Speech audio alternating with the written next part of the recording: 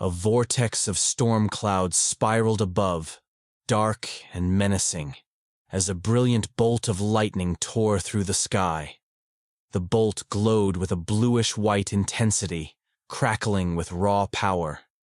Jagged arcs of energy danced violently through the air, illuminating the clouds with flashes of electric fury before slamming into the earth. At the point of impact stood a lone figure, a broad-shouldered man with cropped hair, unmoved by the chaos around him. Rain drenched his muscular frame, but his stern gaze remained locked ahead. The cracked earth beneath his feet and the shock waves pulsing from his stance made it clear. This was no ordinary warrior. He was Dan Wusung, the man known to all simply as the Fist King, a title earned, not given, a name spoken across the Jianghu in both reverence and fear. Few knew his real name. Most only knew the power of his fists. Dan, injured, stood surrounded by bodies, signs of a brutal ambush. His sharp eyes narrowed as he assessed the remaining threats. Just two figures remained. One stood tall with long black hair tied behind him, dressed in shadowy garments that radiated quiet menace. The other wore a white and purple robe, gently waving a traditional folding fan, exuding a calm, calculating air. Dan muttered to himself, noting that they both looked highly skilled and unfamiliar. Dan kicked the man near him back toward his allies, stating that he was returning their subordinate. The man cried out as he was launched to one of the two remaining enemies. "Sword demon! Please, help me!"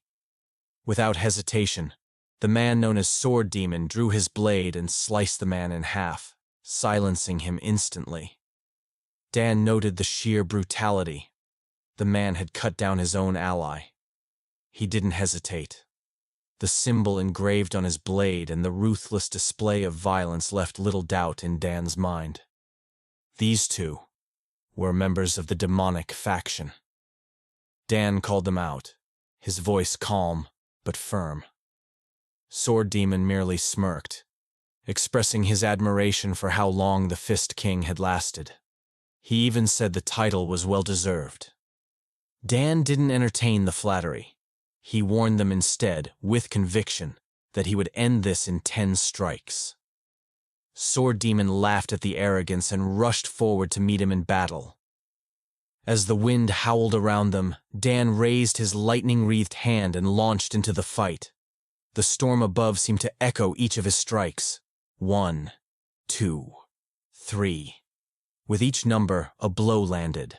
Sword Demon reeled under the barrage, but something was off. By the 9th blow, Dan paused. Something felt wrong. His fists were powerful, yet every strike missed the enemy's most vulnerable points. He realized that some unseen force was restraining him. His senses honed in on the distant cliffs. There, standing above the battlefield, was the other man. The one with the fan. Surrounded by glowing violet energy, he watched calmly, his posture betraying a quiet confidence. Dan gritted his teeth. That man was interfering, somehow. Before Dan could react further, Sword Demon took advantage of the distraction. He hurled his blade forward. The sword pierced Dan's body, making him spew blood on his mouth. Sword Demon declared that the era of the Fist King was over. But Dan didn't fall. With the sword still embedded in his body, he forced himself forward, breaking through the mystical restraint and landing a crushing punch on Sword Demon's face. But it only grazed the Sword Demon on his face. A cut opened on his cheek, but instead of despair, the man only laughed. "You really are good at fighting, Fist King," he admitted with twisted admiration. The man with the fan descended from the cliff and commented on how close that had been. Sword Demon responded sarcastically, blaming the fan wielder for the lapse in restraint. Approaching Dan again, Sword Demon tried to deliver one last mocking remark. But before he could finish, Dan's fist struck once more, his 10th blow. Blood spewed from Sword Demon's mouth as he collapsed. Dan, now gravely injured, whispered his final thoughts. His strength was gone. He had fulfilled his promise. 10 strikes. But still, he wished for just one more. With that, Dan Wusung, the Fist King, collapsed and died at the hands of the demonic faction. Elsewhere, lightning erupted once more.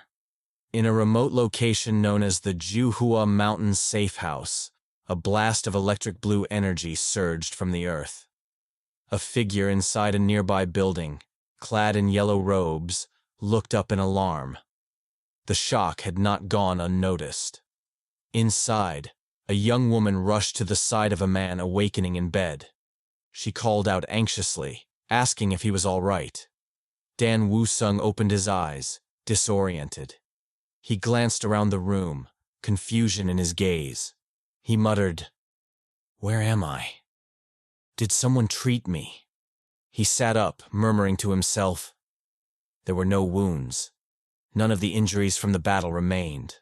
Unsure if someone had treated him, the young woman offered him water, addressed him as First Young Master, confused. That wasn't a title he recognized. As he glanced into a nearby mirror, Dan's expression darkened. Startled, he spat the water across the room. "Who put a mask on my face?" he muttered. But as he touched his skin, there were no seams, no edges. This wasn't a mask. It was his face. Panicked, the attendant fled, promising to fetch the physician. Dan slapped his face in disbelief. Outside, the attendant muttered to herself, shaken by how strange the young master was acting that day. Back in the room, Dan muttered to himself, "It couldn't have been those from the demonic faction.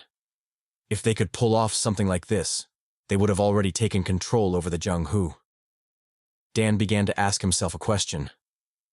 Then who is this person? Forcing himself out of bed, he staggered across the room like a newborn fawn. Weak, untrained, useless. On the table, he spotted some documents labeled Unha Merchant Group. That name sounded vaguely familiar. It was a large trading house near Juhua Mountain, one even he had heard of despite never dealing with merchants. The letters were addressed to someone named Lee Jin-eon, the eldest son. Reading through them, Dan realized they were filled with requests for money, invitations to gamble, and suggestive letters from women. This body's owner was a complete loser. His thoughts churned. This wasn't sorcery, nor illusion. There was no strange energy in his body. Then came the confirmation. The woman had called him First Young Master. He was inhabiting Lee Jin-eon's body. Then a realization struck. Could it be reincarnation? Before he could reflect further, a man burst into the room, Gongsun Myung, the household physician. The man expressed concern over Dan's behavior. Dan, now Lee Jin-eon, brushed him off. Gongsun insisted he had brought Jin-eon's favorite meal, chicken soup. But when the bowl arrived, Dan narrowed his eyes. Dragon and phoenix soup. To the healthy, it was a nourishing dish. But to someone as frail as the original Lee Jin-eon, it was poison. Dan noted how the physician had subtly tried to take his pulse earlier. Suspicious. Too suspicious. He played along, asking how long the Dragon Phoenix martial competition had been running. About 200 years, the physician answered casually. Dan's expression darkened. That meant not much time had passed since his death. The demonic faction could still be alive. He waved the man away, feigning exhaustion. Gongsun hesitated but obeyed. Now alone, Dan looked around once more. He was surrounded by liars, deceivers, and snakes. The demonic faction still lingered like a shadow across the land. But this time he'd finish the job. "One punch," he muttered darkly. "That's all it'll take this time." A meticulously prepared breakfast sat atop a low wooden table. Grilled skewers, a mix of seasoned meats. A bowl of perfectly steamed white rice emitted faint wisps of steam, and beside it, a delicate porcelain cup cradled a warm, fragrant tea. The entire arrangement felt ceremonial, exuding tradition and calm precision. One of the servants, clearly impressed, let out a breathy exclamation. "Wow," she whispered, her eyes wide. She turned to her companion and remarked, almost in disbelief, that the young master had taken to eating full meals again. Just recently, he had only been able to stomach porridge. Her fellow servant chuckled softly and nodded. "Yes," she agreed. "He's been eating with such appetite lately. He should be back from his morning walk any moment now." Right on cue, Lee Jinian, formerly Dan Woo-sung, entered the room shirtless, a light sheen of sweat glistening on his muscular frame. His breathing was calm but heavy, like someone who had just finished a rigorous training session. He glanced at the table and gave a nod of approval. "Oh, breakfast is already prepared?" he asked casually. The servants bowed silently in confirmation. "Well done," he said. "Keep breakfast simple like this from now on." "Yes, sir," one of them replied dutifully. As Lee Jinian slipped on a fresh robe, the servants exchanged hushed whispers behind him. "He really does seem healthier," one murmured. "I know, right?" the other whispered back with a giggle. Just then, a soft knock interrupted the moment. One of the servants turned and informed the young master that physician Gongsun Myung had arrived to visit. Lee Jinian, his expression tightening slightly, before giving a curt nod. "Let him in." As Gongsun Myung entered the room, muttered under his breath, "He's so rude," Gongsun Myung with his usual exaggerated enthusiasm. "Sir," he exclaimed, arms open as though greeting a long-lost friend. Lee Jinian's lips curled into a restrained smirk as he muttered privately, "I still don't understand why he grovels like that." He narrowed his eyes in amusement. "Shall I try catching this little rat today?" Adopting a more composed tone, he addressed the physician directly. "What brings you here, Physician Gongsun?" Feigning innocence, Gongsun replied, "What do you mean, sir? I hadn't heard anything from you, and I couldn't endure the loneliness. So I came. But I must say, your complexion, it's completely different now. All the effort I put in feels pointless now." Lee Jinian raised a brow. "Effort? You mean your little trick with the dragon phoenix soup?" Gongsun's eyes widened. "Sir, I believe there's been some misunderstanding. The dragon phoenix soup is a nourishing tonic, nothing more." "Oh, really?" Lee Jinian said with a mock tone. "I thought it was poison." Gongsun stiffened.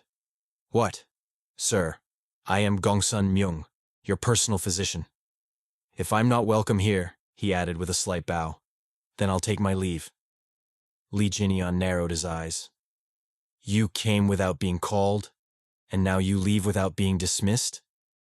His voice carried a chill. "Are you the master here, not me?" Gongsun flinched at the sharpness of the retort. But then Lee Jinian laughed, his tone suddenly light. "Ha ha, I'm just joking." Gongsun let out a sheepish chuckle. "Ah, ha ha." Then Lee Jinian issued a sharp order. "I need to send a letter. Bring me writing tools from the desk." "Yes, sir.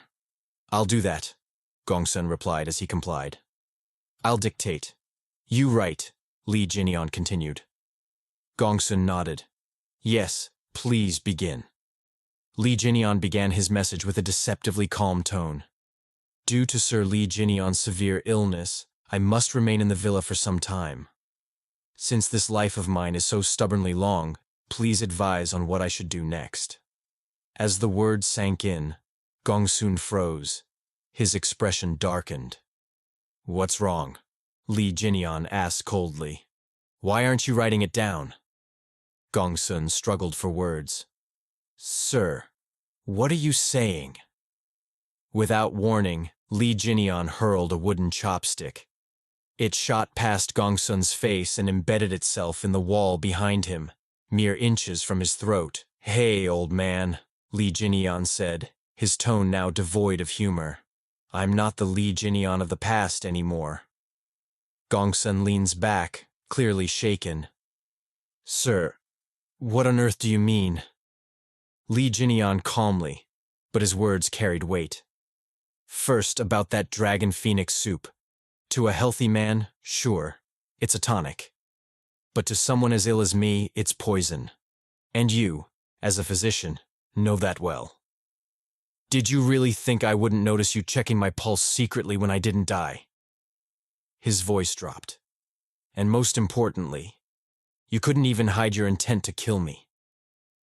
Gongsun's mask of civility finally cracked. His eyes narrowed. Lee Jinian remained seated, his posture casual yet unyielding. You're clearly not acting alone. Write down the name of the one who gave you orders. Gongsun looked away. Why are you doing this, sir? How could you suspect a kind man like me? He let out a breath. Sigh. Gongsun's demeanor changed. His voice turned cold. Even a scoundrel like you has a conscience, huh?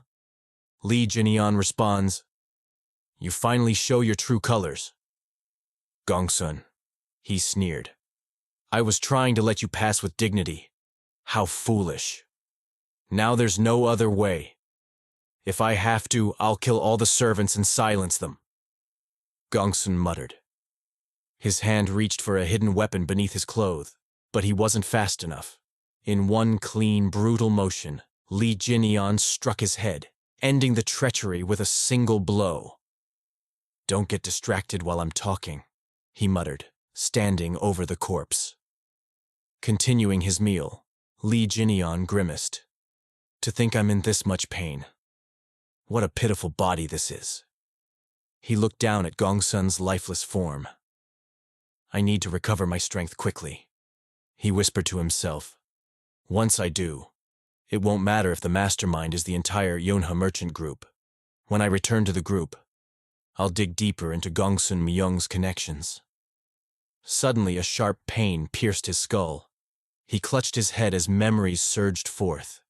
Not his own, but those of the original Lee Jin-eon. The flood of images brought clarity and sorrow. So that's what it was, he murmured, tears falling. Lee Jin-eon, the firstborn of the influential Yunha merchant group, had not been gifted. Neither as intelligent as his second brother, nor as strong as the third. He was simply lacking. To mask his inadequacies, he buried himself in a life of luxury, spending frivolously and seeking comfort in vice. But when he finally realized the damage he had done to his name, his health, his family, it was already too late. They had sent him here, to this remote villa, to die in exile. If these memories are right, Lee Jinian muttered, then the main family wouldn't care what happens to me here. At first, the problem was that I had reincarnated without access to this body's past. But now, I can finally focus on martial arts again. He looked down at his own hands. To think he wasted such an innately gifted body. With my knowledge from my previous life, and a few rare elixirs, I can climb to the top again. He turned his eyes to a pouch filled with coins. And money won't be a problem either. His gaze drifted briefly to Gongsun's corpse. I should bury that, he muttered. 1 year later, Juhua Mountain Safe House. A young man in uniform approached the villa gates, a formal letter clutched in hand. His steps were steady, but his eyes darted around with confidence. Hello, he called to one of the servants.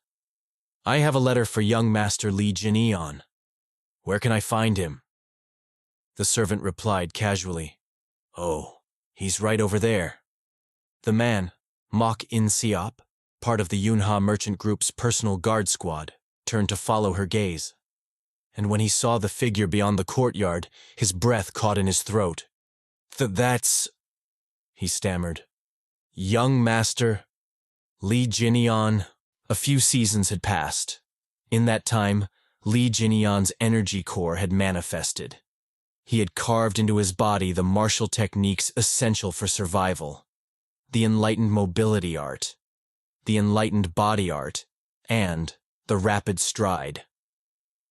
Most significantly, he had begun mastering a lightning-based technique, the white lightning 10-phase art, of which he had reached the 4th phase. Everything had progressed smoothly. Seated cross-legged in a lotus position, Jinyan concentrated deeply. But despite the progress, as he executed a technique, a single thought echoed in his mind. It still wasn't enough.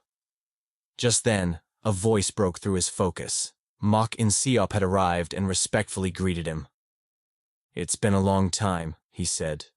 "I'm Mok In-seop of the guard squad. I've brought a letter from the main clan." Jinyan acknowledged him with a nod and asked to see the letter.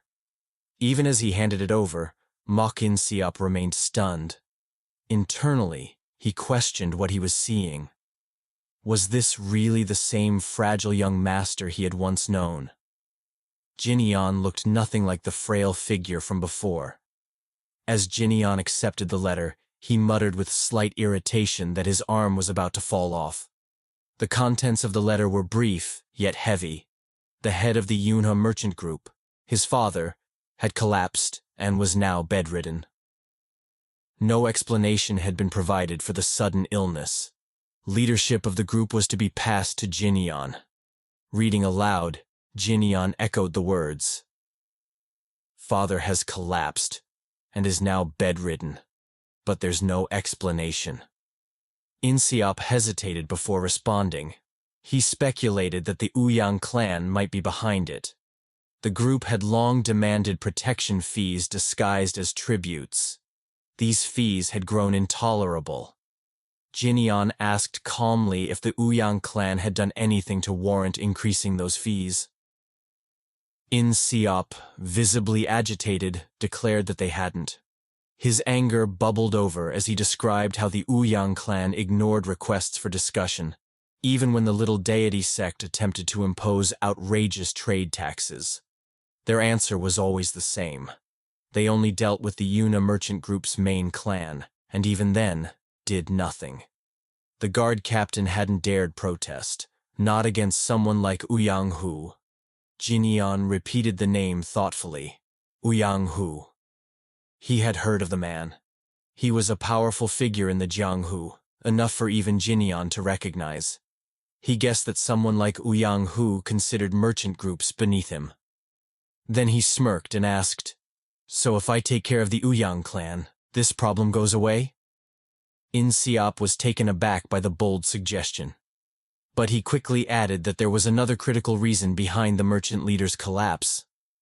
A sword fight had erupted between the 2nd and 3rd sons, Jinyan's younger brothers. Their father had witnessed the scene and collapsed, likely from anger. Jinyan couldn't believe it. They fought in front of him? A sword fight, no less? He sighed deeply. In-seop tried to reassure him that he wouldn't be held responsible. But Jinyan shook his head. "No," he said firmly. "I can't just sit by and watch." He handed the letter back and stood. "I'll go myself." Back at headquarters, Mok In-seop recounted everything to his fellow guards. He insisted that Jinyan had completely changed, that he was now a true martial artist. His colleagues erupted into laughter, mocking the idea. They scoffed at the notion, claiming it was more believable that Jinyan had mastered bedroom techniques than martial ones. But then, silence fell. Han Yeop, the vice captain of the guard squad, loomed behind one of the loudmouths. His expression was unreadable as he confirmed that Jinyan had indeed regained his health. Han Yeop reflected aloud. Jinyan had always possessed a fine physique as a child. He recalled the times he personally taught the young master martial arts. Curious, he asked In-seop when Jinyan planned to return. In-seop admitted he didn't know, only that Jinyan was on his way. As if on cue, someone shouted from outside the gates. "Young Master Jinyan has arrived," In-seop muttered. "Which is now, I guess." Han Yeop immediately ordered the others to prepare a formal greeting. One guard grumbled, questioning whether they really had to bow to someone like Jin Yeon. Han Yeop quickly reminded him who paid their salaries and told him to stop whining. Standing outside the massive estate, Jin Yeon took in the scale of the Yuna merchant group with awe. It was more than he had imagined. He realized the original Lee Jin Yeon hadn't just been well off. He'd been born with a silver spoon. He told his two servants to rest while he went to see his father. They bowed respectfully and obeyed. As he walked deeper into the compound, Jin Yeon wondered why no one had yet greeted him. But suddenly, guards emerged and bowed with reverence. "Congratulations on your safe return, young Master Jin Yeon." Han Yeop stepped forward, bowing. "I am the guard squad's vice captain, Han Yeop. You're almost unrecognizable, sir. I'm relieved to see you healthy." One guard muttered under his breath, calling Han Yeop shameless. He couldn't believe the vice captain was showing respect to someone who had always looked down on him.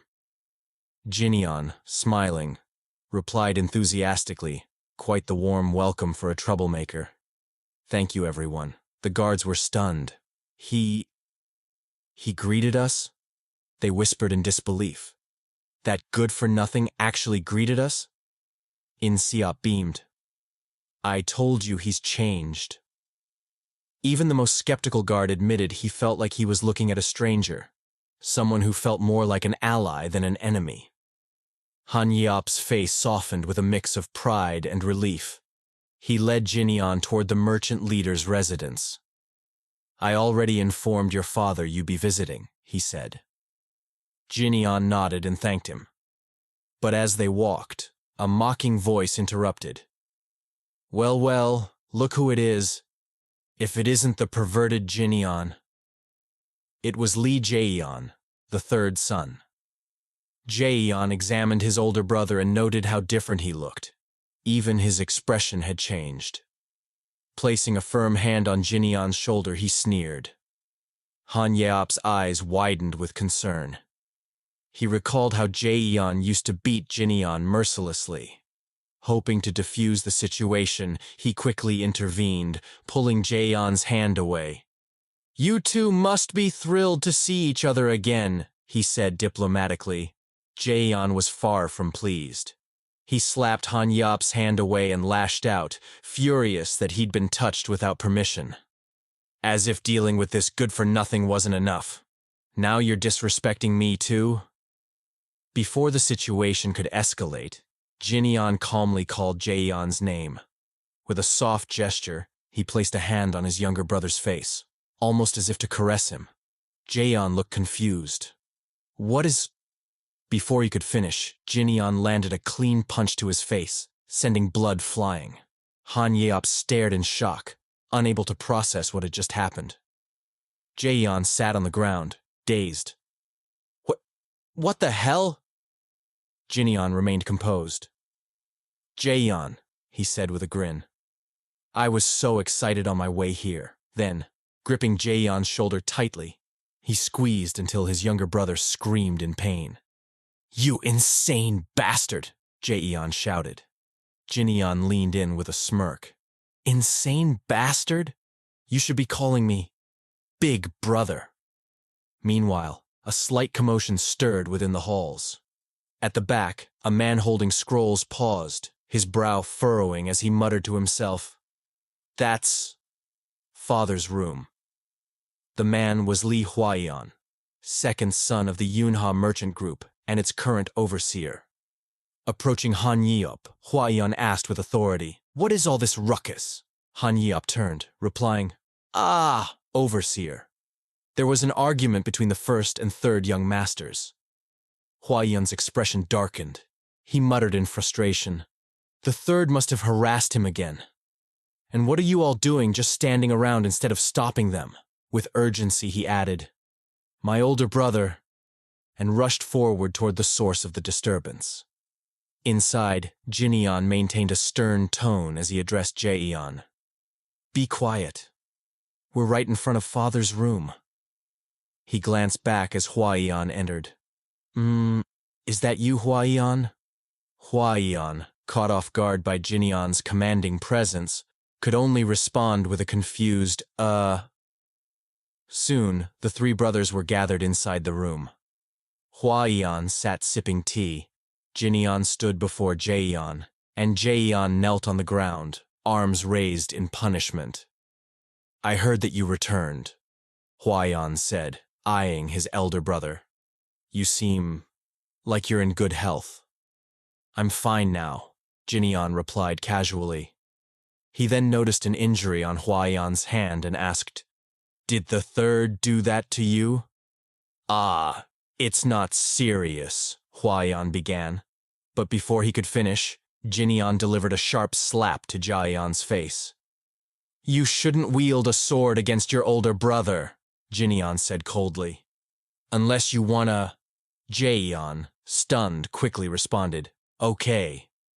When Jinyan raised an eyebrow, Jaeyan stammered, I understand."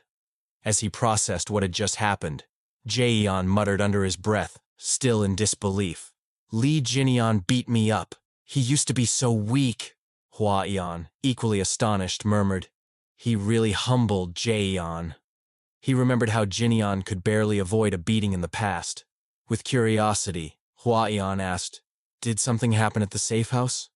You seem like a completely different person." "Is that so?" Jinyan responded with a slight smirk. "You've got a good eye." He then turned his attention to the scrolls and asked, "What's all this?" "That's the list of employees I'm taking to the conference tomorrow," Huaiyan explained. Jinyan glanced through the names and muttered, "A list of employees. I was curious who recommended Gongsun Myung, but I guess that's not needed anymore." As his gaze narrowed, he added, "The person who brought in all these people, from the vice guard squad leader to the front gate guards, it's Ouyang Hu." His tone shifted, colder and sharper now. "If either of you is working with the Ouyang clan," he warned, "now's the time to speak." Huaiyan immediately retorted, "Do you really think that's even possible?" Jaeyan, equally defensive, exclaimed, Yeah, that's ridiculous. I'd rather die than see another clan take over our business." Huaiyan nodded firmly. "That's right. The Yuna merchant group is something father built with his own hands." Jinyan exhaled in relief. "I'm glad to hear that," he muttered to himself. "At least I won't need to kill them." He rose to his feet. "Are all the higher-ups attending the conference tomorrow?" "Yes," Huaiyan confirmed, still unsettled by the change in his brother. "Good," Jinyan said. "Then I'll attend too." Without another word, he left the room. "Huh? Where are you going?" Huaiyan called after him. "To see father," Jinyan answered, already gone. Staring at the doorway, Huaiyan murmured, "What happened at the safe house?" Jaeyan, meanwhile, was practically throwing a tantrum. "I should have gone to Juhua Mountain. Me! Ah!" At their father's chamber, a voice outside the door called, "Merchant group leader, the eldest son is here." "Let him in," the old man replied. Jinyan entered. His father, Lee Seong-min, leader of the Yuna merchant group, greeted him with a weak voice. "You're here. What was all that noise outside?" he asked. Jinyan waved it off. "Nothing important. I heard you're unwell, due to stress." "Yes," Seong-min replied with a sigh. "I've always been under stress, but now this old body just can't handle it anymore." He reached out and gently touched Jinyan's face. "You've changed a lot. For the better," he said with a soft smile. "Your face looks different. Are you really Jinyan?" Jinyan simply nodded. "Yes." Internally, however, he was caught in his own thoughts. Strange. I grew up without parents, so I never knew what having a father felt like.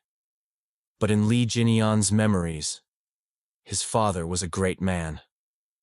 As he held his father's frail hands, he muttered, "When did he become so small?" Out loud, he promised, "Father, don't worry. We just need to eliminate the cause of your stress. I'll handle that, so please, don't worry. Hmm? Eliminate? The old man asked, concerned. Ah. Jinyon forced a smile. It's nothing. Don't worry. The following day, the Yunha Merchant Group's conference began. Among the attendees was Ouyang Hu, guard squad leader and a martial master from the Ouyang clan. A subordinate leaned over and whispered, Guard squad leader. Isn't that the eldest son? What's he doing here? Ouyang Hu smirked. He must be worried about his position in the group. During the meeting, Huaiyan continued discussing business. So, does anyone have a different opinion? If not, I'll move on to… I do, Ouyang interrupted confidently. I heard the first young master still doesn't have a guard, despite returning. I'd like to make a recommendation. Murmurs spread through the room. One man whispered, Half the group's already under the Ouyang clan. Another replied, Hey, only to have his teacup swatted away by Ouyang Hu. Oops, my hand slipped, Ouyang said mockingly. My bad. Anyone have anything to say about my suggestion? When the room remained silent, he sneered. Thought so. Jinyon stood up. I do. I have complaints. As he stepped forward, all eyes turned to him. I'd like to make a suggestion too, he said, his tone sharpening. A suggestion. To fire the guard squad leader, Ouyang Hu. Gasps filled the room. The Yunha members were stunned. The Ouyang representatives burst into laughter. One man chuckled. Goodness, what a joke. Another added, Doesn't he know how much the squad leader's done for the group's security? Fire me? Ouyang Hu laughed loudly. You must have forgotten how things work after lying bedridden so long. That's not something you get a say in. Jinyon's expression hardened. Is that so? Without warning, he punched the floor, sending a ripple of force that silenced the room. You must have forgotten. Just because you've gained some influence, Jinyon said coldly. Ouyang's confident smirk vanished. But let me remind you. Jinyon's voice cut like a blade. The Yuna Merchant Group belongs to me. Before the assembly, Li Huaiyan glanced nervously at Li Jinyon and asked why he was present. Are you really planning to dismiss Guard Captain Ouyang Hu? That's why you came? Honestly, we're just a merchant group.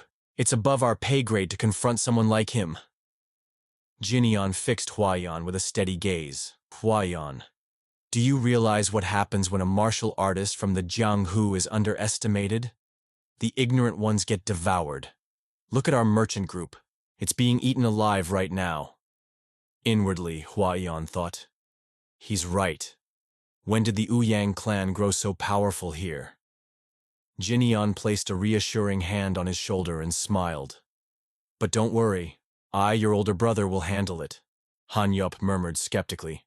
Handle it. Like that, brother. Ouyang's subordinate rushes forward drew their sword.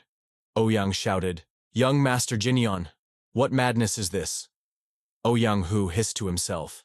That troublemaker, has he lost his mind? Captain Han Yeop quickly intervened. Insolent! How dare you brandish a sword at young Master Jinyon? Step back at once. Jinyon's expression darkened. You're right. That was truly insolent. Drawing a sword on your employer? You young punks really have a death wish. Since I feel a little sorry for Ouyang, maybe I'll consider this compensation. Ouyang scowled. Feel sorry? Jinyon continued, stepping closer. You ruined his retirement plans. You had Gongsun Myung try to assassinate me while I was recovering, and you provoked a feud between my second and third brothers. Blood between siblings makes your work easier, and thanks to you, father collapsed. Had you manipulated one of my brothers, you could have taken over the Yunha Merchant Group without lifting a finger. Ouyang sneered loudly. Ha! Young Master Jin-sun, that's pure delusion. Jinyon rested a calm hand on Ouyang's shoulder. But then, Gongsun Myung, who was supposed to kill me, died by my hand instead. Ouyang's face turned grim. Gongsun Myung died at your hand? Jinyeon turned away casually. Don't be too sad. I sent him off with a single strike. If you wanted to consume a major merchant group, you should have tried harder. Oh, and I'll be filing claims for all the damage you caused. Ouyang shook with rage. You arrogant brat! Jinyeon glanced back over his shoulder. Got you. As Ouyang lunged, Jinyeon readied himself. Their auras clashed with a thunderous gust that swept through the hall. Gasps echoed. Lightning energy? He knows martial arts? Young Master Jinyeon blocked the captain's strike? Jinyeon winced dramatically. Ouch! Is it okay to hit someone who just recovered? He smirked. Maybe it's fine, since this is an official duel. Ouyang hissed back, venom in his voice. That arrogant fool. He's as cocky as a chick who just learned to fly. He shouted to onlookers. Guard squad! Ouyang clan. Witnesses. Since young Master Jinyeon agrees, we shall have an official duel. Happy now? Jinyeon bowed into a fighting stance. Life or death duel. Gasps filled the room. Ouyang drew his sword. Young Master Jinyeon, you must have trained under an impressive sect. Your skills are decent in such a short time. But you lack experience, and I'll ensure you understand the difference. He leapt forward. Jinyeon dodged effortlessly. Experience, he taunted, then charged with lightning aura. You're 100 years too early for this, punk. Ouyang was thrown back. What? Is this strength? He muttered. Jinyeon advanced with deadly calm. Let me show you the true difference experience makes, he declared. Using the enlightened mobility art, he struck. Ouyang blocked but struggled against the rapid assault. Something's off. He's not a novice, more like a seasoned martial master. Ouyang gasped. Subordinates whispered in shock. He's going to finish him! Ouyang shouted and advanced with a three-form sword art. In response, Jinyeon launched rapid stride, closing the gap instantly. Ouyang stammered. When did he get there? Jinyeon delivered a precise blow to his chin, sending him crashing through the roof. Silence fell as dust settled. In Lee Xiongmin's chamber, his attendant peered out in alarm. Merchant group leader, what's happening? Xiongmin responds. My son. It seems he's learned martial arts. Below, Ouyang's subordinates rushed in. One knelt before the fallen Ouyang. Young, Master Jinyeon's duel was fair. I witnessed everything. However, from now on, if the Ouyang clan continues to demand revenge through duels, the Yunhei merchant group will have no way to avoid those. Jinyeon's voice cut in. That's fine. I never expected to escape grudges. If kindness is shown, I'll repay it. If hatred, I'll return it tenfold. And if anyone objects, the consequences are mine alone, not the Yunhei merchant group's. Huaiyan cried out, Brother, that's reckless. But Jinyeon stood resolute. The Yunhei merchant group is mine, and father's. It belongs to the guard squad who welcomed me this morning, and to the stable hands who take joy in simply watching me eat. We refuse to be toyed with by scum like you. If you understand, get lost. You're all dismissed. Han Yeop, Mok In Seop, and the servants beamed with pride. The Ouyang subordinates seethed in defeat. One muttered as they departed. Well then, good luck. Onlookers cheered. Mok In Seop nearly jumped until a guard hushed him. Quiet. Don't celebrate. Be ashamed we let it come to this.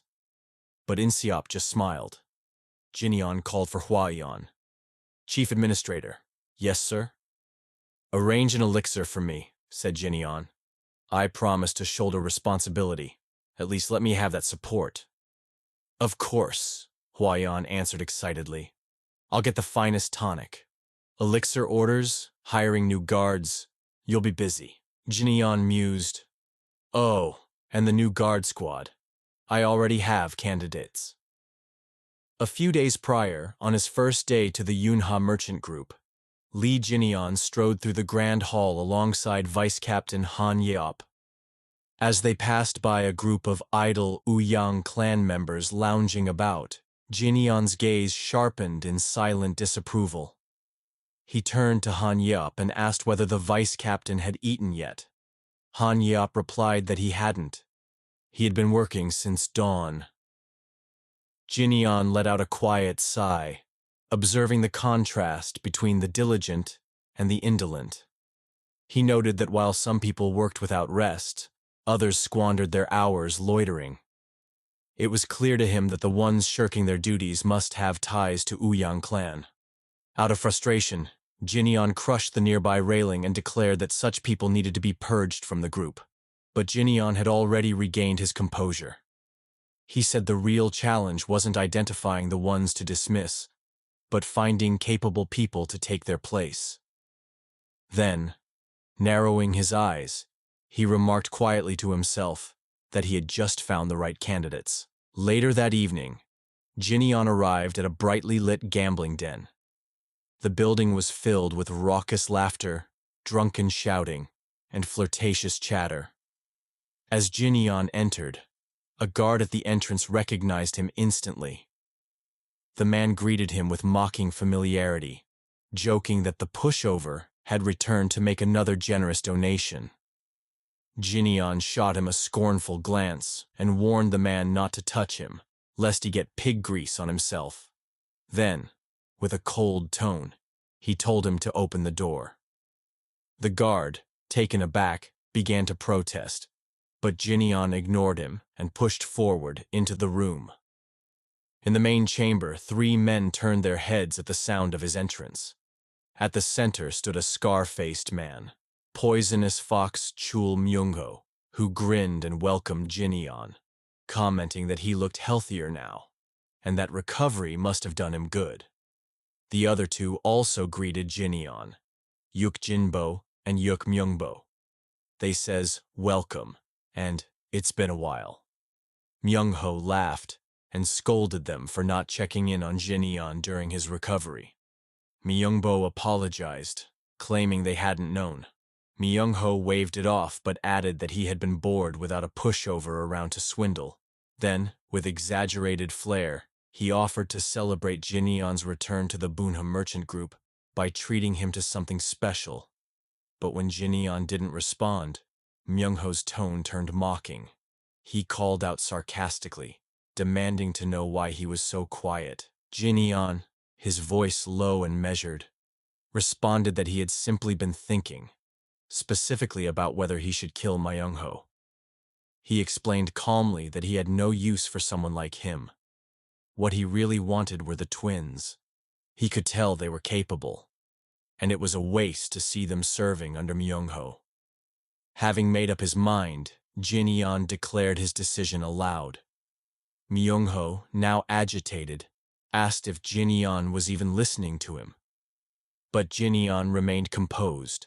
He smiled and asked Myungho to hand over the key to the vault. Shocked, Myungho repeated the words with disbelief. He asked if Jinian was seriously demanding money. Jinian confirmed it without hesitation. He laid out the debt. Thousands of nyang he had been forced to invest into the gambling den. Interest, extortion, and the cost of medical treatment after being beaten. All of it amounted, in his estimate, to a fair total of 100,000 nyang. Myungho burst out laughing. He mocked Jinian, suggesting he must have learned arithmetic during his recovery. Then, rising from his seat, he sneered that the vault contained far more than that. Gold, silver, and jewels included. But none of it belonged to Jinian. He leaned in closer and said that if Jinian needed money, he only had to ask, but he made it clear he had no intention of handing over the vault key to someone who was supposed to be a frail patient.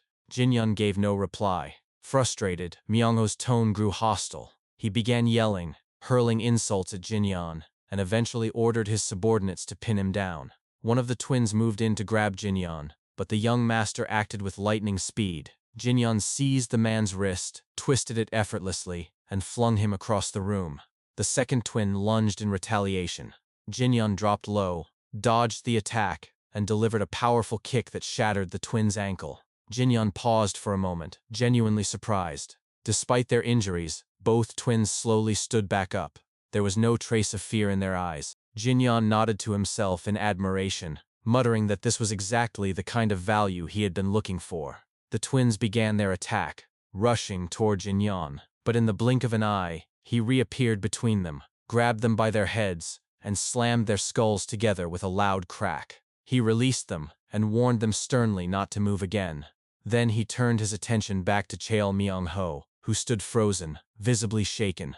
Jinyan's tone dropped further, his gaze icy cold. It was just the two of them now. Myung-ho staggered back. In desperation, he reached behind his back, groping for a hidden dagger as he barked out, his voice trembling, that Jinyan should have at least warned him he had been studying martial arts instead of arithmetic during his recovery. Jinyan merely tilted his head slightly, responding in a calm yet condescending tone. He remarked that Myung-ho was usually quick-witted, so why was he so slow this time? Now visibly nervous, Myung-ho gripped the blade behind his back and shouted at Jinyan not to come any closer.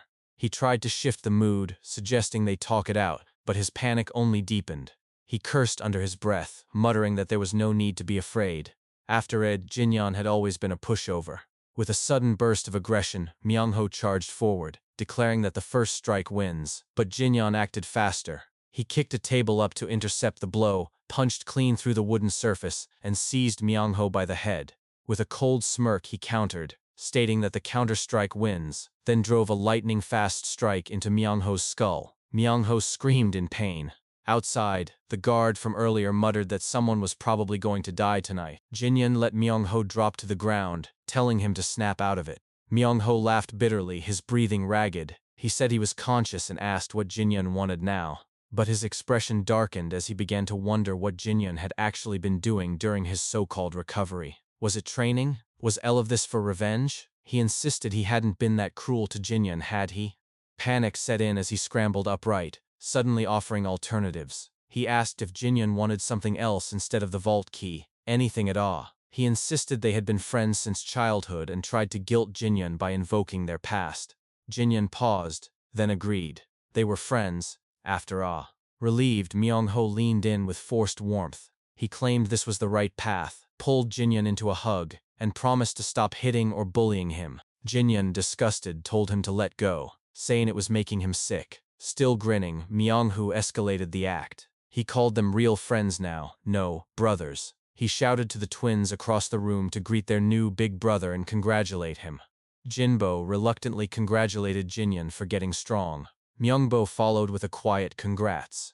Reached the exchange, Myung-ho's smile twitched. Inwardly, he sneered at the idea of friendship or brotherhood. To him, Jinyan was nothing more than a bootlicker, a tail-wagging coward. Once he got out of this situation, he planned to take the twins and flee with them. He could easily settle into a new scam somewhere else.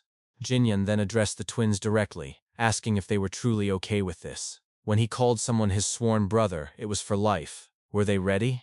The twins hesitated, glancing at Myung-ho for a cue. Trying to keep the charade alive, Myung-ho told them not to look at him like that. They were sworn brothers now. That seemed to be enough. The twins responded that from now on, they would serve Jinyan as their big brother. Myung-ho tried to regain some energy and cheered, but Jinyan suddenly changed his tone.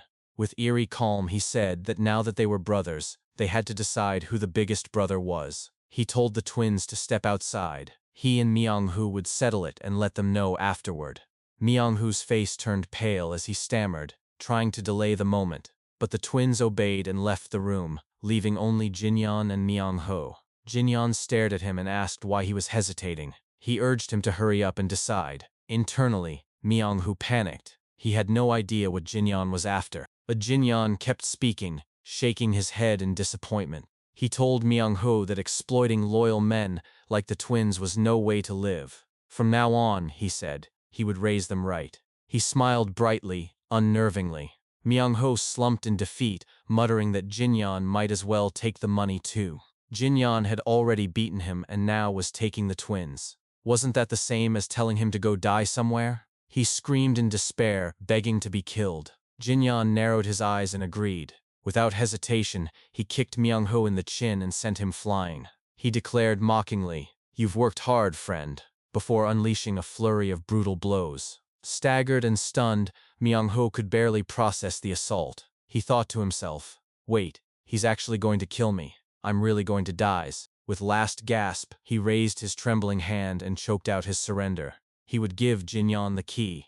Jinyan, unimpressed, leaned closer and asked if that was really how someone begging for their life should sound. Through gritted teeth, Myung-ho tried to stay sarcastic. He asked if he should start talking politely since they were friends. Jinyan's response was to grab him and hurl him across the room. Myung-ho muttered to himself in disgust, noting how insane Jinyan must be to still joke around like that. The twins rushed to his side, asking if he had really lost. With shame burning in his chest, he admitted he had. He instructed them to follow Jinyan from now on, that he was their big brother from this point forward. He could barely keep from crying. Jinbo gave him a respectful nod, but deep down Myung-ho knew the twins would have a better life in the Yunha merchant group than rotting in this cesspit of a gambling den. One of the twins quietly acknowledged that. The other thanked him for everything. Seeing their sincerity, Myung-ho raised his head and blinked in disbelief. Then he muttered bitterly under his breath, calling them ungrateful bald bastards. Some time later, as he trudged out of the building, he was still cursing. He said the elders were right. You should never take in creatures with black hair. As he passed through the gambling hall, whispers followed him. Isn't that walking corpse Cheo Myung-ho? Where are the twins who used to follow him? If they're gone, maybe we can finally beat him. With the twins gone, gamblers began circling him like vultures. He sighed and muttered that the rats were finally crawling out of the woodwork. He raised his voice, reminding them who he was, the venomous fox. If they had the guts, they should come at him. One thug called him a dead man walking and shouted for the crowd to kill him. Weapons were drawn. Myung-ho braced himself, muttering bitterly that this really might be the end. He cursed Jinyan last time, saying he should have taken it easier on him. But before the mob could strike, Jinyan intervened. With what devastating blow he cleared the room. Jinyan sneered at the gamblers, pointing out how none of them dared look at Myung-ho before, but now they swarmed because he was weak. He told them to come back when Myung-ho wasn't half dead, if they had any class at all. Instead of gratitude, Myung-ho grumbled that Jinyan was acting too cool for his own good. He limped away, muttering that the world really was messed up. As Jinyan and the twins exited the den, one of them spoke up and thanked him for helping. The other echoed it. Jinyan didn't respond at first. He simply stared ahead and muttered that anyone who had visited this den likely wondered the same thing. Why the twins followed Cheo Myung-ho. Some said they were bought and sold like slaves. Others believed they feared him. Even Jinyan had thought that once, but now he knew the truth. They were neither slaves nor cowards. He smiled softly and muttered that even in his second life, understand people's true hearts was never easy. Far in the distance, a figure watched them go. The man squinted, shocked, and whispered to himself, "No way, that's really Jinyan." A few days had passed since Jinyan's return to the Yuna merchant group. Jaeyeon was already losing his mind. There hadn't been a single quiet day since that guy came back. Just the other day, Jinyan had randomly returned with a mountain of cash. Then, without warning, he dragged two giant men into the compound like they were lost puppies. Jaeyeon grumbled, saying he didn't like him, not one bit. And just as he was ranting, he stopped in his tracks. What the hell was that? A large carriage rolled into the compound. Hwa-eon calmly told the workers to be careful with it, warning them that it was carrying something important. Jaeyeon, curious and wide-eyed, rushed over. He demanded to know what it was, and the moment he got a good look at it, he nearly fainted. That was 100-year tuber fleece flower, the kind people lined up for before sunrise. He asked if it was really that rare item. Before Hwa-eon could answer, a calm but commanding voice cut through. Their father said he had ordered it. Jaeyeon stammered. "Father?" Hwa-eon turned toward the old man, worried. He told him it was still too early for him to be outside, but their father insisted he felt much better now. Jaeyeon's mind raced. Why would father go this far? Li Jinian had only asked for one elixir. If he bought so many, then that could only mean… Jaeyeon lit up. He was sure there was one for him too. He turned to his father with hope in his voice. But father shut it down. Every single elixir was for Jinian. Jaeyeon's jaw dropped.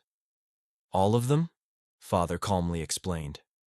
One elixir alone wouldn't be enough to change their family's fate.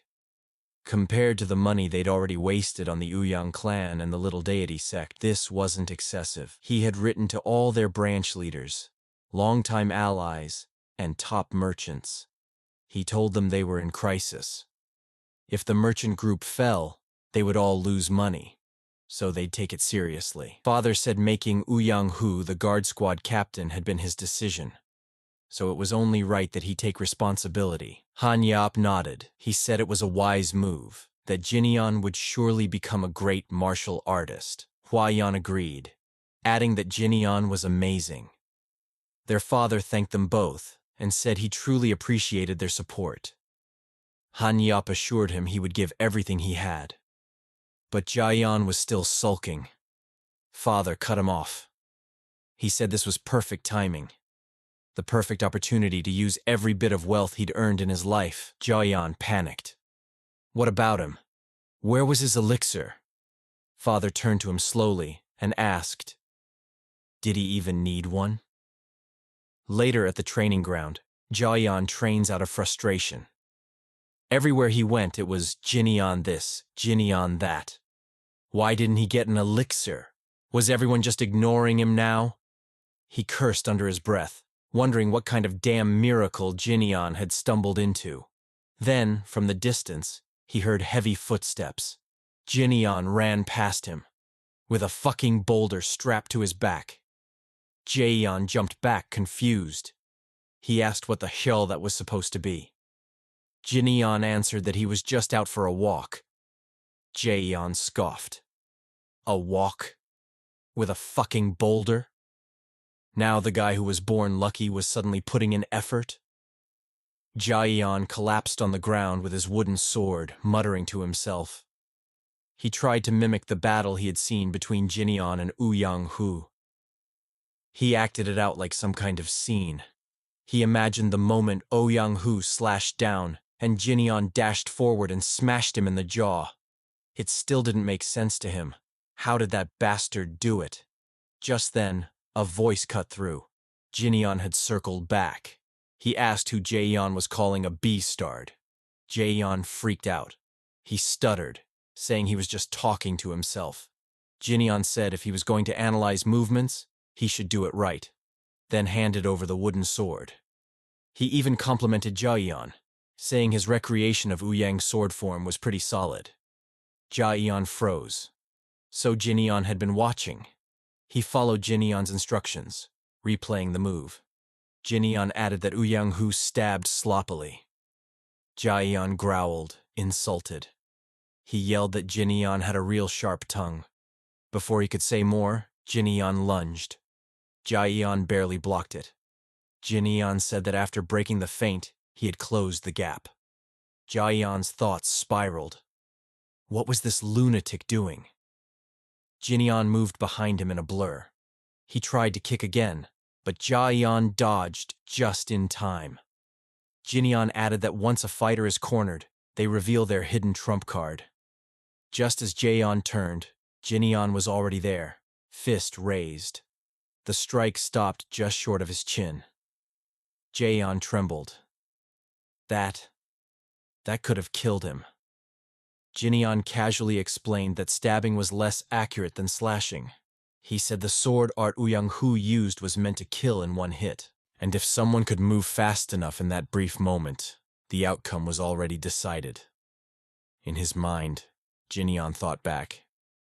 If it had been him in his past life, someone like Uyang Hu wouldn't have even gotten to draw his sword, but his current body wasn't even a quarter of what it used to be. He told himself he had no right to be proud. There were fighters he couldn't beat, even as the Fist King. This wasn't enough. He needed to become stronger. Way stronger. A servant arrived. She announced that Jinyeon had a guest waiting. Jinyeon nodded. He said he'd be there soon, then casually flicked Jaeyeon's forehead. Jaeyeon yelped in pain. He asked why the hell Jinyeon hit him. Jinyeon smirked and said it was because he was a damn bastard. Somewhere else, a group of guys were arguing. One of them said it was nonsense. There was no way Jinyeon knew martial arts. Wasn't that the guy who spent all day chasing girls? Another guy, Gu-ung, insisted it was real. He had seen it himself. One night, drunk, he stumbled past Chul Myung-ho's gambling den. He remembered hearing a voice. It was Jinyeon's, but when he turned around, Jinyeon had vanished. Back in the present, the others still didn't believe him. That's why they had all come here, to see it for themselves. They barged into Jinyeon's room without knocking. What they saw left them stunned. Jinyeon, shirtless, standing there with the twin brothers. They closed the door instantly and turned to the servant in disbelief. They asked if that was really their young master. The servant said yes, that was him. Sima-guk muttered that he must have drunk too much. Gu-ung shook his head. He couldn't believe it. Was that really Lee Jinyeon? From the infamous Playboy 4 Heavenly Kings? Then, Jinyeon opened the door. The three flinched in unison. Jinyeon told Myohyang to take the twins to the dining hall and feed them huge portions. Myohyang obeyed and led them away. Jinyeon turned to the three men. He asked why they were still standing there. He motioned for them to come in. The three stared blankly, and all thought the same thing. Someone, please save us. They were known as the self-proclaimed 4 Heavenly Kings of Wine and Women. Sima-guk, the Murim Alliance's hope. Ju Jariang, a man who had failed his martial exams more times than he could count and who also had a sensitive stomach. Gu-ung, the youngest heir of the West Wind escort household. And lastly, the infamous heir of the Eunya merchant group, Lee Jinyeon. Together, these four made up the group. Now they all sat together again, brought back by a wild rumor that their pushover friend Jinyeon had returned. They gathered around a round table, chatting. But in Jinyeon's mind, he let out a sigh. Not these clowns again. He remembered them well, always hanging out, drinking, and talking about women. They even called themselves something ridiculous, like the 4 Total Wrecks, or something just as stupid. Ju Jariang leaned in and asked if he was all right. Jinyeon nodded. Jariang remarked that he looked intense, more alive than ever. Gu-ung spoke up, saying he still couldn't believe the man he saw that night was really Jinyeon. Had he trained non-stop in secret? Sima-guk watched in silence. In his heart, he knew you couldn't get this strong with just training. This was martial arts. Real, dangerous martial arts. He asked who had taught Jinyeon. There was no way he had learned that on his own. Jinyeon said he had just gotten lucky. Sima-guk gasped. So it really was one of those fate-changing encounters you only heard about in the Jeonghu. He started to ask something else, but Ju Jariang interrupted, saying it looked like Jinyeon had finally caught a break. He almost didn't recognize him. Jinyeon replied in a low voice. The old Lee Jinyeon was dead. The others stared in confusion. Ju Jariang asked what his plans were now. Jinyeon answered that there were debts tied to his sect that he had to pay. He would help out with the merchant group while preparing for that. He wasn't interested in anything else. All he wanted now was to become stronger. The mood turned quiet. Gu-ung whispered, asking what was wrong with him. Had they walked into the wrong house? Ju Jariang swore this wasn't him. Sima-guk remembered something. Before Jinyeon went away, he had asked if Jinyeon was really going to recuperate somewhere. Jinyeon had replied it was more like exile. Their father must have been really disappointed. Sima-guk had told him it might be a good thing, a chance to study, to heal, and to change. Jinyeon had said that would be nice. Back in the present, Sima-guk raised his cup. He said congrats to Jinyeon. He had truly changed. Ju Jariang agreed. It was worth celebrating. Go-eung joked that he knew this would happen, reminding them that he had suggested they should kidnap Jinyeon before he got sent away. Sima-guk teased him, saying he hadn't even shown up that day.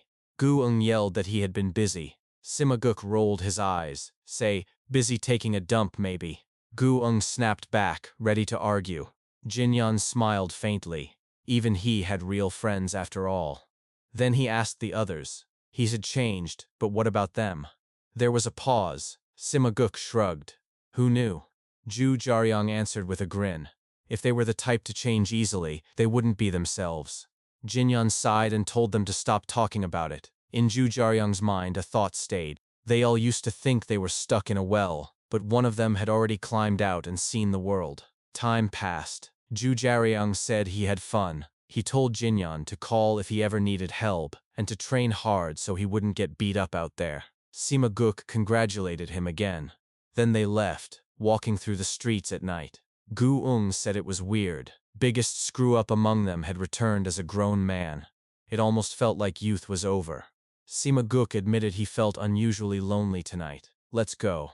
Ju Jaryang asked, where to? A brothel? Sima Guk yelled back, home, you idiot. Go study. You failed your exam again, didn't you? Ju Jaryang shouted that he wasn't bad at studying, he had sucked at taking tests. Gu Ung grinned and suggested they swing by Sweet Scent House for one more drink. They entered the Sweet Scent House. Elsewhere inside, the leader of the little deity sect, Yom Jisang, slammed his table. He roared, Ouyang Hu is dead? Was the heir of the Yunhe merchant group really that strong? One of the Ouyang members confirmed it. Jinyan had crushed the captain in under 30 moves. Jisang asked what weapon he had used. They told him, his fists. Jisang laughed bitterly. A swordsman losing to a fist user. What a disgrace. The Ouyang member asked what they should do. Would they take revenge? Jisang snapped. How could they get revenge for a fair duel? They weren't thugs. The Ouyang member shouted that they were supposed to be friends. There was honor between them. Jisang sliced his head off without hesitation. He muttered that he didn't befriend corpses. Get that body out of here. Suran, a woman sitting beside him, froze. Blood splattered across her face. Jisang looked at her, startled. He apologized, saying the drink tasted awful. Now, let's go. As they walked, he muttered that the Yunhe merchant group refused to pay taxes, and now they had killed Ouyang Hu. What should they do with that? One of his men said it meant they didn't respect the little deity sect anymore. Jisang agreed. That was exactly it. He clicked his tongue. Another lackey asked if he would kill them. Jisang was shocked. They weren't some gang. They couldn't just go around killing people. The lackey asked again if he would just let it go. Just then, the trio, Gu Ung, Ju Jaryang, and Sima Guk, walked into the establishment. They passed right by the little deity sect members. As they crossed paths, Jae Sang muttered loudly that he wanted the Yunhe merchant group's money. Sima Guk heard it and paused. The Yunhe merchant group, Jae Sang went on. Li Xiangmin, the old man, was a master of deals. There was a rumor he was richer than people realized. It made him wonder just how much the young heir was worth. Sima Guk rushed out. He ran all the way back to the Yunhe compound, where he found Jinyun. Breathing hard, he told him what he had heard. Jinyun yawned and joked that it was touching. Sima Guk really came running back. Sima Guk shouted that the little deity sect looked ready to attack. They had no proper guards left. Should they ask Gu Ung for help? Jinyun stayed quiet. In his mind, he remembered Mok In Siop's warning. Those guys had tried to stab them in the back with Ouyang Hu. He asked where they were now. Sima Guk said probably back at their base. Jinyan nodded and told him to come inside. Sima Guk was confused. Where were they even going? Jinyan handed him a uniform and told him to put it on. They were at the guard squad's warehouse. He asked if Sima Guk knew the way to the sect's base. They needed to be back before breakfast. Sima Guk panicked. Just the two of them right now? He begged Jinyan to reconsider, but Jinyan didn't care. That was why they had to strike first. He handed Sima Guk a dagger and told him to lead the way. They arrived outside the little deity sect's base. Jinyan looked around. There were tons of guards. It had to be the place. Sima Guk whispered that he wasn't going to be any help. Jinyan nodded. His job was already done. Sima Guk realized it. He just needed to bring Jinyan here. He asked how they would get in. What was the plan? Jinyan gave a small smile, then raised his leg and kicked the front door wide open. He muttered to himself, let's do it like I did in my past life. Dan Wusung had never backed away from a fight. Not when he was a hungry orphan. Not during his long years wandering the Jianghu. And not even after rising to the throne as the Fist King. Wherever he went, Dan Wusung welcomed battles. he loved fighting more than anything else. Now, in his new life as Li Jinyan, he hadn't changed much. Jinyan walked through the gates of the little deity sect without hiding. Calm, quiet, and fearless, he strolled right past the guards. In the middle of the courtyard, he asked out loud where the sect leader was. One of the guards yelled at him, calling him crazy. Before the man could finish his sentence, Jinyan grabbed him by the neck and broke it. The body hit the ground. Jinyan warned the others not to make him repeat himself. Another guard cursed and stepped forward, shouting if Jinyan even knew where he was. Did he think this was a joke? At that moment, Yom Jisang, the leader of the little deity sect, stepped onto the balcony above. He asked what tall the noise was. Looking down, he saw Jinyan and asked who the young man was. Jinyan said he was an assassin. He asked if Jisang was the sect leader. Jisang smirked. So what if he was? Inwardly, he thought this was strange. What kind of assassin walked through the front door? He narrowed his eyes, examining Jinyan's knuckles. They were thick with bruises and calluses. Those weren't the hands of a spoiled heir. He asked if Jinyan was the young master of the Yunha merchant group. Jinyan shrugged. So what if he was? Maybe he had hidden his face for nothing. Jisang chuckled. He said he didn't expect someone so important to come to him first. Now that Jinyan had shown up on his own, he wasn't going to hold back. He'd take full advantage of it. A guard threw a net from above. Jinyan moved, dodging it with ease. He caught the net in midair. It reminded him of something. It had been a while since he had fought against a group this large. He thought back to a battle in his past life, a fight against the demonic faction. Even though this body wasn't as strong as his old one, it was still enough. He gripped the net and whipped it around like a weapon. The guards fell one after another. Jinyan smiled. It had been a long time since he had this kind of fun. The courtyard filled with screams. One guard stammered that Jinyan was fighting without even a weapon. Another whispered that he must be a monster. An arrow suddenly flew. It grazed Jinyan's face. His mask fell. Jinyan looked annoyed. Was the enemy just trying to show off? Jisang raised his voice. He didn't want to use this weapon because it was expensive. But since Jinyan was a special guest, he'd make an exception. Some guards rushed forward, grabbing Jinyan's legs to hold him down. One of them trembled inside. If this kept up, he'd really die here. Jisang asked if even with Jinyan's skills, could he dodge this? He ordered his men to fire. Dozens of crossbows launched arrows. Jinyan's eyes narrowed. He knew Jisang didn't care if his own men got caught in the attack. Even someone from the underworld would hate that kind of betrayal. Just then, a voice shouted from outside. Sima Gook called out. He threw a dagger into the air. Jinyan caught it. With one quick motion, he spun the blade and deflected every incoming arrow. Everyone watching froze. Jisang's face twisted in shock. He couldn't believe it. That dagger was cheap, and yet Jinyan blocked everything with it. Jinyan turned and gave Sima Gook a thumbs up. Then, without pause, he hurled the dagger at Jisang. It slashed his neck, just a graze, a warning. Jinyan said he didn't usually use swords, but he'd make an exception for Jisang. Jisang cursed inside. That crazy bastard. He shouted at his men. What were they standing around for? Shoot him already. Jinyan replied coldly. He specialized in fists. With that, he launched forward. Jisang panicked. He grabbed Saran and used her as a shield. But Jinyan didn't slow down. He twisted, moved behind them, and knocked Jisang away. Saran was unharmed. Jinyan told her to move back. Jisang staggered. His thoughts raced.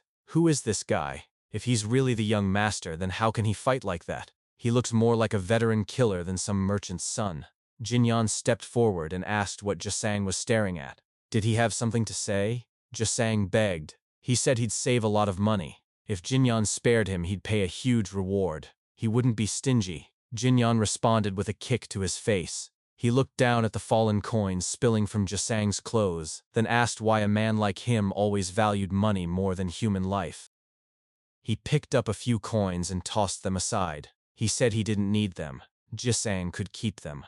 Then, with no hesitation, Jinyan drove his fist through Jisang's chest, piercing his heart. Everything stopped. The room went silent. People stared, stunned. Jinyan stood over his lifeless body and muttered, "Disgusting." Later, as the sun finally rose, Jin Aeon, Samagyuk, and the escort lady walked together after surviving a fierce battle. Samagyuk glanced at Jin Aeon and spoke with a hesitant tone. telling him that since Jineon was heading in one direction while he was going the other way, he would escort the lady from there. Jineon agreed and left her in his care. As Jineon walked away, he waved at them. Samagyuk waved back while the escort lady bowed respectfully. As Samagyuk and the lady continued walking together, she suddenly broke the silence and addressed him. She asked if he was young Master Samagyuk. Samagyuk flinched at her words, stopped in his tracks, and removed his mask. He turned toward her and asked how she had known his identity. The lady smiled gently and explained that she had seen him many times in Danhyang. More importantly, since he was close friends with young Master Jin Eon, it was obvious who he was. Samagyuk gave a small nod, saying he understood. The lady then bowed deeply in front of him and expressed her gratitude. She said that she was thankful for everything he had done that day, and promised that if he ever visited again, she would serve him a bottle of top-grade rice wine. Samagyuk scoffed at the offer, saying it was unnecessary since he had done nothing to deserve it, and added that he was not planning to visit the pleasure quarters anymore. The lady lifted her head, smiling warmly. She remarked that he had truly changed. Samagyuk fell silent for a moment before answering softly that he needed to change as well. As his eyes followed Jineon walking far in the distance, he thought to himself that his friend had already changed so much, so he had to change too. Back at the estate, a table was filled with delicious food. The twins stared at the spread, clearly eager to eat. From behind them, Jin Aeon, who had just finished bathing, entered the room. He approached the table, sat down with them, and told them to eat comfortably. The twins nodded and replied respectfully. Jineon encouraged them further, telling them not to hold back and to eat whenever they were hungry. The twins exchanged a glance, and then turned their focus back to him. Jinbo commented that the trading company was truly something else, while Myungbo asked if 7 meals a day would be allowed. Jineon casually replied that of course it would be. One of the twins then noticed the wound on Jineon's face and remarked that it seemed to have closed up, asking if he had been all right the previous night. Jineon paused briefly before replying that he had managed, more or less. Inside, however, his thoughts were much heavier. He admitted to himself that even though it had been sudden, his core being shaken by a surprise like that never would have happened in his past life. If he was going to protect the merchant group himself and stand against magic users, he would need to grow much stronger. He knew it would take more than just training. He would need something beyond it. A voice then called from outside the room, announcing that a delivery had arrived for him. Jin Aeon looked surprised and asked if it was truly for him. An attendant entered, carrying several packages, and set them down as Jin Aeon inspected them. He admitted he had not been expecting anything. He opened one of the letters and began to read. It was from Gu Wong, who wrote that after they had parted ways, he had stopped by a tavern, had just a single drink, and then left. Gu Wong called it real progress. Jin Aeon scoffed as he read and commented sarcastically that such a thing was worthy of being recorded in martial history. He continued reading, and the letter explained that Gu Wong had also come to deliver something from Jin Aeon's father the day before, but had forgotten to hand it over. Jin Aeon slowly opened the box and continued to read the final lines, which said that Gu Wong would leave the item with him on his way home, and once Jin Aeon became stronger, he should help watch over their escort agency as well. Inside the box, Jin Aeon's eyes fell on a rare item. In his thoughts, he recognized it immediately. It was century root, and it looked like it had been aged for at least 400 or 500 years. If luck was on his side, it might allow him to raise his White Lightning 10-stage art to the 5th level. A faint smile touched his face as he realized this was what it meant to have a good friend. He then noticed another box waiting for him. Opening the letter attached, he read that it was from the Taeho Trading Company, a gift in honor of the long-standing trust between their families. Jin Aeon thought to himself that Taeho was one of the wealthiest firms in all of the Central Plains. He realized his father must have gone as far as to ask them for help. He admitted to himself that he had not expected so much thought and care. When he opened the box, his eyes widened in shock. Inside was pure void stone milk. He recognized it instantly. It was a miraculous elixir that most martial artists could only dream of obtaining. The only other treasures that could compare were 1,000-year spirit fruit, moon elixir flower, and 10,000-year snow ginseng, all impossibly rare. He confirmed to himself that this was indeed real, pure void stone milk.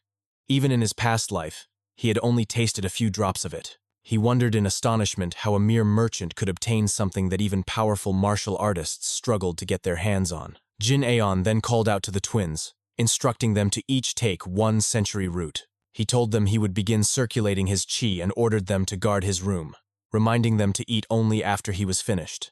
Jinbo looked at the root curiously and asked what it was. Jin Aeon explained that it was good for the body, rare, and not to be lost. Jinbo seemed unconvinced and opened a nearby door, revealing a storage room. He remarked that the merchant chief had stacked up piles of similar treasures just for Jin Aeon. For a moment, Jin Aeon stood stunned before thinking to himself that money truly was a powerful thing. 2 hours later, Jin Aeon sat in meditation after consuming the rare herbs. As the energy circulated through his body, he reflected that the taste was bitter and without aroma, much like martial arts training itself. The process was painful, and at first, it often seemed like nothing came of it. Suddenly, his body began heating up. He thought that if he were still the old Jin Aeon, his body would have melted down already.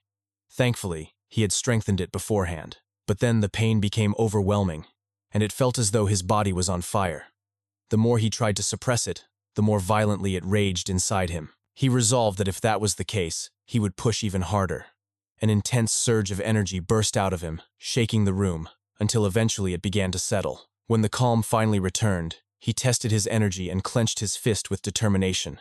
He had reached the 5th stage. Still, he complained quietly to himself about the state of his body, noting that the toxins still reeked of alcohol. He muttered a farewell to the remnants of the old Jin Aeon and acknowledged that the real challenge was ahead of him. His gaze fell on the bottle of pure voidstone milk.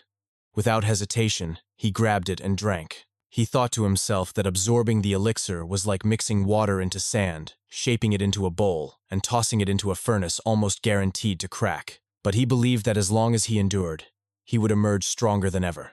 Inside his mind, he felt the spiritual energy of the voidstone milk coursing through him. He wondered if it was testing him and admitted that perhaps he had been greedy. Yet, he resolved that if he overcame it, he would grow even stronger than before. 7 days passed. At the estate, Hua Aeon stood outside Jin Aeon's quarters. It had been exactly a week since Jin Aeon began circulating his energy, and he admitted to himself that he was growing worried. The twins greeted him politely as he arrived, and he asked if there had been any sign of him. They shook their heads and explained that he had ordered them not to let anyone near. Hua Aeon frowned but nodded, saying he understood, though he still expressed concern. Suddenly, a loud crash erupted from within the room, and a violent gust of wind burst out, shaking the area. The twins quickly shielded Hua Aeon from the force. Shocked, he demanded to know what was happening. All of them turned their eyes back toward the room and saw Jin Aeon floating in the air. Hua Aeon called out to him in disbelief, but his eyes glowed with an unnatural light. A foul stench then filled the air, forcing Hua Aeon to cover his nose. His thoughts raced as he realized what it was. The smell was unmistakable chi deviation. As Jin Aeon crashed to the floor, the twins and Hua Aeon rushed inside, shouting his name. Hua Aeon knelt beside him, begging him to come to his senses. But Jin Aeon remained on his knees, gasping heavily for breath. Hua Aeon approached Jin Aeon with visible concern in his voice, asking softly if he was all right. Jin Aeon slowly turned his gaze toward him, stood back up without saying a word, and walked toward the door. When Hua Aeon called out again, demanding to know where he was going, Jin Aeon finally responded in a low voice. He said it was unbearably hot, that he needed to cool off, and warned them not to follow him. Without hesitation, Jin Aeon leapt outside, his figure soaring across the roof before vanishing beyond the estate wall. Left behind inside the chamber, the twins and Hua Aeon exchanged uneasy glances. Hua Aeon muttered to himself in confusion, noting that the weather was unusually cool that day, yet Jin Aeon had claimed he was burning up. As Jin Aeon darted from rooftop to rooftop, his inner thoughts grew more frantic. His entire body felt as though it were aflame. The immature vessel of his current body could not harmonize with the overwhelming power raging inside him. It boiled uncontrollably, threatening to erupt at any moment. He knew that if he lost control here, the Yunha merchant group and perhaps even the entire street might collapse under the force of his power. He resolved to flee as far as possible, pushing his body forward with desperate leaps. Eventually, he reached a rocky mountain slope and finally came to a stop. Lightning energy surged uncontrollably through his body, crackling across his limbs. His inner voice trembled with urgency. He admitted to himself that he could no longer hold it in. Since he could not contain it, he decided he would release it. Raising his right arm high, Jin Aeon roared, and a massive burst of lightning exploded outward from his body, striking the mountainside with blinding force. From a nearby ridge, several travelers froze in awe as they witnessed the impossible sight of lightning surging upward from the ground. Moments later, the skies opened and rain began to pour. In the middle of the storm, Jin Aeon stood motionless, drenched in ragged clothes. His lips moved faintly as he counted, testing his ability. He muttered 6, then 7, and realized with satisfaction that he could release the energy to such a degree. His White Lightning 10-stage art had advanced to the 8th form. Later, in the city, heavy rain poured across the streets as Jin Aeon walked calmly down the middle of the road. His clothing clung to his body in tatters, drawing confused stares. Passers-by whispered among themselves, wondering why a half-naked man was wandering the city in the downpour. Several women looked at him with wide eyes filled with desire. Jin Aeon merely smiled faintly and thought to himself that he ought to buy some proper clothes. At a clothing shop, he chose an outfit and informed the vendor that he would take it, asking for the price. The vendor quickly shook his head and insisted there was no need to pay. Surprised, Jin Aeon told him he must insist, but the vendor explained that ever since Jin Aeon had taught a harsh lesson to the thugs of the Gu clan and the Lesser Immortal sect, trouble in the area had lessened greatly. He could now bring his children to the shop in peace. Being able to repay such a favor, he said, was a blessing. Jin Aeon noticed 2 children peeking timidly from the side of the shop. The vendor urged him to take an umbrella as well since the rain was still heavy. The children stepped forward shyly and handed it to him. Jin Aeon accepted with a gentle smile and told them he would gladly take it. As he stepped outside, opening the umbrella, the vendor and his children waved and called their goodbyes. Jin Aeon continued down the busy streets, blending into the flow of people. His inner voice reflected on the peace around him. The area truly did feel calmer. He realized that he had never before paid attention to the aftermath of his battles, the way peace and safety returned once the violence was gone. Observing the people laughing, shopping, and enjoying themselves despite the storm, he closed his eyes and smiled. The feeling was not unpleasant, and he thought that perhaps he might even enjoy this rare, quiet walk. His reflection was interrupted by shouting nearby. Someone cried out for people to move aside and yelled for others to catch a fleeing man. Jin Aeon's eyes followed the commotion, and he froze when he recognized the figure being chased. It was Cheol Myung-ho. The fugitive noticed him as well, stopped beside him, and grinned as though meeting an old friend. Cheol Myung-ho greeted him casually, remarking on how heavily the rain was falling. Jin Aeon exhaled and told him bluntly that he certainly lived a hectic life. Meanwhile, at the Moyong clan estate, a private council of lords had gathered in the hall. Dokgo Myung remarked with satisfaction that it was good to see the council united again and praised Moyong Bin for preparing the meeting. Moyong Bin humbly replied that it was nothing. He then mentioned that he had heard of an unfortunate incident. According to rumors, Gu Yanghu had challenged one of the merchant heirs to a duel and had died. He asked if it was true. The head of the Gu family lowered his head in silence, giving no answer. The other council lords began murmuring among themselves. They commented that the Gu family had been among the most experienced warriors in the clan, and yet Gu Yanghu had made a fool of himself by causing a scene at the merchant guild and losing his life. Suddenly, loud laughter echoed throughout the hall. The boisterous voice belonged to Namgung Wu, the Blade Emperor. He jeered that being defeated by a mere merchant brat was more entertaining than any clown show. His laughter rang out as Gu Hyang-sang trembled with anger at the humiliation. Dokgo Myung, caught between them, awkwardly agreed with the laughter. Finally, Gu Yang-sang raised his head and declared coldly that Gu Yanghu had been practically disowned by their clan anyway. He added that he intended to make that merchant brat witness the true power of the Gu family. Back in the rain-soaked street, the pursuers chasing Cheol Myung-ho came to a halt in front of Jin Aeon. One of them barked out a commanding order, demanding that he hand over the fugitive. They warned him not to stick his nose into business that did not concern him, unless he wanted to get hurt. Jin Aeon turned slightly toward Myung-ho and asked who these men were. Myung-ho smirked bitterly and explained that they were underworld thugs who had been running rampant recently, calling themselves the Red Reaper Alliance. They had been trying to seize control of the entire region. He revealed that he had once run an auction business, but when he returned to settle the accounts, he discovered that the Alliance had already taken it over. To him, they were nothing more than a band of bandits. Jin Aeon's gaze dropped to Myung-ho's hand, and he asked if it had fully healed. With a crooked smile, Myung-ho lifted both hands and admitted that it was still useless. Jin-yeon then stepped forward, pointing at the bandits. He declared that since they were not locals, he would explain things to them in simple terms. He told them to come find him only when Cheol Myung-ho's hand had healed, and until then, they should get lost. The bandits erupted into mocking laughter, jeering at him. They asked if he had grown up sheltered, warning him that he clearly did not understand how things worked. They taunted him, pretending to dismiss his presence. But inside, unease spread through their ranks. An inexplicable sense of intimidation pressed down on them. One of the men, unable to control his temper, stepped forward.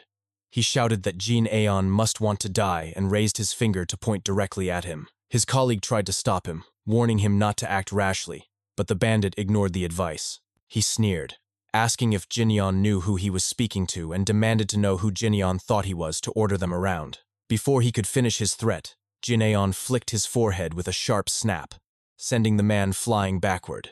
With a chilling tone, Jin-yeon spoke slowly and clearly. He told them that he was so hungry at that moment. If they insisted on fighting, he might kill them all without hesitation. He advised them to leave while he was offering mercy, promising that they could meet again another time. Either Cheol Myung-ho would be there, or he himself would. The rest of the bandits immediately bowed in unison, their fear evident, and chorused that he should go safely. Jin-yeon answered simply with a quiet acknowledgement. As the group retreated quickly into the rain, Myung-ho waved mockingly at their backs. He then turned to Jin-aeon, grinning, and demanded that he buy him food, claiming that he too was hungry. Noodles, he said, would be enough. As they began to walk together, Myung-ho continued speaking in his usual dramatic tone. He reminded Jin-aeon that on the day they had first met, it was not Jin-aeon's beating that had nearly killed him, but his hunger. He complained that since ancient times, people of the Central Plains had relied on food for their strength, and that Jin-aeon should have fed him before dealing with injuries. Jin-yeon sighed in annoyance and told him that he could have just asked instead of rambling so much, calling him a crazy bastard. Myung-ho laughed and declared that they should go to Jinpyeong Noodles. Later, at the restaurant, the two sat down to eat together. Myung-ho let out a satisfied sigh and said that he finally felt alive. He then commented on Jin-yeon's appetite, teasing him by asking if he had established a beggar's sect inside his stomach. He remarked that Jin-yeon used to nibble at food sparingly, but now ate ravenously. A person, he said, should not change so drastically, but should live naturally, flowing with life. Waving for the server, he ordered more food, raising his voice for 2 bowls, and then changing his mind to demand 4 more. He then shifted the conversation and asked about the twins. Jin-aeon told him they were training. Myung-ho chuckled, guessing that they must have grown stronger by now, but complained that their food bill must be astronomical, calling them hungry demons. Jin-yeon assured him that he had plenty of money. Myung-ho laughed and reminded him that he himself had also contributed. Then, with a sudden change of topic, he asked how one learned proper martial arts. Jin-aeon tilted his head and asked why he was suddenly interested. Myung-ho leaned forward earnestly and explained that he wanted to know if he could face the Red Reaper himself if he trained. Jin-aeon paused as he chewed his food and asked if Myung-ho wanted him to teach him. With mock humility, Myung-ho said that he would be grateful if Jin-aeon agreed. Jin-aeon asked if he would obey his teachings. Myung-ho puffed his chest and introduced himself again proudly as the Venom Fox, claiming that, of course, he would. Jin-aeon pointed to the floor and told him to bow. Myung-ho scratched the back of his head, embarrassed, and muttered that it was humiliating. But eventually, with a groan, he lowered himself to the floor and bowed, telling Jin-aeon that he had better keep his word, or else he might just disgrace the Unha Merchant Group's main gate. Without a word, Jin-aeon grabbed the umbrella beside him, swung it, and demonstrated a move before pointing at it. He told Myung-ho to follow the example. Myung-ho stared in disbelief and asked if that was all. Jin-aeon replied flatly, asking what else he expected. Enraged, Myung-ho jumped to his feet and shouted that he had even bowed, threatening to make a mess in the restaurant if Jin-aeon was not serious. Jin-aeon struck him sharply on the head with the umbrella and ordered him to be quiet. He then instructed him to try holding the umbrella with one hand and repeat the motion he had shown him 100,000 times. Myung-ho gaped in shock, trembling. He stammered that not 1,000, not 10,000, but 100,000 repetitions were required. Jin-aeon's gaze grew sharp as he told him that if the Venom Fox had truly grown such a long tongue, he should put the umbrella down and leave. Myung-ho asked in disbelief if he was serious. The atmosphere suddenly grew heavy. Jin-yeon seized him by the collar and stared at him with narrowed eyes. In a low voice, he asked again if Myung-ho truly thought childish moves alone could kill someone. If he had swung that umbrella 100,000 times, he would have been able to kill half of those bandits with nothing more than a wooden sword. Instead, he had run like a soaked rat. Jin Aeon's tone turned icy. He told him that if he wanted to live like a coward, he might as well die. Myung-ho was silent for a moment, then smirked faintly and muttered that he did not want to kill anyone. Jin-yeon's gaze hardened further as he asked if he was a rat or the venom fox, warning him to know his place and stop flapping his mouth. The two sat in silence, the sound of the rain outside filling the quiet. They stared out the window, watching as people passed by on the wet streets. Eventually, the rain ceased, and sunlight broke through the clouds. Slowly, Myung-ho rose to his feet and asked to borrow the umbrella for a while. Without waiting for permission, he walked out of the restaurant. A servant approached Jin-yeon and asked politely if he could cover his friend's bill as well. Jin-yeon reached into his pocket, and the attendant smiled in gratitude. Left alone, Jin-yeon thought to himself that now they would just have to wait and see if that fool Myung-ho could finally get himself together. He remembered Myung-ho's words about wanting to face the Red Reaper, the leader of the Alliance. Crossing his arms, Jin-yeon murmured under his breath, "The Red Reaper Alliance." He had promised that he would come find them, and a promise was a promise. Elsewhere, inside a shadowed chamber, a man sat in front of two dead bodies while several of his followers knelt before him. Their heads bowed low, trembling with fear. None dared to meet his gaze. The man spoke with cold authority, demanding to know their excuse for letting Cheol Myung-ho slip away. They claimed they had almost captured him but had been stopped by one of Dok Jong-ho's friends. That friend, they explained in a shaking voice, was none other than the young master of the merchant group. One of the bandits stammered that it was true, insisting that Jin Aeon's martial arts were terrifyingly strong. He added that word was already spreading that Jin Aeon was being called the fiercest man in the entire Yanghwa region. The man's eyes narrowed, his stare making the bandit flinch. In a chilling voice, he ordered his men to prepare. Both Jin Aeon and Cheol Myung-ho, he said, must be tracked down and killed. Sometime later, Jin Aeon was training while conversing with one of the twins. The twin explained that Jeok-ye was notorious for his vicious temper, known to prefer tearing his enemies apart with his bare arms. He recounted how the leaders of the Blossom sect of Jangsan, the Dugard Guild, the Flood Dragon Guild, and the Crimson Treasure sect had all met their end at Jeok-ye's hands. Over time, Jeok-ye had absorbed several sects around Yukwan, amassing a massive force. His influence had grown so powerful that everyone in Yukwan now paid him tribute. Escort agencies, merchant guilds, inns, and even brothels were not spared. The twin added that even Cheol Myung-ho had been forced to offer him tribute. Jin-yeon remarked that he had heard Myung-ho had lost his entire auction house to Jeok-ye just the previous day. The twin agreed, saying that was exactly the kind of man Jeok-ye was. Jin-yeon sighed, admitting that Jeok-ye was a nuisance. If his own identity were discovered, things could become complicated. He concluded that he might need to make the first move. In Yukwan's bustling district stood Onjongru, the house of warm affection. Inside, a lady ordered one of the attendants to check if the guests in a certain room had left. Moments later, a piercing scream echoed through the house. Startled, the lady rushed toward the source of the scream and demanded to know what had happened. One of the other women explained in a trembling voice that someone had entered Lord Jeok-ye's room and that Seol-i was still inside. Panic fell over the group. Another employee approached the lady, informing her that a new guest had arrived downstairs. The woman, Junghwa, decided to go greet the guest, instructing the others to take the shaken girl away and let her rest. She warned them never to disturb Lord Jeok-ye and to keep everything quiet. Downstairs, Junghwa approached the new guest with a smile. It was Jin Aeon. She introduced herself and began to give a polite explanation, but Jin-yeon cut her off abruptly, asking if Jeok-ye was there. Taken aback, Junghwa stammered, asking if he meant the guildmaster and whether he had an appointment with him. Jin-yeon answered coldly that he did not.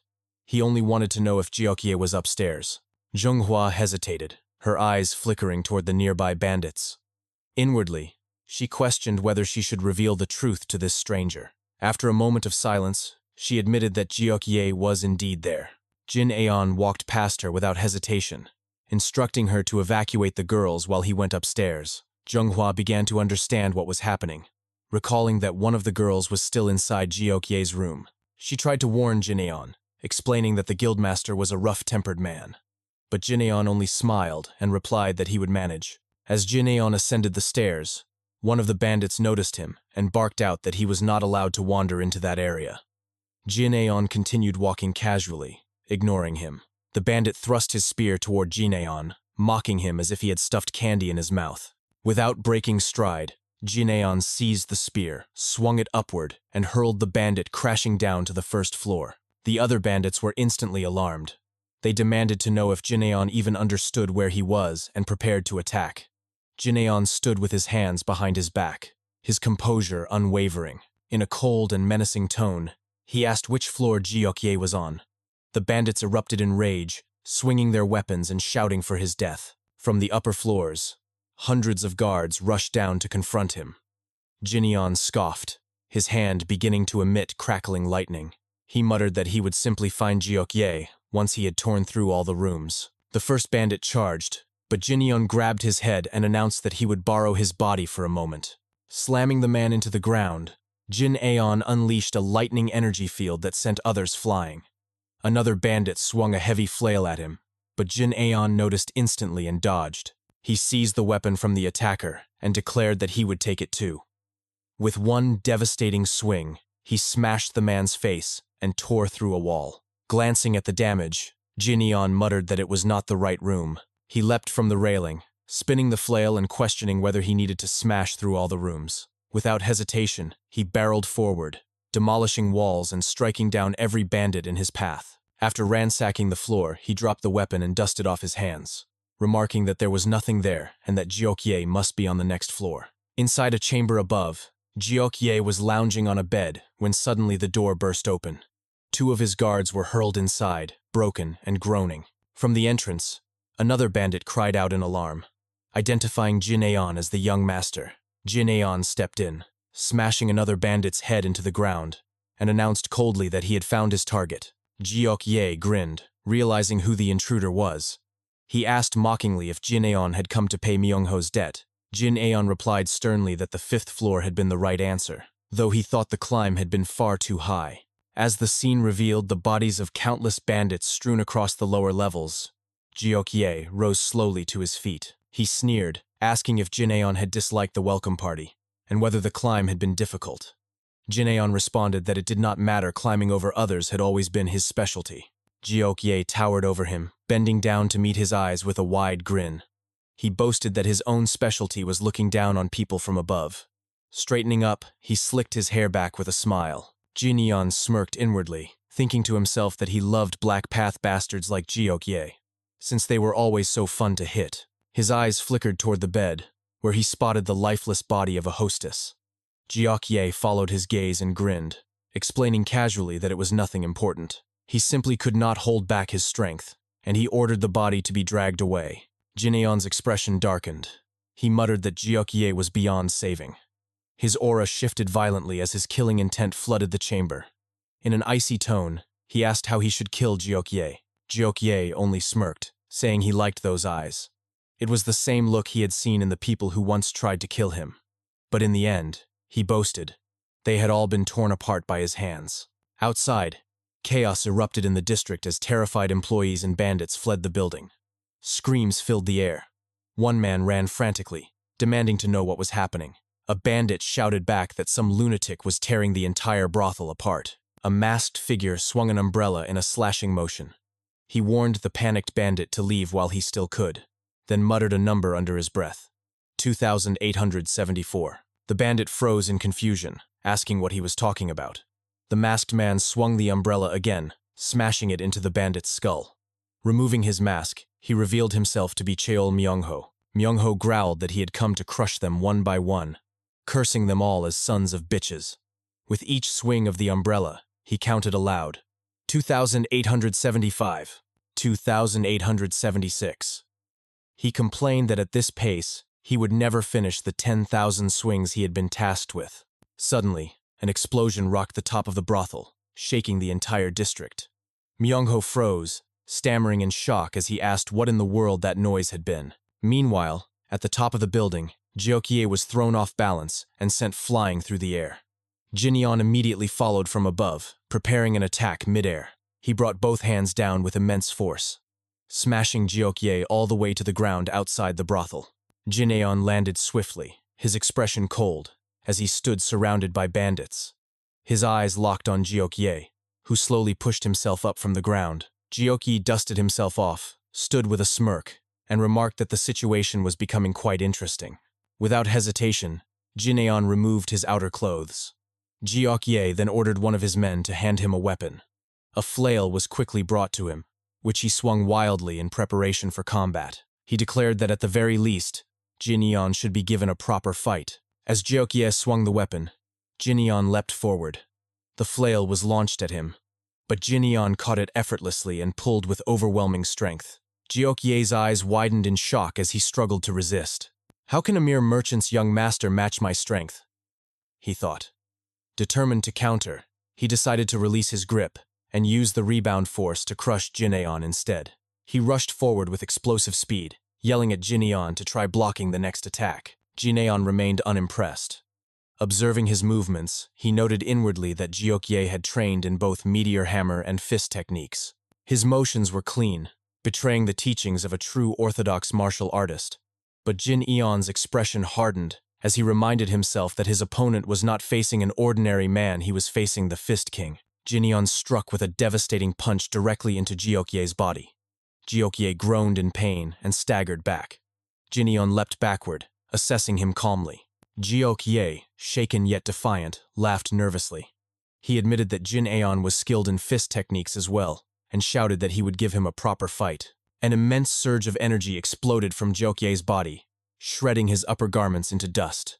With rage, he hurled himself forward, appearing in front of Jinyeon in an instant. He roared that he would tear him to pieces. But before he could strike, Jinyeon's hand shot out, clamping firmly around Jiokye's neck. With a stern expression, Jinyeon slammed Jiokye down into the ground, pinning him mercilessly.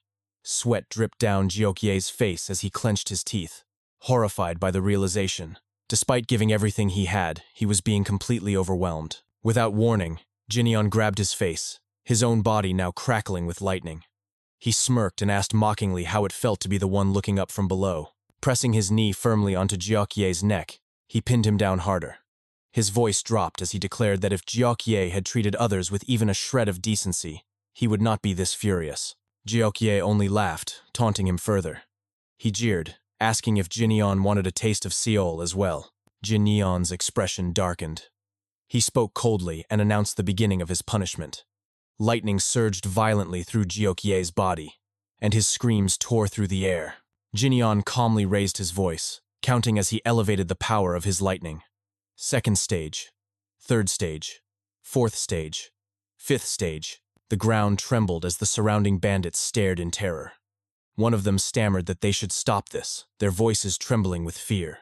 Suddenly, one of them pointed upward, wide-eyed. Above them, a massive hand formed entirely from lightning loomed in the sky. "White lightning 10-stage art." Jinyeon's voice thundered. "Thunderclap." He lifted his arm high and brought it down. A colossal surge of energy descended, engulfing the entire brothel in blinding light. Bandits, employees, and civilians across the district froze in shock at the sight. When the energy subsided, Jiokye had been reduced to nothing but a black smear of ash on the ground. Jinyeon's gaze hardened as his inner voice declared that this was nothing less than the purge of the dark path. Raising his voice to address the trembling bandits around him, he demanded to know who they thought they were, collecting tribute from the powerless. He asked them what they were supposed to represent. He fixed his glare on one of them and demanded to know why they were draining the lifeblood of ordinary people. His voice sharpened as he commanded them to answer, but no one spoke. The bandits stood frozen in fear, unable to reply. Jinyeon's voice deepened with menace. He warned that if all they wanted was to flaunt their strength, then they should come to him first. He raised his voice in a commanding tone, declaring that he would make them end up just like Jiokye. One of the bandits tried to rally the others, shouting desperately that they should not be afraid. He cried out that it was only one man and ordered them to kill him. The crowd of bystanders watching began to murmur amongst themselves.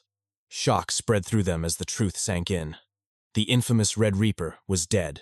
One of them muttered in awe, wondering aloud who that young man could possibly be. Another asked if this meant they would no longer have to pay tribute. Yet another worried that the young man might simply replace Jiok-ye and demand payment instead. Among the crowd stood Cheol Myung-ho, who calmly put his mask back on. In a steady voice, he told them not to worry. That young man was not the kind of person to demand tribute. The bystanders blinked in confusion, questioning his certainty. Cheol Myung-ho responded firmly, giving a decisive thumbs up. He repeated his words with conviction, saying once again that Jin Yeon was not the kind of man who would exploit others. He explained that Jin Yeon had wealth overflowing and had no need for such things. With that, Cheol Myung-ho continued to swing his umbrella in steady motions, counting each strike with determination. As he watched Jin Aeon slaughtering the remaining bandits, his thoughts grew firm. Every person, he mused, carried a spark within their heart, but nurturing that spark was each individual's responsibility. He understood now. Jin Aeon wanted to become stronger, strong enough to drive himself mad in pursuit of his power. Cheol Myung-ho remembered Jin Aeon's words echoing in his mind. "Are you a rat or the venom fox? Know your place." His eyes widened as he suddenly shouted aloud, correcting himself with fierce conviction. "No, wait. I am the venom fox." Later that day, at the Yunha merchant group, Jin Yeon returned and entered his room. To his surprise, he found his older brother Hwa Yeon already there. Jin Yeon called out to him in a low voice, addressing him as brother. Hwa Yeon, who had been reading in the room, looked up with a worried expression and asked where he had been. Jin Yeon stood in the doorway, blood covering his body, and casually responded that he had only been out for a drink. He then asked what had brought Hwa Yeon to his room. Hwa Yeon, still unsettled, pointed out the blood and asked why his brother was in such a state. At that moment, one of the attendants entered with a rug, and Jin Yeon explained indifferently that the blood was not his own. Hwa Yeon answered dryly that he could see that much already. As Jin Yeon wiped the blood from his body, Hwa Yeon noted that the elixirs had been working effectively. He admitted he had been considering preparing a thank you gift for the people who had sent the medicine to the Yunha merchant group. He explained that he had been struggling to decide what to offer in return to Merchant Taeho of the Taeho merchant group, and even father had been curious about it. Hwa Yeon then asked if the medicine was truly that precious.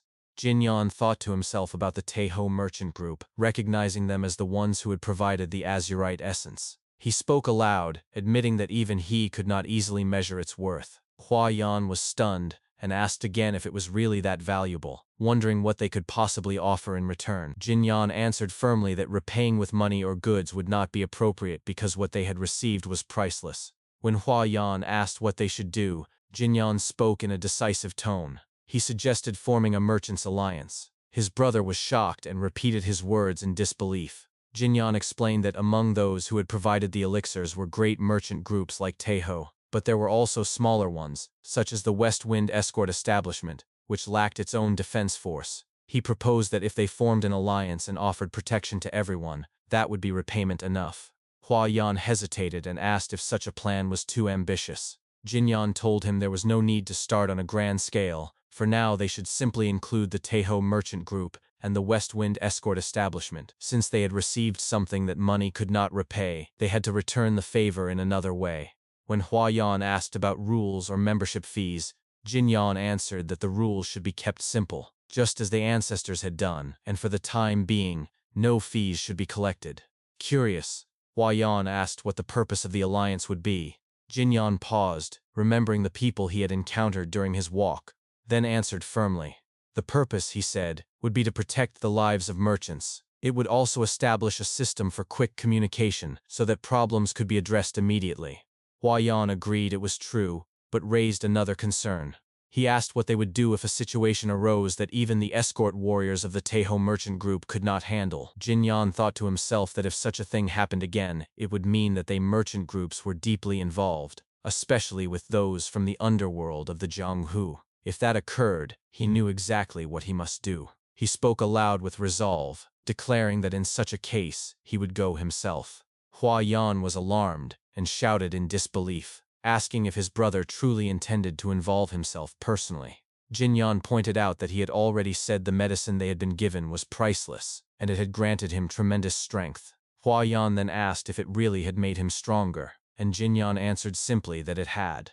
Overcome with excitement, Huayan slammed the table and asked what they should name the alliance. He suggested calling it the Great Merchants Association. Jinyan frowned, recalling the Crimson Reaper Alliance, and said they should call it the Great Merchants Association, without the word alliance, because that word bothered him. Huayan accepted the decision and said he would prepare accordingly. As he was about to leave the room, Huayan turned his head back and commented that since Jinyan had returned, his workload had only increased. He sighed and admitted that he was truly swamped these days. Jinyan looked at him and apologized softly, but Huayan smiled widely and said it was fine. For merchants, being busy was always a good thing. Jinyan scoffed at his brother's words, but before they could continue, a loud voice was heard outside calling for young Master Jinyan and the chief administrator. A guard burst through the door in a panic, shouting that they were finished. Both brothers turned to him in confusion, and Huayan asked what was done. The guard, out of breath and pale with fear,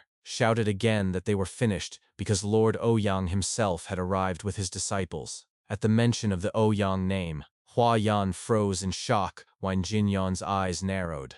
A short while later, in the main hall of the Unha merchant group, Patriarch Ouyang Sayang of the Ouyang clan sat drinking. He slammed his cup down on the table as the memory of the humiliation his clan had suffered at the rulers' meeting filled his mind with rage. He declared aloud that just remembering it made his blood boil. Turning sharply to his 3 disciples, he gave them orders. Each of them, he said, must fight Jinyan of Unha Trading. He warned them that one victory alone would not restore their pride. In a cold and menacing tone, he commanded that Jinyan must not be allowed to die peacefully, and he demanded if they understood.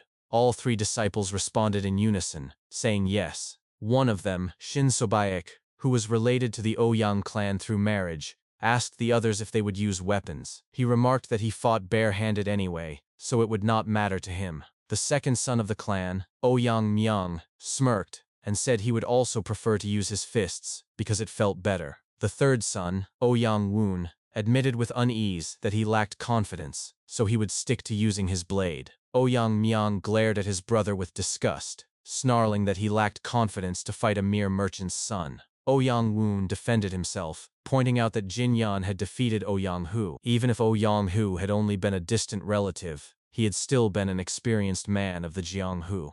Ouyang Myung narrowed his eyes and dismissed the claim, saying that Ouyang Hu had lost because he lacked skill, nothing more. He waved his hand as a signal for more drinks, and muttered that there was no need for further chatter. He demanded that they bring Jinyan out quickly. At that moment, the twins who served the Unha merchant group approached, and informed the clan that the young master had invited them to the annex. They explained that once he finished eating, he would meet them there. Ouyang Myung was startled by their appearance and stammered in agreement. Inwardly, he muttered to himself, questioning why Jinyan's servants were so large. The twins then escorted the Ouyang clan to the annex. As they opened the curtain, one of them announced that they had brought the guests. Inside, Jinyan stood at the center of the arena, calmly wrapping his hands in bandages. He welcomed them and acknowledged that they had come a long way. The disciples bowed and introduced themselves one at a time. Jinyan smirked and remarked that he was surprised the patriarch himself had come. Ouyang Sang lowered his head slightly with a smirk, and explained that he had come unannounced because he wanted to witness Jinyan's strength with his own eyes. Jinyan responded with confidence, saying that they had come for a duel, and that they could decide the format. Ouyang Sang answered that his sons wished to learn from him through the duel. He explained the rules clearly. Leaving the ring, falling unconscious, or becoming unable to move would all count as defeat. Jinyan scoffed, smirked, and said that the rules were simple and good, and that they should begin. The second son, Ouyang Myung, stepped into the arena. From his seat, Ouyang Sang narrowed his eyes and grinned, thinking to himself that he looked forward to watching the merchant's son beg for his life. In the arena, Ouyang Myung sharpened his gaze, ready for the fight, but he could not shake a strange feeling. To himself, he admitted it felt less like he was facing a merchant's son, and more like he was standing against a warrior, hardened in the Jianghu. He questioned whether Jinyan's victory over Ouyang Hu had really been but a fluke. Before the duel could begin, Jinyan raised his hand and asked if Ouyang Myung would not draw his sword. Ouyang Myung retorted that he would do as he pleased and that it was none of Jinyan's business. But before he could even finish speaking, Jinyan instantly closed the distance and punched him in the face. Ouyang Myong's body flew across the arena, smashing into the annex wall. His brothers and fellow disciples were stunned, frozen in disbelief. On the other side, Patriarch Ouyang Sang crushed his cup in rage as he watched one of his sons be defeated in a single blow. He glared at Jinyan with fury. Standing calmly at the center of the arena, Jinyan told Ouyang Myong that he should have drawn his sword. With complete confidence, he then raised his voice and called for the next opponent. On the side, the third son, Ouyang Woon, spoke up. He declared that he would be the next to step into the arena and asked young Master Shin to look after his brother. Shin So-baek, standing beside him, responded that he understood. Ouyang Woon rose to his feet, drew his sword, and faced Jin Yan. With firm resolve, he stated that judging by Jin Yan's skill, there was no need to hold back on techniques. He added that he looked forward to a good match. Jin Yan gave a slight nod and agreed, telling him to begin. Ouyang Woon dropped into his fighting stance, narrowed his eyes, and shouted his intent to strike. In an instant he rushed forward and swung his sword violently at Jin Yan. Jin Yan stood firmly as his opponent closed in. At the last moment he dodged swiftly and smoothly, analyzing his adversary in silence. In his thoughts, Jin Yan admitted that Ouyang Woon was bold and a man who suited the sword. However, he knew that boldness alone was not enough. He lifted his arm with precise control. Ouyang Woon's eyes widened in shock at what he witnessed. He muttered in disbelief, wondering what he was seeing.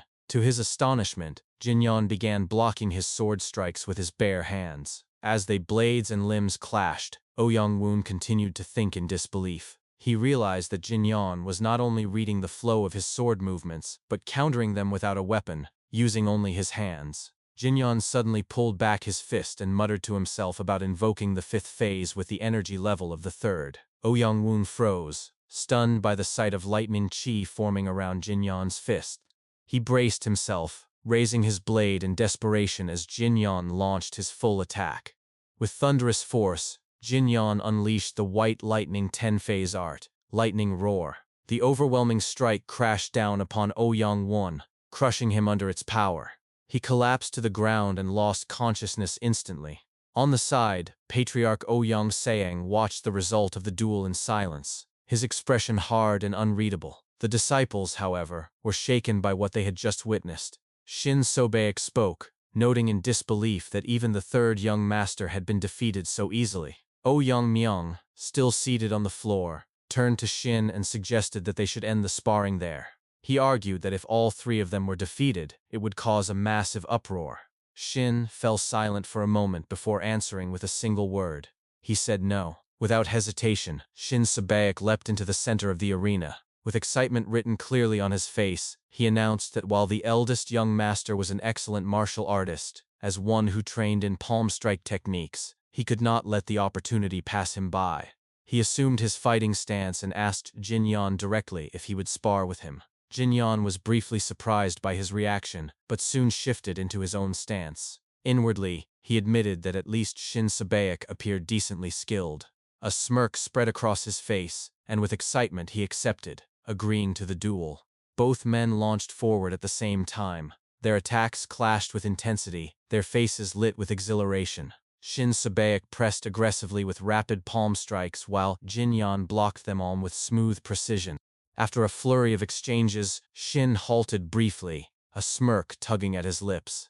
He taunted Jin Yan, asking if he was only going to block. He then spun his body sharply and shouted the name of his technique. With a roar, he unleashed the whirling wheel-crushing palm strike, his movements forming a tornado-like wind as he lunged toward his opponent.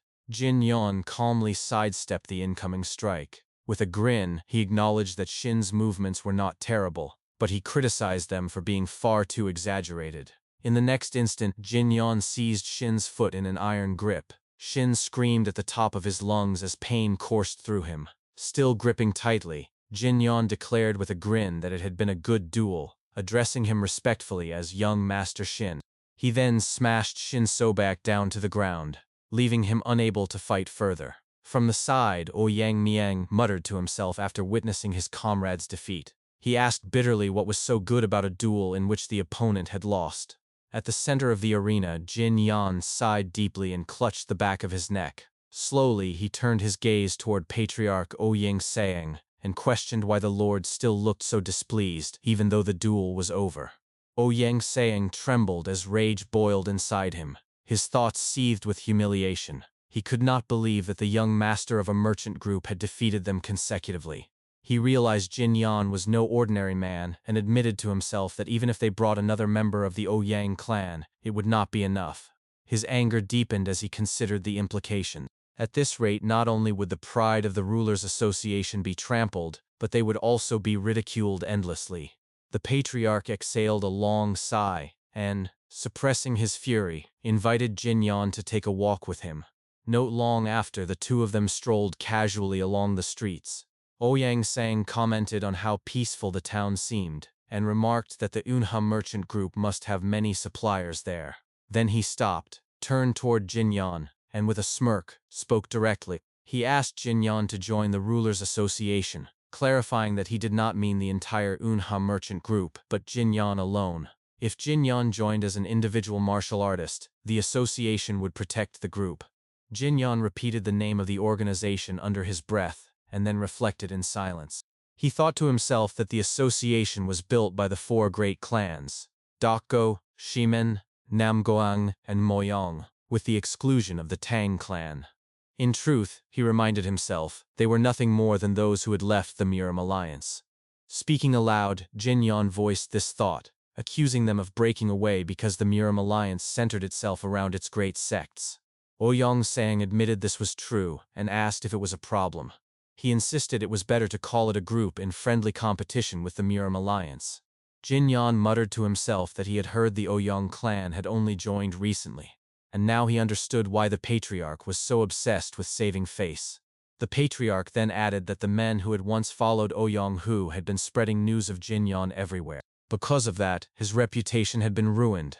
He placed a hand on Jin Yan's shoulder and insisted he did not mean to place blame, but then his expression sharpened. With a glare, he demanded that Jin Yan join the association to help restore his honor. He argued that it was not a difficult request.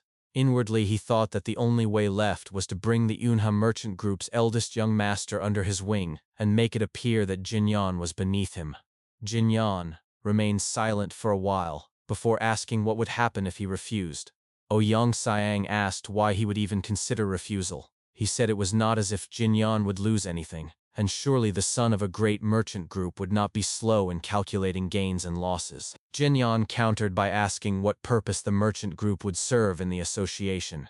He explained that it was not as if he lacked money, and what was being offered was only the seat of an ordinary martial artist. He turned his back on the patriarch and began to walk away, declaring that if this was not a fight, then their conversation was finished. He added coldly that the walk had not been enjoyable.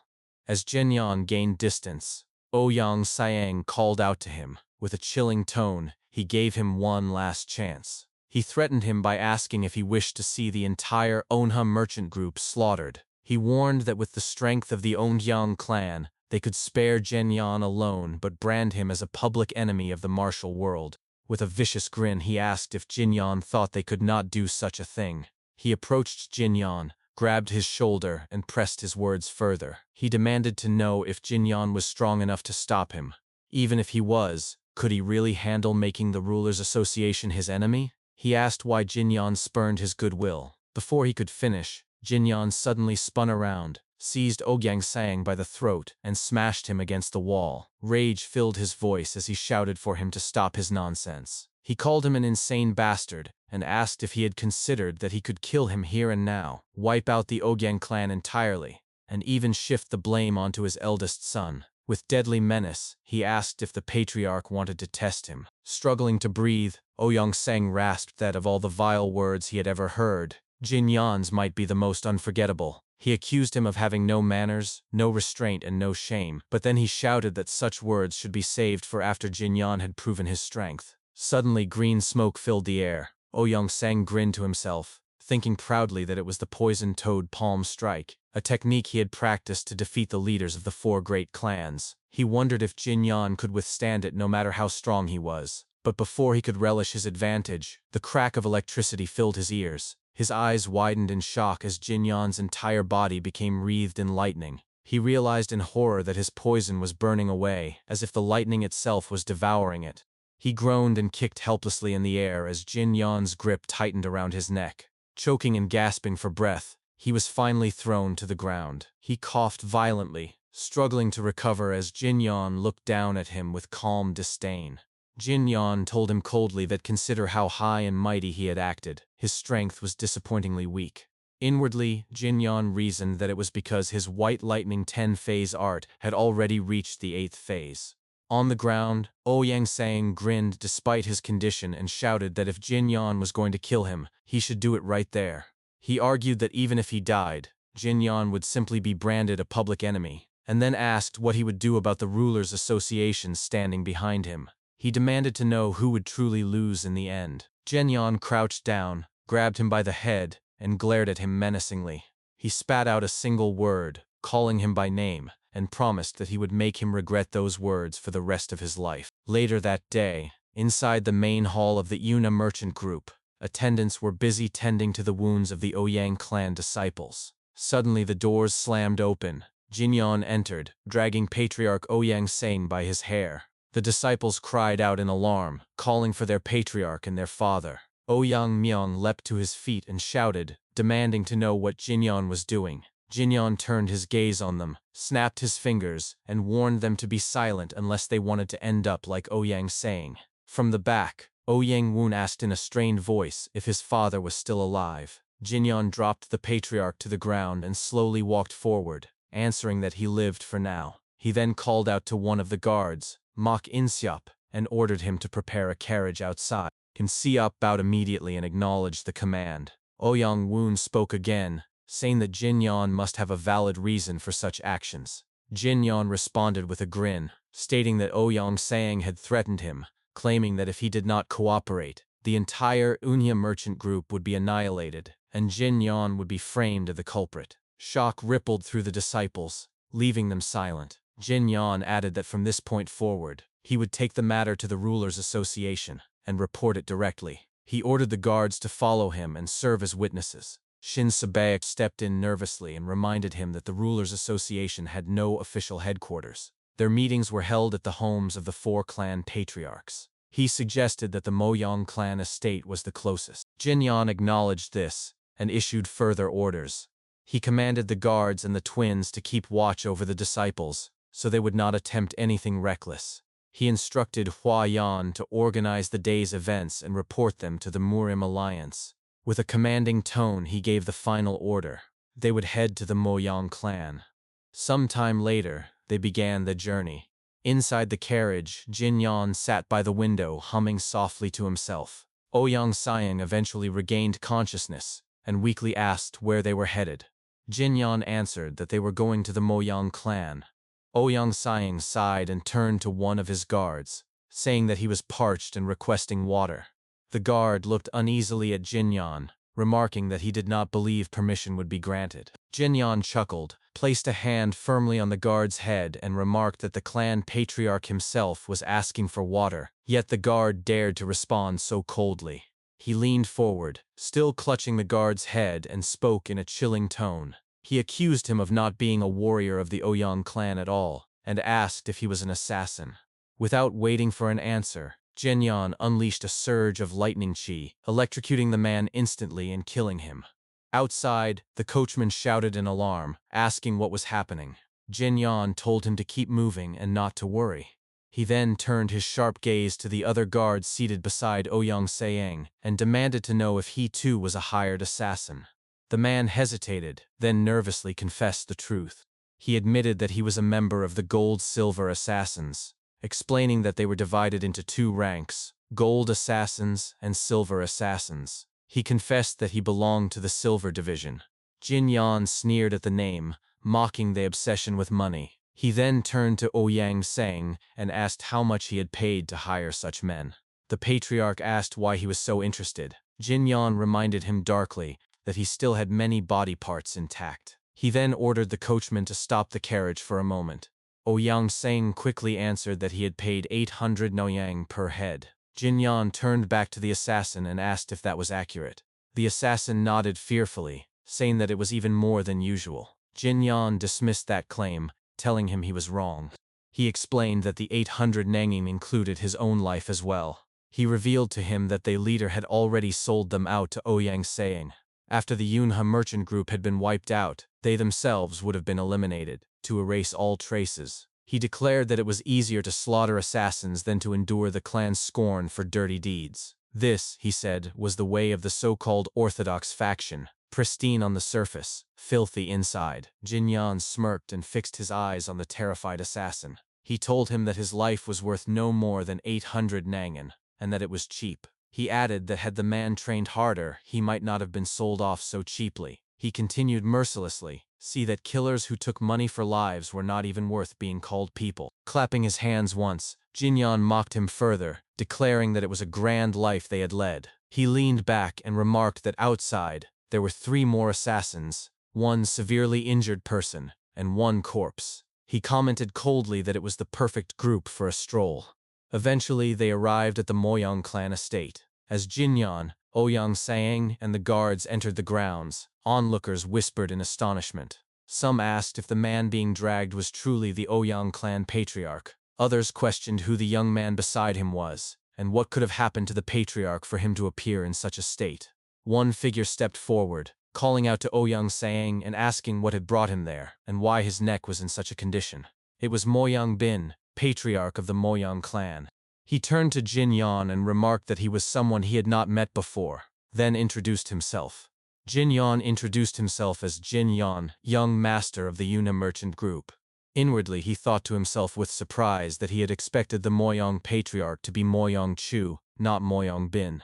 Moyang Bin fixed his gaze at Ouyang Sayang, and demanded to know why the eldest son of the Yunhe merchant group had arrived while dragging him like a criminal. Ouyang Sayang turned his head away and said nothing. Jin Yan stepped in and explained that he would tell the story. After finishing his explanation of the events, he concluded firmly that the assassins had been hired directly by Ouyang Sayang. Shocked murmurs filled the hall, and one of the men beside Moyang Bin whispered that threatening a merchant group was a grave crime. He suggested that if word spread, the Marim alliance would laugh at them, and it might be better to silence the matter. Moyang Bin cut him off by raising his hand and dismissed his words. He addressed Jin Yan directly, asking whether his intention in coming was to reveal the truth, out of fear of retaliation. Jin Yan narrowed his eyes and smirked, asking in return what Moyang Bin would have done if he had been in the same position. Moyang Bin considered the question privately. If someone had threatened to slaughter his clan and brand him a criminal, there would be only one answer: to kill him. But if that someone was Ouyang Saying, then he would have to face not only the Ouyang clan's wrath, but also the judgment of the entire martial world. His thoughts were interrupted when Ouyang Saying coughed and muttered bitterly. He cried out in frustration, lamenting how he could have lost to the child of a merchant group. He shouted that if only the other patriarchs had not sneered at him within the association, things would not have come to that. He admitted he had made a mistake, but claimed their mockery had driven him to it. Desperation filled his voice as he begged them not to hesitate. He offered to do anything in exchange for help. Moyang Bin stepped forward calmly and warned him that any further disgrace would bring shame not only on him but also on Moyang Bin himself. Without hesitation, he struck Ouyang Sayang on the back of the neck, knocking him unconscious. He then ordered his attendants to imprison the 3 assassins and keep them alive under watch. Turning back to Jin Yan, Moyang Bin gave a faint smirk and apologized, said the hospitality had been shameful. He admitted that the Rulers' Association should not harbor such leeches, and that Jin Yan had suffered because of them. He then invited him to share a meal if he was not leaving right away. Jin Yan bowed his head slightly and accepted, remarking that his journey had been worth it. That night, the two dined together. As they ate, Moyang Bin studied Jin Yan closely, marveling at the fact that the eldest son of the Yunhe merchant group had defeated the Ouyang patriarch. He wondered silently where such a person could have come from. He asked Jin Yan directly if he had considered how the matter should be resolved. He admitted that he could not kill Ouyang Saying himself, but would deal with the matter in a reasonable way. When Jin Yan asked what his plan was, Moyang Bin explained that he intended to deliver Ouyang Saying to the Maruan alliance. He reasoned that it would allow the resentment of the Ouyang clan to fall upon them rather than the Rulers' Association. He said that while the association would take damage, honor mattered more. and the other patriarchs would agree. Jin Yan acknowledged it as a sound plan. Setting his chopsticks down on the table, Jin Yan asked a seemingly ill-timed question. He inquired if the former patriarch, Mo Yong-chu, had undergone the Golden Basin hand-washing ceremony. Mo Yong-bin froze at the question, visibly shaken, and after a pause admitted that Jin Yan's knowledge of the Jianghu was outdated. He explained that his father had been missing for over a year. At that moment, thunder rumbled outside, and Jin Yan muttered in shock that he was missing. Mo Yong-bin explained further, saying that the entire main clan had searched for him, without success, and that he lived in shame as an unfilial son. Jin Yan processed the revelation in silence. He realized that a year ago was the time he had entered this body. That meant not only had he himself died in the past, but Mo Yong-chu as well. He asked aloud if Mo Yong-chu had been rumored to clash with the demonic faction. Mo Yong-bin was startled and thought deeply. He said that the demonic faction had been silent for over 20 years. If they had risen, the entire martial world would already know. It made no sense that they would only target his father. Jin Yan reflected grimly, recalling how he too had been suddenly ambushed without warning. He asked Mo Yong-bin directly how his father would fare if he had been attacked by several swordsmen. Mo Yong-bin lowered his head and admitted that it would have been brutal, but insisted his father would not have fallen to it a few swordsmen. Jin Yan pressed further, asking what if they had all possessed the blade-proof body. Mo Yong-bin's alarmed reaction confirmed his suspicion. Jin Yan thought back to his past life. He remembered that some of the enemies he fought had survived even strikes of the 9th phase of his lightning energy. Even now, in his current body, the 8th phase could not be endured by ordinary men. It had been unnatural. He realized that at the very least, those enemies had been in the realm of the blade-proof body or beyond. If such men, aided by strange sorcery, joined forces, only those who existed beyond the heavens could resist them. He pondered silently why the demonic faction moved in secrecy. Why did they remain hidden, and what were they truly after? Meanwhile, far away on a mountain plateau, a cloaked figure carrying an umbrella entered a cave. Inside, the man spoke to another figure who sat cleaning his sword. He told him that they had finally found him, the Sword King. The man known as the Sword Demon smirked and praised the news, addressing the cloaked figure as Heavenly Demon. Raising his voice, he commanded his followers to prepare. He declared that it was time to hunt the king. Back at the Moyong clan estate, Jin Yan sat with Mo Yong-bin and asked about the recent situations of the other martial masters. Mo Yong-bin considered the question carefully before replying. He said he had seen the Blade Emperor not long ago, and confirmed that he was still in good health. He explained that during one meeting Ouyang Sang had shouted at them, demanding if they were mocking him. In truth, it had been the Blade Emperor who laughed loudly, while the rest only wore awkward expressions because of the tense atmosphere. Mo Yong-bin admitted that it was understandable for the Ouyang patriarch to feel offended, but the Blade Emperor was not the type of man to pay attention to those he disliked. He simply ignored them completely. As for the Sword God, Mo Yong-bin explained that he had entered closed-door training half a year earlier. He wondered aloud what kind of martial skill a man who was already known to be beyond the heavens could possibly be refining further. The Sword Emperor, on the other hand, wandered without a permanent residence, and his whereabouts were impossible to confirm. The last time he had visited, they had told him about Mo Yong-chu's disappearance, but there had been no news since then. Regarding the Sword King, he had half retired and now spent his time teaching disciples. Mo Yong-bin then mentioned the Fist King. He described him as a man with such a fierce temperament that even his own father had found him difficult to deal with. He said no recent news had reached them about him either. In his estimation, the Fist King was probably roaming the world in search of disciples or smashing apart underworld sects. He was not the type of man people befriended easily. After hearing this, Jin Yan set his cup down on the table and asked about the Fist King's personality, wondering what exactly made him so hard to approach. Mo Yong-bin's eyes widened in disbelief that Jin Yan did not already know. He explained that the Fist King often beat junior disciples of the orthodox factions whenever they acted arrogantly. He also thrashed seniors from the unorthodox factions if they displeased him, and he killed every member of the demonic faction he came across. Even among the great clans, several young heirs had been slapped by him.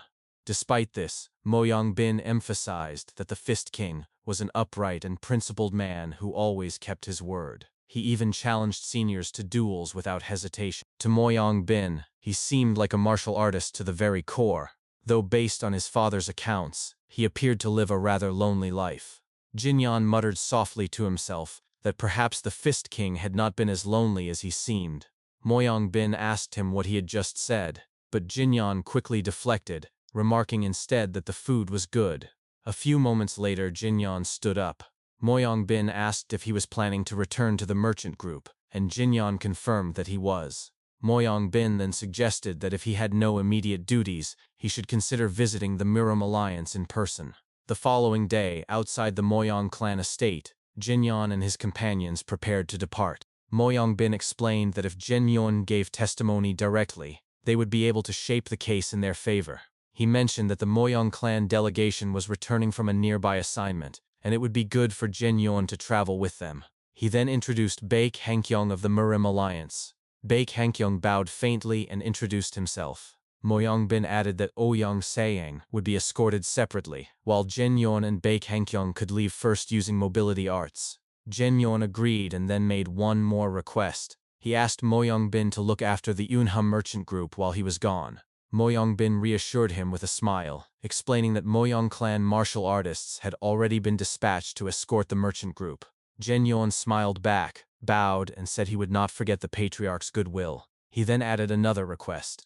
He explained that the assassins who attacked earlier had belonged to an organization called the Gold-Silver Assassins. He asked the Rulers' Association to investigate them, promising to lend his strength if their headquarters was ever discovered. Moyang Bin nodded in agreement, saying it would not be difficult. Jinyan admitted honestly that he had come prepared for a full confrontation with the Moyang clan, but because the patriarch had handled the situation so wisely, he could now return with peace of mind. He expressed his gratitude before departing with Baek Hankyung. As they leapt forward to begin their journey, Moyang Bin closed his eyes and muttered to himself that the eldest son of the Una merchant group had truly come alone, ready for battle. He found him to be a most interesting man. 4 days later, Jinyan and Baek Hankyung arrived at a new town. Walking together in the middle of the busy street, Baek Hankyung studied him quietly and thought to himself that Jinyan was just as taciturn as he was. After several days of travel, they had only exchanged the briefest words, such as "let's depart" and "let's rest a bit." His thoughts were interrupted when he accidentally bumped into a man. Baek Hankyung apologized quickly, but as his eyes landed on the scar across the man's left cheek, he muttered in recognition, calling him a wicked rogue.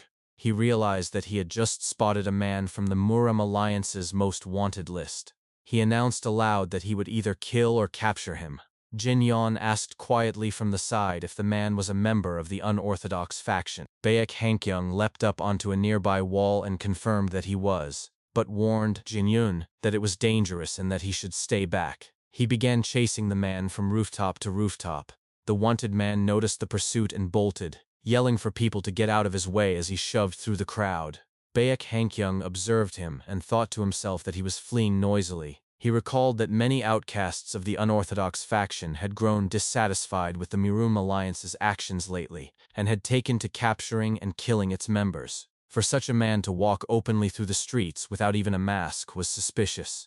Dropping back to the ground, he confronted the rogue directly, concluding that it was a trap.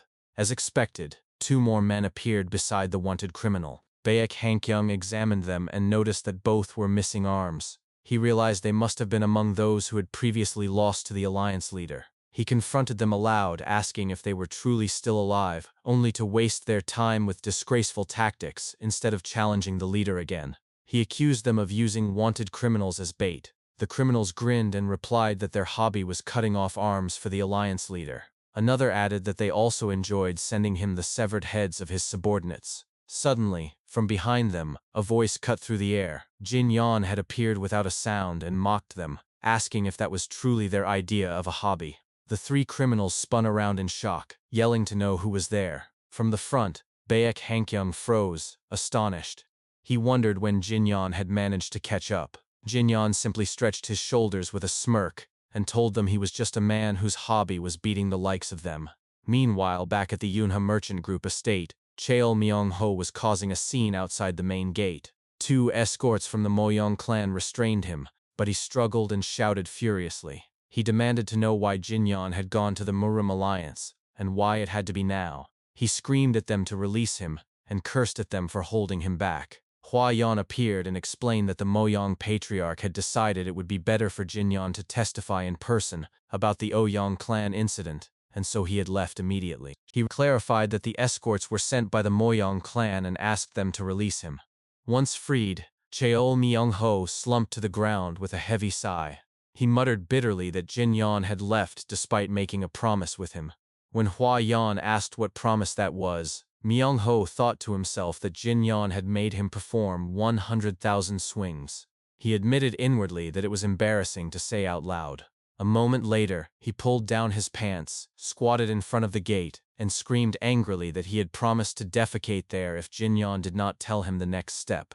He asked desperately if they had heard that. Hua Yan, disgusted, closed the gate firmly and reminded him that if it was truly important, it would be better to chase after Jinyan and discuss it directly. He excused himself, saying he was busy. Myung-ho stood up and pulled up his pants again. He cursed, realizing that Jinyan had already left for the Murim Alliance. Clutching his umbrella tightly, he gritted his teeth and muttered that he was not a fool to be toyed with. He declared that he was a venomous fox. Raising his umbrella, he clenched it with determination and announced that he would storm into the Murim Alliance himself. He then took off running, swinging his umbrella and screaming out loud as he counted the number of swings he had completed. His voice carried through the streets as he yelled, asking Jinyan what the next step was, while shouting that he had already reached 101,203 swings. Back where Jinyan stood, the criminals turned their attention toward him. The original wanted criminal suddenly burst out laughing and said with mock apology that he should not laugh in front of his seniors.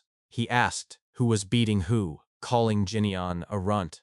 Then he remarked that since he had lured Jinyan out, he would now take his leave, claiming he was busy.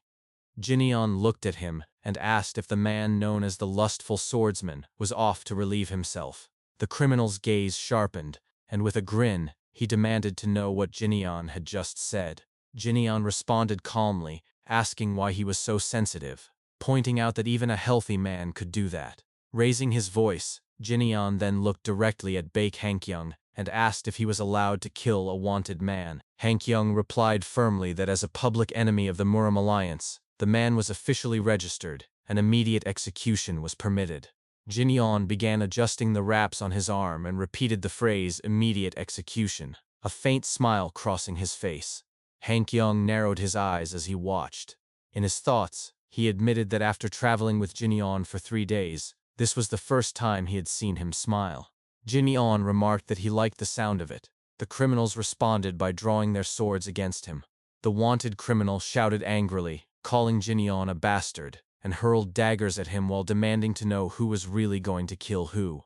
Jinyan dodged the first set of daggers, but when another came flying he caught all 3 with ease. Then, leaping high into the air, he threw the daggers into the other 2 criminals, leaving the wanted man isolated. The wanted criminal's eyes widened in shock as he realized Jinyan had deliberately avoided throwing the daggers at him. As Jinyan landed lightly on his feet, he called out to the lustful swordsman and asked what crime had made him a wanted man. The man grinned nervously, and green chi began to envelop his hand. He replied that it was not something that needed to be discussed between men. He said he had trained a body part Jinyan would not even be able to use, and with all his effort, he lunged forward, swearing to rip it off. Jinyan narrowed his eyes and muttered coldly that it would not be so fast. With precise force, he struck the man's right arm, crushing it to the ground. The criminal screamed in agony. Lying sprawled on the ground, he shouted shakily, calling Jinyan a bastard. In his panic, he thought to himself that he could not win against this opponent. If he was going to die anyway, he had to at least try something. In desperation, he sat up and shouted loudly, trembling as he surrendered. He begged to be taken to the Murim Alliance to accept punishment, pleading that Jinyan not touch his manhood. Jinyan crouched down, leaned close, and asked why he would choose to surrender. The criminal explained with his shaky voice that if he surrendered, the case would be settled. He added that he even had information on other wanted men, insisting that keeping him alive would be more useful. Before he could finish speaking, Jinyan struck him in the face with a sudden powerful punch. Blood spurted from the man's mouth. Jeneon smirked and said that he did not need him to surrender, because he was not from the Murim Alliance. Rising to his feet, he glanced toward Hankyung and casually wondered if they should have delivered the criminal alive instead. Hankyung stared at the lifeless bodies scattered around them. He said it was better this way, and told Jeneon not to worry. Then he walked forward and added that they should find food, as he was starving. Jeneon nodded in agreement. Later that day, the two arrived at an inn. Once their food was served, Hankyung smiled with confidence and told Jeneon that he seemed to have quite a bit of experience. Watching the fight earlier had cleared his doubts. Jeneon asked what doubts he was referring to. Hankyung lowered his head and admitted that when he first heard the heir of a merchant group had defeated the head of the Ouyang clan, he found it unbelievable, especially since Jinyeon's name was not well known. Jinyeon continued eating and said simply that he understood. Hankyung then lifted his head and spoke with a firm tone. He said that after witnessing Jinyeon's battle, he believed he truly possessed that level of skill. He promised to testify to Jinyeon's strength, so he should not worry about witnesses. Jinyeon acknowledged the words with quiet thanks, though in his thoughts he noted how talkative Hankyung had suddenly become. Then Hankyung slammed his chopsticks on the table and asked if Jinyeon would consider joining the Murim Alliance. Jinyeon paused as Hankyung continued. He explained that the alliance did not pay much and the work was harsh, but what mattered was skill. According to their leader, individual ability was valued over background. With Jinyeon's talent, he could gain much within the alliance. He leaned forward and spoke more frankly, explaining that the Murim Alliance was completely different from the Rulers' Association.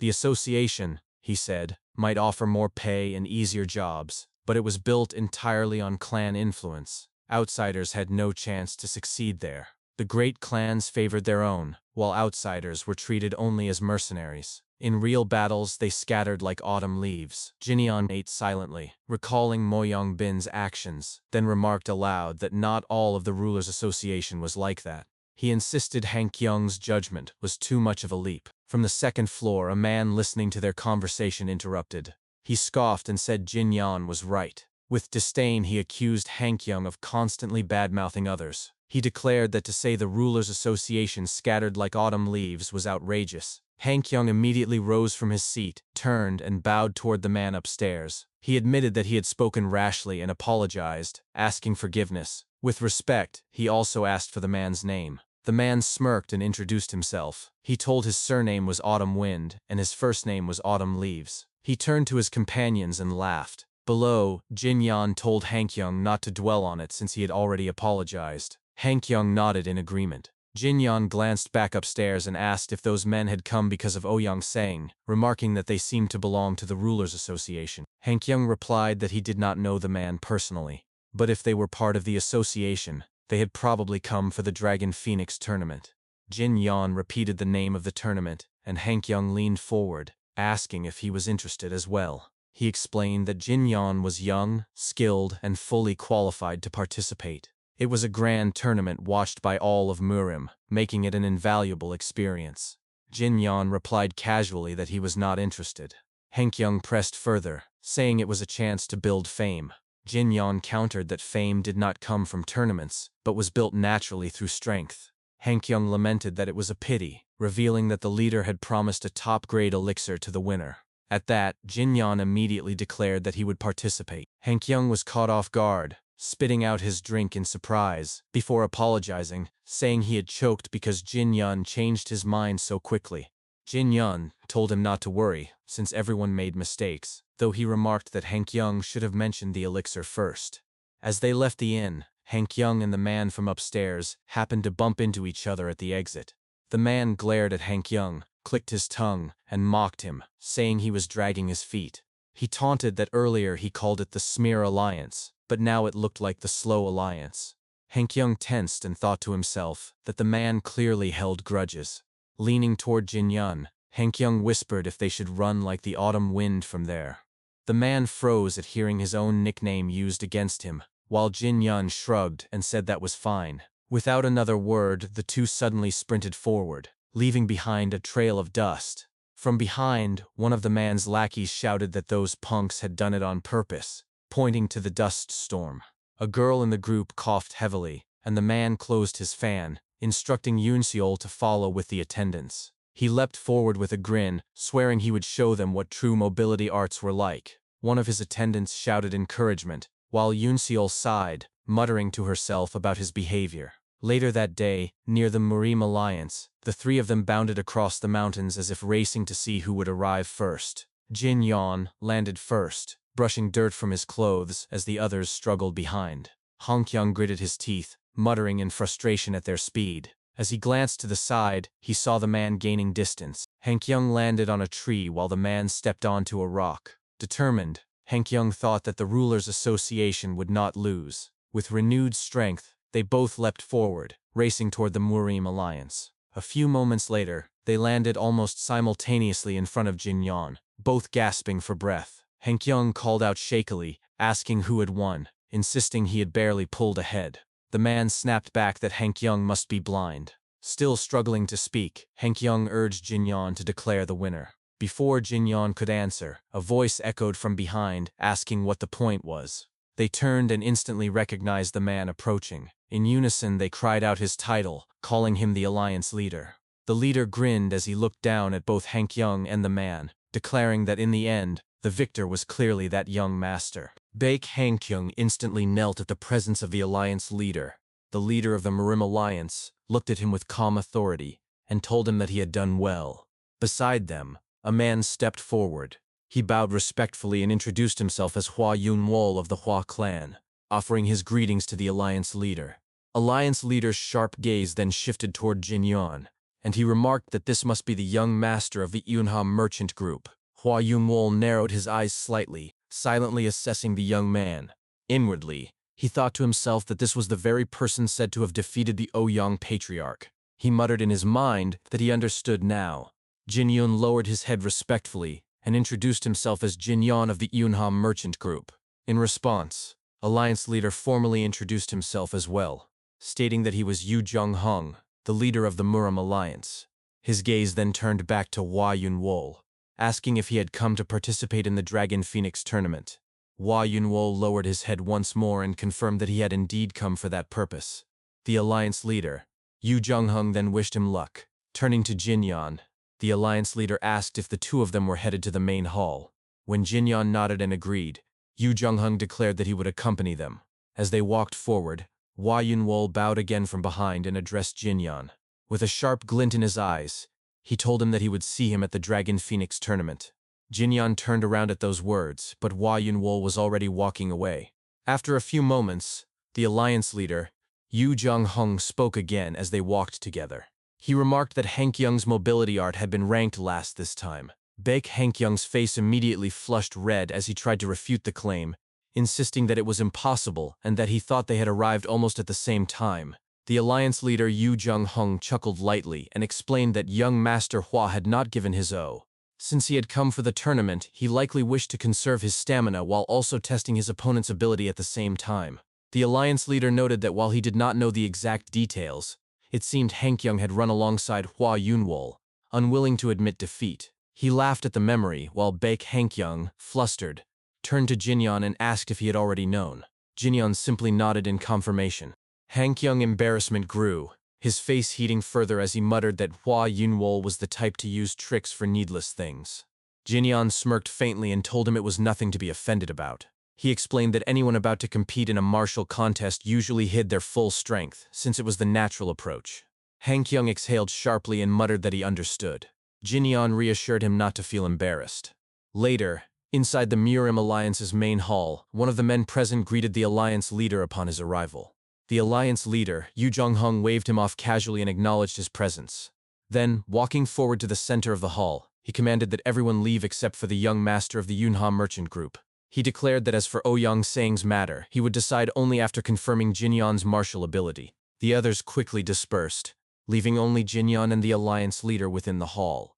The Alliance leader, Yu Jung-hong, beckoned Jin Yon to come closer. Jin Yon respectfully agreed and approached. As he drew nearer, he could not help but think to himself how long it had been since he had stood so close to this man. He recalled that Yu Jung-hong was the Murim Alliance leader, second only to the three gods and one saint in renown. He had commanded all the Orthodox sects during the final battle that the demonic faction, known as the Battle of the Five Tombs. It had been Yu Jung-hong who dragged the three gods and one saint to the front line, personally leading them into war. To Jinyan, he was a man truly worthy of respect. His thoughts were interrupted when the alliance leader, Yu Jung-hong, gazed at him and remarked that he too carried a stern expression. The alliance leader explained that in the Jianghu, he often met juniors like him, though he preferred those who acted their age, as it made him more comfortable. Jinyan lowered his head, smiled faintly, and replied that he understood. The alliance leader laughed warmly and said that he looked even better when smiling. Then his tone shifted. He admitted that he had been curious since earlier, asking Jinyan if he was perhaps the successor of the Fist King. Jinyan was momentarily shocked by the question, but before he could react, Yu Jung-hong smirked and pressed further, asking how many techniques he had learned from his master. Jinyan lowered his head, pausing in silence. After a few moments, he exhaled deeply and replied in an irritated tone, demanding to know how Yu Jung-hong could possibly know that. The alliance leader asked him calmly why he was getting angry. He reasoned that Jinyan used fist techniques and manipulated lightning energy. When Jinyan confirmed both, Yu Jung-hong explained that in Murim history, the main factions that dealt with lightning energy had been the Shimen clan, the Namgong clan, the Baekli clan, and the Sect of Enlightenment. The Shimen were a sword clan, the Namgong turned toward Taoist arts, and the Baekli abandoned the practice after repeated failures. That left only the Sect of Enlightenment, which was the sect of the Fist King. Although, Yu Jung-hong added, calling it a sect was odd since they adhered to single successor succession. Jinyan smirked inwardly at the deduction, acknowledging to himself that this was to be expected of the alliance leader. He then sharpened his gaze and admitted firmly that it was true. He declared that he was indeed the successor of the Fist King. Yu Jung-hong glared at him, then broke into a smile, patting his shoulder and telling him that fate had brought them together. He said that he had thought as much. Pointing at Jinyan, Yu Jung-hong explained that those who mastered lightning-type martial arts always gained a domineering aura. Their eyes, energy, tone, and even temperament came to resemble lightning itself. That, he said, was why he had no special memories with the Fist King. The man had desired only to become a lone bolt of lightning that could tear apart the heavens, and such a man could form no real friendships. He then asked Jinyan how his master was faring, admitting that he had heard no word of him. Jinyan replied that his master was much like the former patriarch of the Moyong clan, keeping no contact at all. Yu Jung-hong was alarmed at the comparison and asked if he meant Moyong Chu. Jinyan explained that while the Fist King rarely sent word, that was not the true reason. His contact with him had been cut off completely. Inwardly, Jinyan thought to himself that it had been cut off forever. Yu Jung-hong fell into deep thought, murmuring that he understood. He promised that this news would be passed along to the three gods and one saint as well. He reflected grimly that martial masters of the Murim were vanishing one after another, and wondered aloud if the demonic faction had begun to stir again. If they reappeared, he declared, then they would have no choice but to fight once more, just as they had in the past. He then admitted that Jinyan would not know, since it had happened before he was born. Jinyan asked quietly if he meant the Battle of the Five Tombs. Yu Jung-hong confirmed it, explaining that although the world knew it as the Battle of the Five Tombs, in truth, there had been another battle afterward. The three gods and one saint had fought into single Grand Master of the demonic faction. He emphasized the words one man, describing the despair that had gripped them in that moment. Every time he heard that the sword god remained in training, it reminded him of those days. Even though it had been a fight that determined the outcome of the great war between orthodox and demonic forces, the three gods and one saint had faced a single man. He admitted that it was a secret tale he often shared only with alliance members, and it was also the reason why they all had to grow stronger. He then added that if that Grand Master had left descendants, they would be about Jinyan's age. Reaching for Jinyan's hand, he urged him to become stronger, overwhelmingly and selfishly. Then his expression softened again. He assured Jinyan not to worry about Ouyang, saying, since he was the successor of the Fist King, there was no reason for doubt. Ouyang Sang would be locked in the dungeon, and the decision had already been made. He asked if Jinyan would also be participating in the Dragon Phoenix tournament, and when Jinyan confirmed, he told him to go and rest. Jinyan bowed his head and thanked him. Later, as Jinyan walked through the Murim Alliance, he recalled the conversation he had shared with Yu Jung-hong before leaving the main hall. He remembered asking who the Grand Master had been, the one who fought the three gods and one saint alone. The alliance leader, Yu Zhonghong, had replied that the peak of the demonic faction had no name. Jinyan then asked if that man had truly died. Yu Zhonghong's voice had hardened as he explained that they had cut him again and again, burned him, gathered his ashes, and scattered them across Mount Huangshan, Mount Woyi, Mount Tai, Mount Li, and Mount Imei. If disaster struck again because of that, then regardless of whether they were descendants, he swore he would ensure that not even ashes remained the next time. Jinyan reflected quietly, remembering the alliance leader's lone figure in the vast hall. The image no longer seemed that of a senior worthy of respect, but rather that of a monster forged by the times. To him, it felt as though the true opposite of the demonic faction was not the orthodox side, but simply another kind of monster. He wondered if he himself would be any different. In his mind, he thought that the Jianghu, created by the mutual slaughter of orthodox and demonic alike, was no different from Asura's realm. His thoughts were cut off when Beak Hankyung approached him and asked if his talk with the alliance leader had gone well. Jinyan replied calmly that it had. Hankyung smiled in relief and told him that he had already informed the others. It might be uncomfortable for Jinyan to stay inside the alliance itself, so they had prepared lodgings outside. He offered to guide him there, and Jinyan thanked him. After some time, they arrived at the lodgings prepared for him. Hankyung gestured toward the building and said that this was the place. Jinyan thanked him again. As they walked in, Hankyung remarked that he had requested a sunny room and suggested they see if it was indeed so. Before he could finish his sentence, however, a voice came from inside the room. Someone spoke casually, remarking, "Oh, you're here?" Hankyung was startled by the unexpected presence and pointed at the man in surprise, demanding to know who he was. Jinyan, on the other hand, sighed when he saw the person inside and muttered that he had finally arrived. The one inside was none other than Cheol Myung-ho, sitting with both feet propped up on the table, his legs crossed, and hold an umbrella. Myung-ho complained aloud that the place was ridiculously big and nice. He grumbled that he, on the other hand, had barely slept the night before, struggling to make it there. Jinyan leaned against the wall by the door and asked how he had found the place. Cheol Myung-ho waved his hand dismissively and explained proudly that he had simply gone to every lodging and asked if they had a room under the name Jinyan. He laughed, saying it was not difficult at O's. Then, with a smirk on his face, he tossed the umbrella in front of Jinyan and declared that he had swung 100,000 times, proclaiming that he was a man who kept his word. He explained that he had crossed mountains on horseback and ridden ships just to ask about the next step. Now, he added, the poisonous fox had finally arrived. Chul Myung-ho shouted impatiently, demanding that they move on to the next thing. Jinyan sighed deeply before turning to Baek Hankyung and asking if there was a good place nearby for training.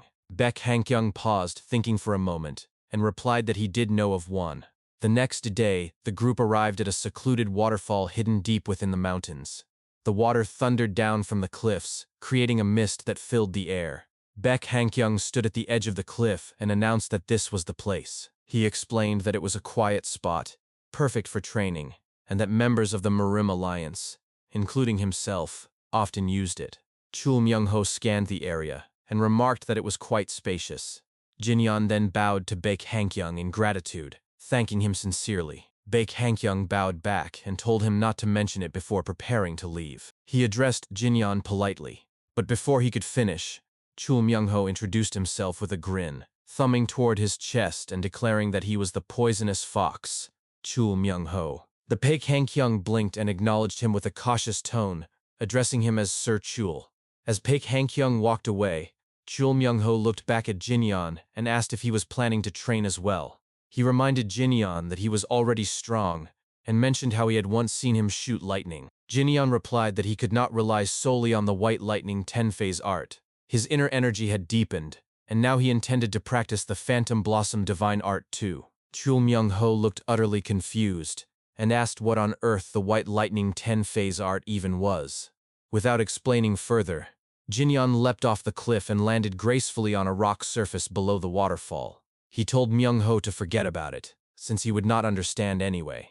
Offended, Chul Myung-ho shouted from above, demanding to know if Jinyan was looking down on him. Jinyan turned his head slightly, sighed deeply, and told him that he would explain it only once, so he had better listen carefully. He dipped his right foot into the water, and immediately, A surge of lightning chi erupted from his foot, scattering the water into dazzling sparks. He explained that the white lightning 10-phase art focused purely on offensive techniques, but that alone was not enough to defeat true martial masters. As he spoke, he recalled the many battles he had fought in the past. He continued, saying that even the strongest martial artists had to learn to counter, exploit, and redirect the opponent's techniques. The Phantom Blossom divine art, he explained, specialized in precisely those principles. Chul Myung-ho listened intently and repeated Jinyan's words under his breath, saying that it was about exploiting the opponent's own technique. Jinyan extended his arm forward, and a large hand made of pure chi materialized above him. He then explained that the ultimate secret of the Phantom Blossom divine art was the Phantom Reach, a technique that allowed one to move distant objects without touching them, bend the path of an opponent's weapon, or even seize it outright. For a close combat fighter like him, he said, such a martial art was absolutely essential. To demonstrate, he reached out and plucked a flower branch floating in midair.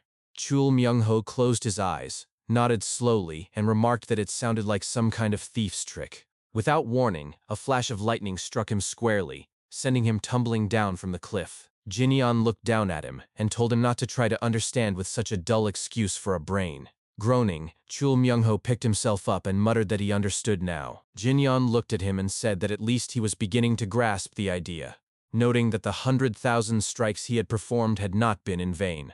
Jinyan asked him how it felt to finally reach his goal. Chul Myung-ho raised his sleeve and flexed his arm, saying that all he felt were thicker muscles. He then stood up and told Jinyan that he should have just explained things nicely from the start. As Jinyan picked up the umbrella lying nearby, he thought to himself that he had given Myung-ho a chance because he saw potential in him, but not everyone could seize such an opportunity. If that was the case, he decided, he would simply make it tougher. He extended the umbrella toward Chul Myung-ho and said that out of the 100,000 downward strikes he had swung, only one of them was worth anything. He then swung the umbrella downward with great force, stopping just short of Myung-ho's face. He told him that if he ever wanted to block, parry, or counter an opponent's attack, he would need to find and use the single most efficient trajectory among all those strikes. If he failed, he would die. Chul Myung-ho stared at the umbrella inches from his face and repeated the phrase, "the most efficient one," under his breath. Jinyan continued, explaining that from the most efficient strike among 100,000, the most precise slash among 200,000, and the fastest and sharpest thrust among 300,000, one must extract, refine, and connect them to form a complete sequence. That, he said, was what martial artists called a basic form. He explained that martial masters from every sect researched, modified, and polished these sequences through endless repetition until they achieved the perfection known as swordsmanship. But, he warned, learning swordsmanship was not the end. Real combat and application were entirely different matters. Only through real experience could one develop true battle instinct. Without it, and without discipline, a person would die before ever achieving mastery. Hearing Jinyan's words, Chul Myung-ho stood frozen in shock. His knees gave out, and he sank to the ground with a weary smirk. He finally understood, he said, why martial artists so often lost their minds during training. Then, raising his voice, he shouted that it was because they were all crazy. Crazy bastards, every single one of them. Jinyan looked at him and said that if he thought there was no one in the Jeonghu crazier than himself, then he was wrong. Myung-ho muttered in reply that perhaps he was right. Jinyan's tone turned firm as he told him not to worry, since he had never planned to teach him any difficult sword arts anyway. Myung-ho protested, asking why not. Wouldn't learning stronger sword arts help him grow faster? After all, there were countless martial artists who had joined great sects and learned their famous techniques earlier and harder than he ever could. Jinyan called his name and replied that joining a sect, learning renowned sword arts, and training under a great master were not everything. True strength, he said, depended on one thing alone, who lived their life more seriously. Just then, footsteps echoed above the cliff. The alliance leader, Yu Jung-hong, appeared with Baek Hankyung at his side. Below, Chul Myung-ho said he thought he was starting to understand. Jinyan replied that he had not expected much anyway. Above, Baek Hankyung turned to Yeo Jung-hong and apologized, said he had not realized the alliance leader planned to train there and had accidentally brought the two along. Yeo Jung-hong smirked as he looked down at the scene below and said it was fine. He was simply enjoying the show. Below, Jinyan handed the umbrella back to Chul Myung-ho and said that if one were to talk about the greatest sword arts in all of the Jianghu's history, 9 out of 10 people would name the Doko's 9 sword strikes as the best. Myung-ho's face lit up with recognition, saying that he had heard of it before. When he was a child, he used to swing a stick around, shouting Doko's 9 sword strikes everywhere. Jinyan smiled faintly and added that there was one sword art that had even surpassed that. Curious, Myung-ho asked what it was. Jinyan replied that it was the sword art of Jin Sohen, a man known for his obsession with swords. Myung-ho admitted he had never heard of him. Jinyan explained that Jin Sohan did not belong to any sect, but if one wished to truly understand the Jianghu, they had to know his story. He said that Jin Sohan was born into a traveling performer troupe and grew up learning the sword dance. Myung-ho interrupted with a grin, asking if it was the seductive dance that involved slicing off people's clothes with a sword. Jinyan confirmed it, and Myung-ho's eyes widened as he exclaimed in disbelief. Jinyan said it was true. Jin Sohan used to dance with the older women who had raised him. He told Myung-ho to imagine what must have gone through that boy's mind.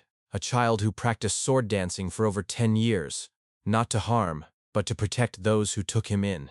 An orphan who lived for others. When that man finally learned to wield a sword meant for killing, his enlightenment must have erupted all at once. That, Jinyan said, was how Jin Sohan had surpassed even the Doko's 9 sword strikes and created the greatest sword art in the world. Chul Myung-ho nodded with admiration and said it was a beautiful story. That, he added, it was not the dance itself that made the art great. Jinyan pointed a finger at his chest and explained that neither the brilliance of a sword art nor the prestige of a sect truly mattered. What mattered was that Jin Sohan had lived earnestly through those 10 years of sword dancing. That was all there was to it. He told Myung-ho that how strong a person became depended on the kind of life they chose to live. Whether he would live as a mere rat or as the poisonous fox was entirely up to him. Myung-ho smiled with determination and told Jinyan that he understood now and asked for the next step. He handed the umbrella back to him. Jinyan looked at him and asked if he would have any regrets. Myung-ho firmly answered that he never would. Jinyan then grabbed the umbrella and demonstrated a sword technique. When he finished, he asked if Myung-ho remembered it. Myung-ho smiled proudly and said that of course he did, asking if he looked like an idiot. He declared that this time, he would not stop at 100,000 swings but would continue until he reached 1,000,000. Above, the Alliance leader watched in amazement. He murmured that it was the tri-sword technique and that young Master Li truly was remarkable. His gaze softened, and he thought to himself that it had been a long time since he had been able to relax and train with someone like that. Over the years, his friends had disappeared one by one, and most of his subordinates were long gone. He then spoke aloud, say that since he had enjoyed such a good show that day, he supposed he should prepare a gift in return. As time passed, Jinyan and Chul Myung-ho continued their training at the waterfall. Chul Myung-ho practiced endlessly, swinging the umbrella over and over again, while Jinyan meditated nearby. As the day turned to dusk, Jinyan trained in the Phantom Blossom divine art, lifting multiple rocks into the air with his chi. Watch him, Chul Myung-ho muttered in disbelief to himself, astonished that Jinyan was now even using telekinesis. After some time, rain began to fall over the mountainside as the Alliance leader, Yu Jung-hung, approached with an umbrella open above his head. Jinyan was still training beneath the cascading waterfall when he noticed the figure approaching through the mist. Straightening, he addressed him respectfully, recognizing the man's presence immediately. "Alliance leader?" he asked, quietly. Yu Jung-hung stopped a few paces away and requested a word. Jinyan ceased his training and responded calmly, greeting him after a long while. The Alliance leader smiled faintly and said that he had seen Jinyan training several times before, commending his diligence. Nearby, Chul Myung-ho also paused his practice and glanced toward the approaching elder. Inwardly, he was stunned. He thought to himself that the old man before him must be the rumored leader of the Murim Alliance. What puzzled him more was how someone like Li Jinyan could know such a person personally. The Alliance leader's sharp gaze turned toward Myung-ho. "Who is that?" he asked. Chul Myung-ho immediately bowed deeply and introduced himself with a respectful tone. "I'm Chul Myung-ho, Alliance leader." Yu Jung-hung studied him for a moment, then pointed out the scar on his cheek, remarking that it looked like a sword wound. Myung-ho, still bowing low, clarified that it had not come from a sword but from a dagger. The Alliance leader asked what had happened. Myung-ho hesitated, his voice faltering as he stammered. Yu Jung-hung pressed further, asking if it had been from a duel or during training. After a long pause, Myung-ho finally blurted out the truth. He confessed that he had once run a gambling den, and that the scar came from a fight with a debtor who refused to pay. The man had stabbed him in the face with a dagger. The words hung heavily in the air. Both Jin-yeon and Yu Jung-hung fell silent. Myung-ho kept his head lowered, his thoughts filled with regret. He scolded himself inwardly for being such a fool. Of all the things he could have said to the leader of the Murim Alliance, he had chosen to reveal something so shameful. He could have claimed it was a duel, or a training wound, something with at least a shred of honor. But no, he had spoken the embarrassing truth. After a brief silence, Yu Jung-hung finally spoke. "I see," he said quietly. Then, lifting his left arm, he revealed a faint scar that ran along it, and shared his own story. He explained that his father had once run a small brewery, supplying liquor to taverns and sometimes delivering the loads himself. One day, as a boy, Yu Jung-hung had witnessed his father being beaten by drunken men inside a tavern. Back then, he had not yet mastered the sword. All he could grab was a stick, and he had swung it wildly in desperation. The drunks had not been strong men, and though none had died, he managed to knock them all to the ground. He recalled how his father, shocked by what had happened, rushed to him and tried to stop the bleeding on his arm. Yu Jung-hung had not even realized he was wounded until that moment. His father carried him on his back as they ran home. It had been the first time in years that his father had carried him. He remembered the man's torn sleeve brushing against his skin, soaked with sweat and warmth. "Perhaps," he said with a soft smile, "that was why the scar never faded. When one steps into the Jianghu," he concluded, "they always carry their own story." As the rain began to ease and sunlight broke through the clouds, Yu Jung-hung closed his umbrella. His gaze shifted toward the tattered umbrella lying beside Myung-ho, and he asked whether that was his weapon. Myung-ho glanced at it awkwardly, then turned toward Jin-yeon, admitting that he had only borrowed it from him. "I see," Yu Jung-hung replied simply. He then extended his own umbrella toward Myung-ho. "Then allow me to lend you one myself." Startled, Myung-ho hesitated but eventually reached out and took it. The weight nearly pulled him off balance. "It's heavy," he exclaimed in surprise. The alliance leader nodded and explained that it was a black iron umbrella, a gift from the Moyoung clan to the Murim Alliance. Its ribs and shaft were forged from black iron, making it exceptionally heavy and durable. "You could swing it 1,000,000 times," he said, "and it would never break. Take it." Struggling to hold the weapon properly, Myung-ho laughed nervously, thanking him profusely and wondering aloud if he truly deserved something like it. Yu Jung-hung called his name softly. Myung-ho straightened and answered immediately. The alliance leader's tone then shifted. "Do you regret living such a shameful life?" he asked. The question froze Myung-ho where he stood. Silence stretched between them as he stared at the ground. After several moments, he finally answered quietly. "Yes, I do." Yu Jung-hung scoffed softly, then placed a firm hand on the younger man's shoulder. "If you can correct yesterday's wrongs and live properly today," he said, "then you are already a good man. There's no need to torment yourself over the past." Myung-ho lowered his head again and answered softly that he understood. He bowed once more, this time with genuine sincerity. The alliance leader smiled faintly and said that it was tiring to spend too much time with an old man. Turning toward Jin-yeon, he added that he looked forward to seeing him at the upcoming Dragon Phoenix tournament. Jin-yeon responded respectfully. As Yu Jung-hung walked away, he said over his shoulder, "Whether you swing your fist or your umbrella, let's meet again, preferably on the side of the orthodox faction." Jin-yeon and Myung-ho both watched him go.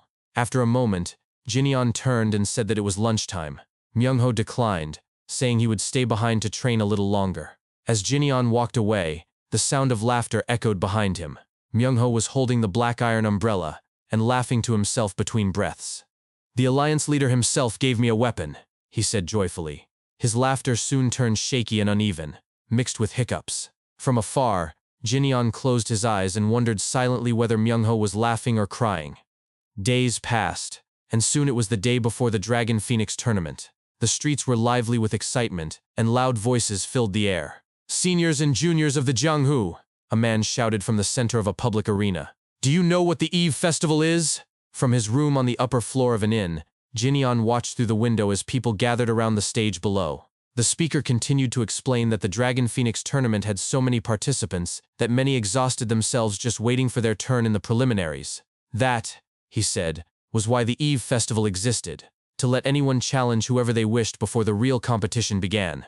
He shouted that if anyone realized tonight that they were not ready, then they should not even bother stepping into the tournament tomorrow. "We don't need weaklings dragging out the event until sunset," he roared, earning cheers and laughter from the crowd. Someone from the audience yelled in agreement, shouting, "That's right!" Watching from above, Jinyeon muttered that the Eve Festival sounded interesting.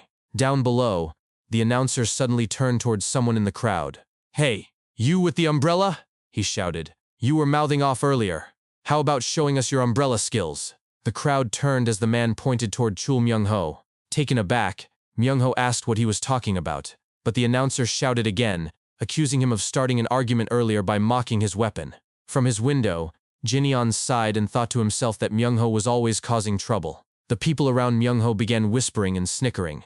Some of them laughed openly, saying they could not believe someone's weapon was actually an umbrella. "Then show us what that umbrella can do," one of them jeered. Chul Myung-ho's patience snapped. He shouted furiously, asking whether the Murim Alliance had banned umbrellas as weapons, and demanding to know why everyone was making such a fuss. From above, Jinyeon shook his head with a faint smirk, muttering that even among martial masters, Myung-ho's temper was still as nasty as ever. "What a lunatic," he thought. Down below, Myung-ho roared again. "Do you even know who gave me this umbrella?" he shouted, raising it high. "Fine, I'll humor you." With a confident grin, he pointed the umbrella forward and announced loudly that he was Chul Myung-ho, the man who had swung his sword 100,000 times. He added that he had recently learned slashing and thrusting from his master. The crowd murmured among themselves in amusement, dismissing his boast as childish training. One man chuckled, telling the others to leave him be, saying he would mature eventually. Just then, a man carrying a spear across his shoulder stepped forward through the crowd. He looked at Myung-ho and asked mockingly if he was referring to the tri-sword technique. He said that Myung-ho must have an impressive master if he had been taught something even street thugs knew. He declared that although he had not intended to interfere, he could not stand by and watch a fool disgrace the Dragon Phoenix tournament. Myung-ho replied calmly that he did not care about the tournament, but he would not refuse a fight. The man smirked and raised his spear. "Then bring it on," he said. Moments later, both men stood on the stage facing each other. From his vantage point, Jinyeon watched closely, curious about who would win. Without warning, Myung-ho lunged forward, shouting that the one who strikes first wins. His opponent was startled by his speed, barely managing to mutter that he was fast before dodging the blow. The umbrella slammed into the wooden platform, cracking it and leaving a small crater. The crowd fell silent in astonishment. Myung-ho stared at the weapon in his hands, realizing that it was shorter than the umbrella he had trained with before. His expression hardened as he began to adjust his stance. Before he could finish his thought, his opponent laughed mockingly, saying that he could not even handle his own weapon. But before the man could finish his taunt, Myung-ho suddenly turned and dashed away from the fight. The onlookers gasped in confusion, some pointing and shouting that he was running away. Yet Myung-ho's face showed no panic, only focus. As he sprinted across the stage, he muttered under his breath with conviction, "I'll run for now." As Chul Myung-ho ran around in circles on the stage, the crowd erupted with laughter and amusement. Voices echoed across the arena as spectators shouted that they had never seen a duel like this before, their laughter filling the air. Suddenly, the man wielding a spear managed to land a solid hit with the back end of his weapon against Chul Myung-ho's right leg. Chul Myung-ho groaned in pain as he stumbled to the ground, clutching his leg. His opponent sneered, calling him a little bastard and mocking him for thinking he could keep running in such a confined space. He added that the way Myung-ho had been scampering around like a rat had at least been amusing. As Chul Myung-ho struggled to rise to his feet, his opponent barked at him to get up, saying he would show him how a real fighter did it. Wiping the sweat from his chin, Myung-ho muttered under his breath, cursing his opponent. He complained that first the man knocked him down, and now he was demanding him to stand, wondering what kind of twisted joke that was and how he was supposed to keep up. His opponent's grin darkened with irritation. Without hesitation, he lunged forward again and struck Myung-ho squarely in the stomach with the back of his spear. The impact forced Myung-ho to bend over in pain, but he grabbed onto the spear's shaft, his mind racing. "Fine," he thought to himself. "At this range, I should be able to reach him." He swung his umbrella horizontally, but the strike fell short as the spearman leaned back slightly, avoiding it with ease. Myung-ho clenched his teeth in frustration, realizing his reach was still too short.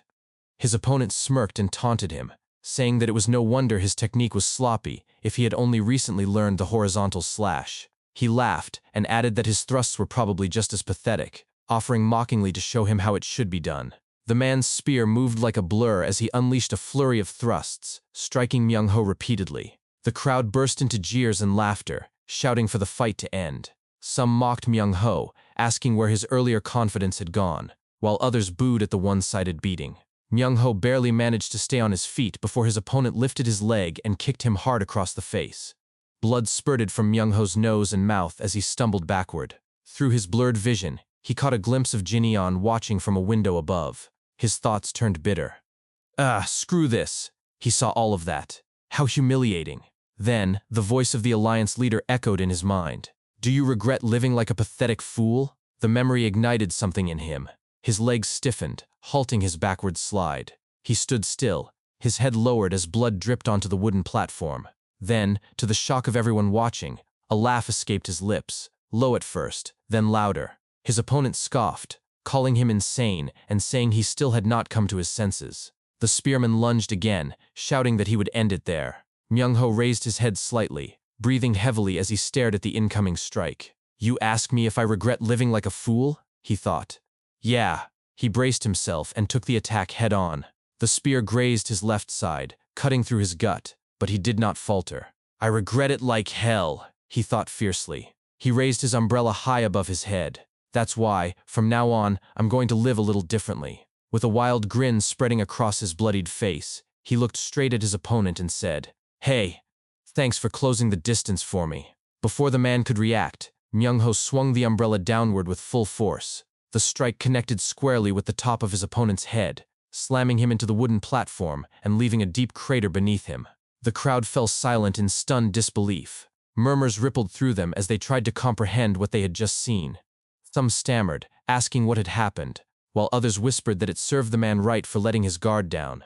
A few questioned aloud what kind of umbrella could deliver such power. On the stage, Chul Myung-ho stood hunched over, gasping for breath. He stared at his fallen opponent. Then slowly, a grin began to spread across his face. Laughter bubbled out of him as he pointed his umbrella toward Jin-yeon, who was still watching from the second-floor window. Hey, master, he called out firmly. Inside, he silently thanked Jin-yeon for sparing him and vowed to repay the kindness of his teachings. Because, he thought, I'm the poisonous fox. I always repay my debts. Then, in a loud, triumphant shout, he declared, I won! From above, Jin-yeon grinned at his words. The crowd erupted into confused chatter again. Many could not believe what they had witnessed. Some said he had actually won. Others whispered that it was impossible, that he had taken his opponent down in one strike, and with an umbrella no less. Chul Myung-ho groaned softly, muttering that he was a pathetic weakling. His body trembled as he admitted he could no longer move. Still catching his breath, he spoke out loud, saying that if everyone was satisfied, he would be leaving now. Before he could step away, a man from the crowd climbed onto the stage, shouting for him to stop. He sneered, asking where Myung-ho thought he was going and whether one lucky win had made him arrogant. He declared that he would teach him his place. Another man climbed up right after, claiming the right to fight instead. Myung-ho smirked and called them idiots, mocking them for being so impatient that they could not even take turns. As more people started climbing up, he cursed inwardly. Ugh, these annoying bastards. Get a grip, Chul Myung-ho. Before any of them could reach him, Jin-yeon suddenly appeared behind him like a shadow. The air grew heavy as he stood between Myung-ho and the mob. The crowd hesitated, visibly unnerved by the pressure radiating from him. One of them stammered, asking aloud what this overwhelming presence was and who he was. Jin-yeon answered flatly, saying he was a participant in the Dragon Phoenix tournament. Chul Myung-ho turned his head slightly and asked why he had come down. Jin-yeon replied casually that he was there to enjoy the pre-festival. Myung-ho looked at the group ahead and told them that their fun was over. His master would be dealing with them next. One of the men blinked in confusion. The master of that umbrella guy? He asked incredulously. Myung-ho narrowed his eyes and thought bitterly that those same men who had attacked him like rabid dogs were now backing away in fear of Jin-yeon. He realized then that becoming stronger truly was the coolest thing in the world. As his vision began to blur, he lost his balance, but before he could fall, a man caught him by the arm. The man's voice was calm and smooth as he addressed the crowd, suggesting that it was getting late and that they should all call it a night before tomorrow's main event. Whispers rippled among the onlookers. Someone recognized him and murmured that he was the son of the Hua clan, young Master Hua. Another remarked that the rumors were true, that he really was quite handsome. Hua In-wol turned to Jinyan and leaned in slightly, advising him that if he planned to win the Dragon Phoenix tournament, it would be best not to waste his strength on meaningless scuffles. Jinyan looked at him and asked who he was. Autumn leaves? He guessed. After a brief pause, the man introduced himself properly. I'm Hua In-wol. Hearing his name, the remaining crowd members began to disperse. One of them muttered that he had a point and that it was best to end things there. Jinyan exhaled quietly. While beside him, Hua In-wol smiled and commented that it was quite a coincidence. They were lodging in the same place. He invited Jinyan to join him for a drink in his room later, saying there was something he wished to give him. Jinyan agreed with a nod. Hua In-wol smiled and said he would see him in an hour. Before leaving, he turned to Chul Myung-ho and told him that he had left quite an impression. Myung-ho scratched the back of his head awkwardly and muttered a hesitant reply. As the commotion faded, a woman stood silently on the second-floor balcony, gazing down at the scene under the pale moonlight. Later that night, inside Hua In-wol's lodging, he sat drinking alone when the faint sound of footsteps caught his attention. Un-seol entered the room, her expression sharp as she called out to him. "Hey, Un-wol!" He raised an eyebrow at her tone and asked what was with her lack of manners. Un-seol crossed her arms and said she had seen everything, demanding to know why he had stopped the duel earlier.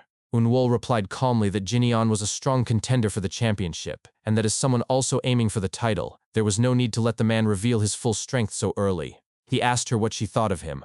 Un-seol admitted that he looked strong. Un-wol nodded approvingly and said she was right. He explained that when they had competed in mobility arts before, Jinyan had actually slowed down intentionally to match their pace, maintaining the exact distance on purpose. That, he said, was the mark of experience. He leaned back with a smirk and remarked that he had originally planned to defeat all the successors of the great clans, but now he was considering skipping this year's tournament altogether. Un-seol's eyes widened as she shouted in disbelief, asking if Jinyan was truly that strong. Un-wol chuckled and said she had not noticed. Jinyan had not even used inner energy during the duel. With pure physical strength alone, he could have crushed everyone there. Then, teasingly, he asked whether she was interested in him now. Un-seol's face flushed bright red at the question, and Un-wol only grinned wider. He added playfully that perhaps she should follow their father's suggestion and marry him. Stammering, she shouted back in shock, denying it. Un-wol laughed softly and teased her further, saying it would be better to be tied to the strongest merchant group in the world than to a martial clan. He accused her of coming to his room out of curiosity, wondering what kind of man Jinyan was. Flustered, she turned away, her entire face red, insisting that she had only been curious about how strong he was. She muttered angrily for him to forget it. Un-wol chuckled again and told her to think carefully. Once Jinyan won the tournament, it would be too late. "Ugh! I said he's not my type," she shouted. But as her words echoed through the room, she froze in surprise. Jinyan himself was standing in the doorway, looking awkward. He said softly. "May I come in?" Hua In-wol laughed quietly and shook his head with a knowing smile. "Oh dear," he said. In an instant, Hua Yun-seol slammed her head into a corner wall. Li Jinyan was shocked at her reaction and thought to himself, "Crazy bitch." He then looked her over from top to bottom and continued his internal thoughts, concluding that she did not seem like it. At the front, Yun-wol chuckled at the hilarious situation and remarked that Jinyan had arrived.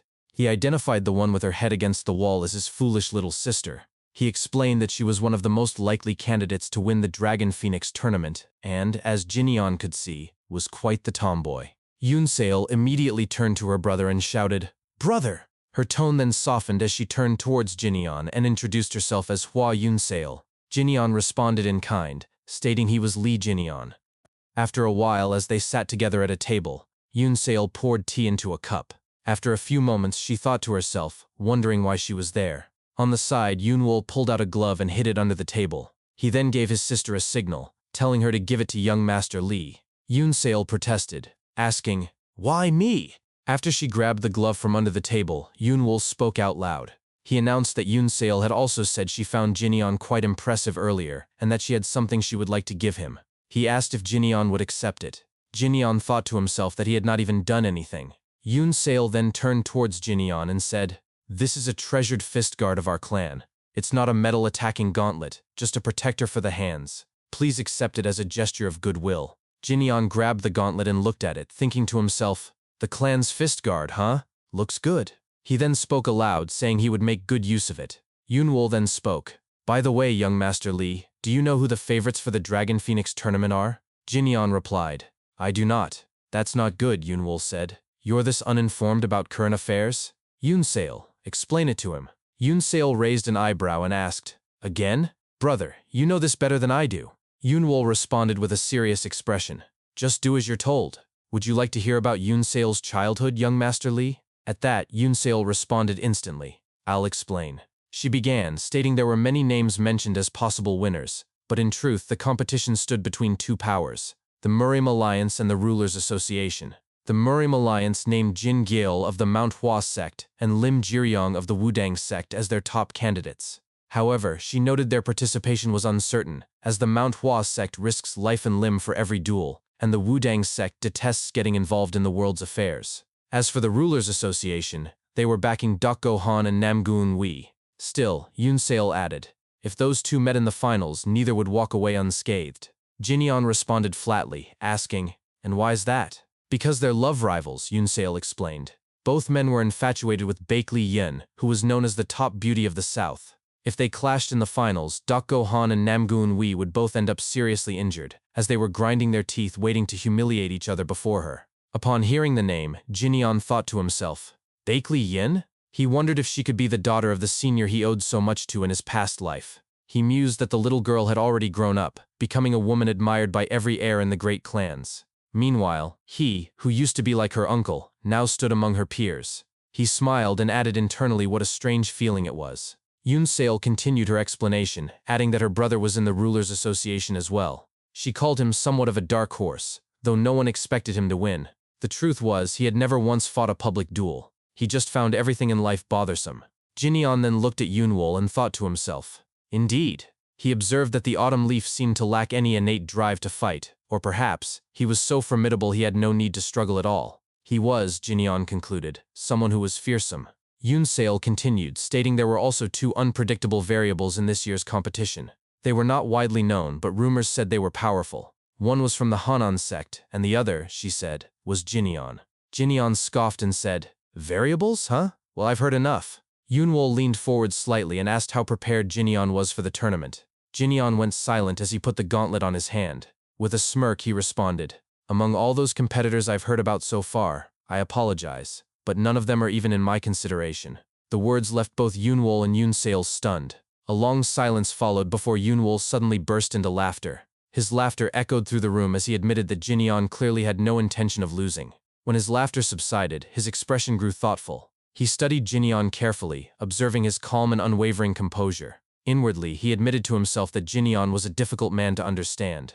No matter how closely he tried to analyze him, he could not discern the young man's main martial art, his level of power, or even whether he held any interest in his sister at all. Despite Yoonseol's reputation as the Snow Phoenix, Jinyeon seemed utterly indifferent toward her. Perhaps, Yoonwol thought, the man's mind was consumed entirely by his pursuit of strength. Across the table, Jinyeon examined the fist guard once more, murmuring softly that it was beautifully made, a well-crafted weapon of defense. Sometime later, outside the siblings' residence, Jinyeon bid farewell to them.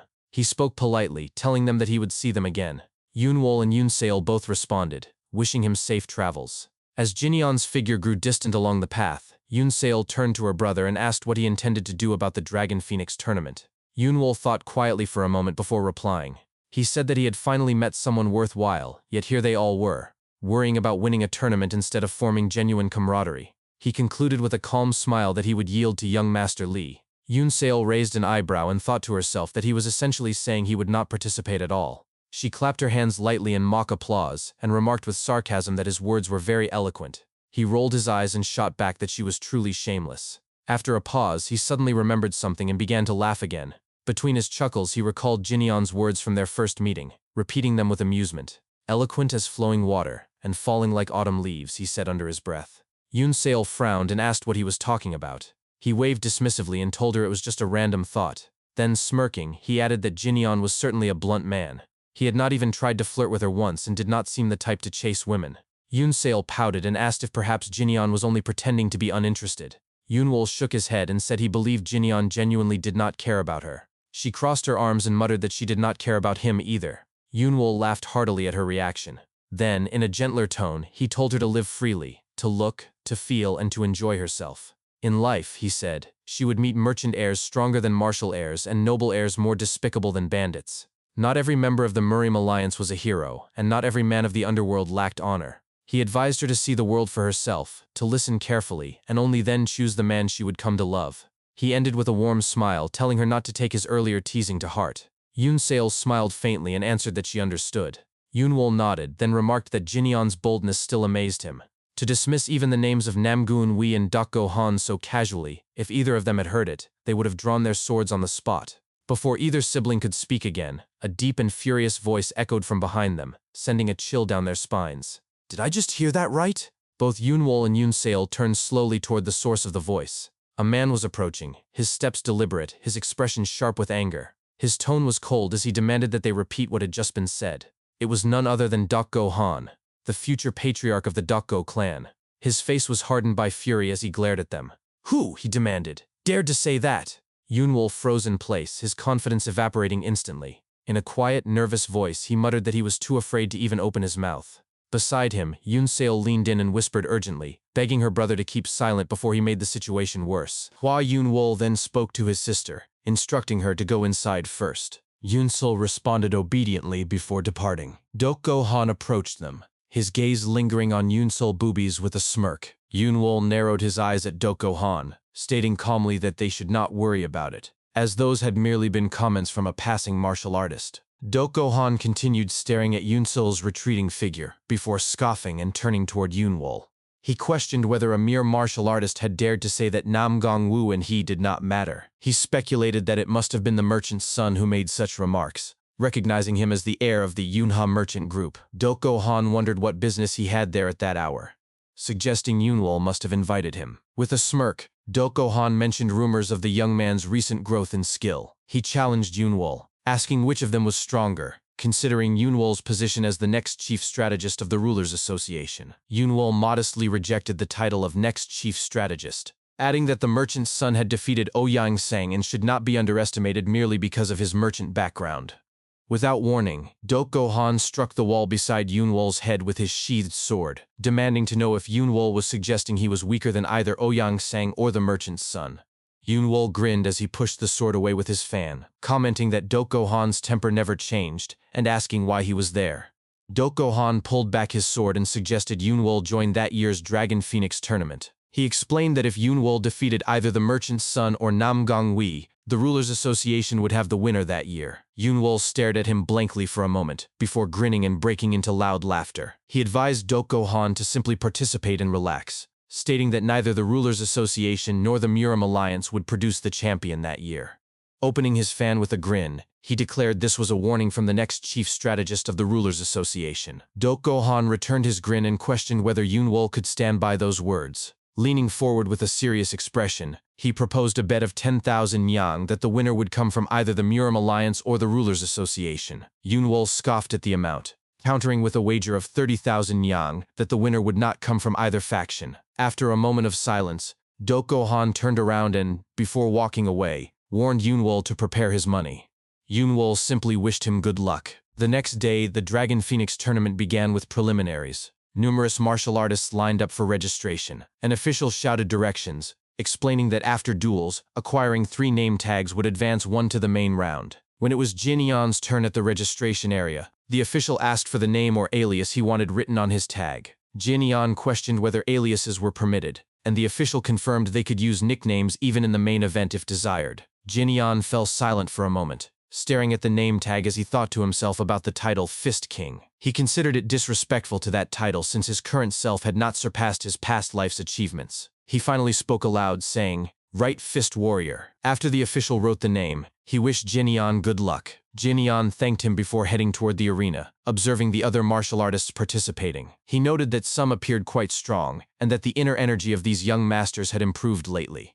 However, he believed inner energy was not everything, and intended to prove it by testing the body techniques he had refined. His thoughts were interrupted when a participant shouted at the stage, questioning why the judge was breaking his tag. The judge pointed at the young warrior, stating he lacked both skill and character to reach the main round, and ordered him to leave quietly. The contestant protested, mentioning he had come all the way from Shanxi and had won his match. The old judge pointed at him and shouted that this was the Muriam Alliance, disqualifying him for viciously attacking his defeated opponent. He questioned whether that was proper conduct for a martial artist. As the young warrior left the stage, the judge called for the medical team, noting the previous contestant was bleeding heavily. On the sidelines, Jinyan smirked at the situation, thinking to himself that the judge had quite the temper. He reflected that sometimes the orthodox groups were as infuriating as the Ouyang clan, yet because of righteous elders like him, he could never truly hate the orthodox side. Jinyan approached an official to inquire where the judge who had scolded the contestant went. The official responded that it did not matter, as a spot had just opened due to the injured contestant, allowing Jinyan to go up immediately. Stepping onto the stage, Jinyan bowed respectfully. The judge noted he was a polite young man and requested his tag. Jinyan handed it over. The judge read the alias Fist Warrior and wished him good luck. Suddenly, the judge's attention shifted to Jinyan's gauntlets. Without warning, he grabbed Jinyan's hand, examining the gauntlets curiously. He remarked that in his 50 years in the Changhu, he had never seen gauntlets like these. Jinyan politely explained he had received them from the young master of the Hua clan and was unsure of their exact nature. The judge's eyes narrowed as he stared firmly at the gauntlets, noting the material resembled the rare celestial silkworm thread once made by the Bakley clan. He observed they could not be easily cut even by blades and were of fine quality. Jinyan thought to himself that he had not realized how valuable they were, as they had been given so casually. Their moment was interrupted when Jinyan's opponent spoke up, asking if they should begin. The judge cleared his throat and announced they would start when ready. Jinyan's opponent took his stance with a smirk, noting by the gauntlets that Jinyan also used his fists, suggesting it would be a good match. Suddenly, Jinyan appeared instantly in front of his opponent.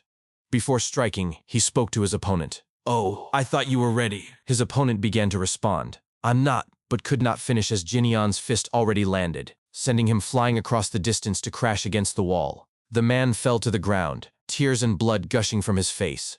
The judge observed carefully before announcing, "Stop, the winner is the Fist Warrior. Stop right there." He thought to himself that while he had sensed an extraordinary aura from Jinyan, that punch had been exhilarating beyond words. Calling for the next contestant, he watched as a man with a wooden staff walked onto the stage. After examining the name tag, the judge wished Lifestealer good luck and instructed them to begin when ready. Jinyan bowed to his opponent, who returned the bow while thinking to himself that Jinyan's last strike indicated he was no ordinary opponent. Unable to read Jinyan's level, Lifestealer decided to pour all his inner energy into one decisive blow.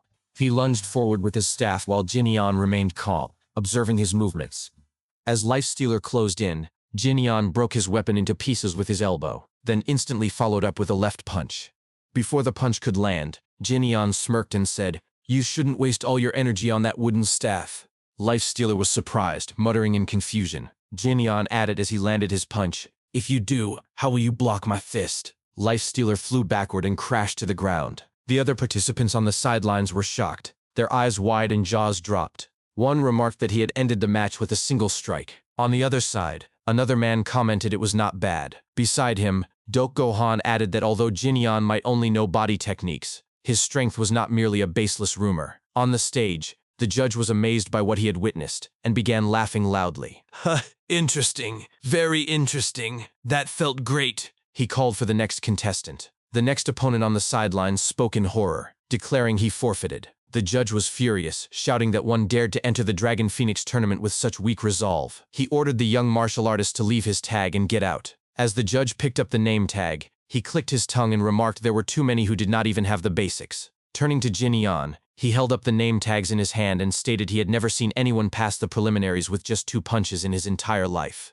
With an excited expression, he declared Jinyan qualified and said he would see him in the main round. Later that evening, within one of the buildings belonging to the Murim Alliance, the elders gathered to discuss the upcoming main matchups for the grand tournament. The atmosphere in the room was serious as they laid down the name tags of the participants across a long wooden table. One of the elders remarked that they simply needed to divide the participants according to martial prowess into the categories of Gap, Yule, and Byung. Another elder confirmed this, saying that as long as the Gap-ranked fighters did not face each other in the first round, the arrangement would be fine. An old judge, who had been quietly examining the names, began hanging the tags on the tournament bracket board. He commented that among the contenders he had judged, the only one deserving the title of Gap was the Fist Warrior. One of the elders acknowledged this, recalling that the Fist Warrior had been the first to advance into the main bracket. The elder seated beside him chuckled and added that word had already spread among the participants. Rumor had it that the Fist Warrior had advanced straight from the preliminary round with only 2 fist strikes.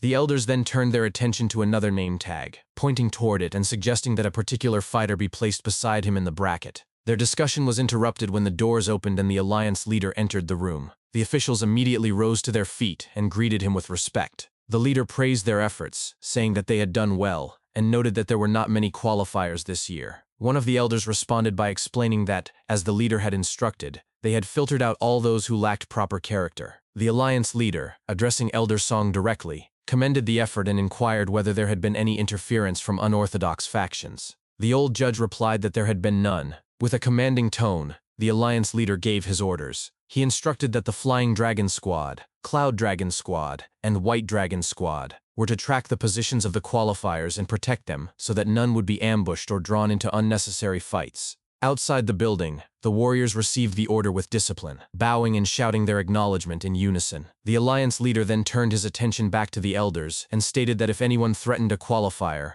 whether they were from a famous orthodox sect or a noble clan, they were to be seized immediately and locked in the dungeon. He warned that those people would serve as examples through harsh punishment. The elders all bowed deeply and answered that they understood. The leader then added one final order, pausing before he glared at them sharply and said, "For the honor of the Murim Alliance, ensure that no qualifier gets hurt." After saying this, he left the room and closed the door behind him. The moment he was gone, the elders collectively sighed in relief, with one of them muttering that the leader was always a frightening man to behold. The next day, the main qualifiers of the Dragon Phoenix tournament gathered on the stage, standing in the center as excitement buzzed through the crowd. An official unveiled the large board displaying the match brackets, causing a wave of cheers and chatter to erupt throughout the area. Inside the main hall, the alliance leader, Yu Jung-hong, stood silently as he gazed up at a massive painting hanging on the wall. An elder approached him and reported that all preparations for the tournament were complete. Yu Jung-hong turned his head slightly and acknowledged the report with a calm,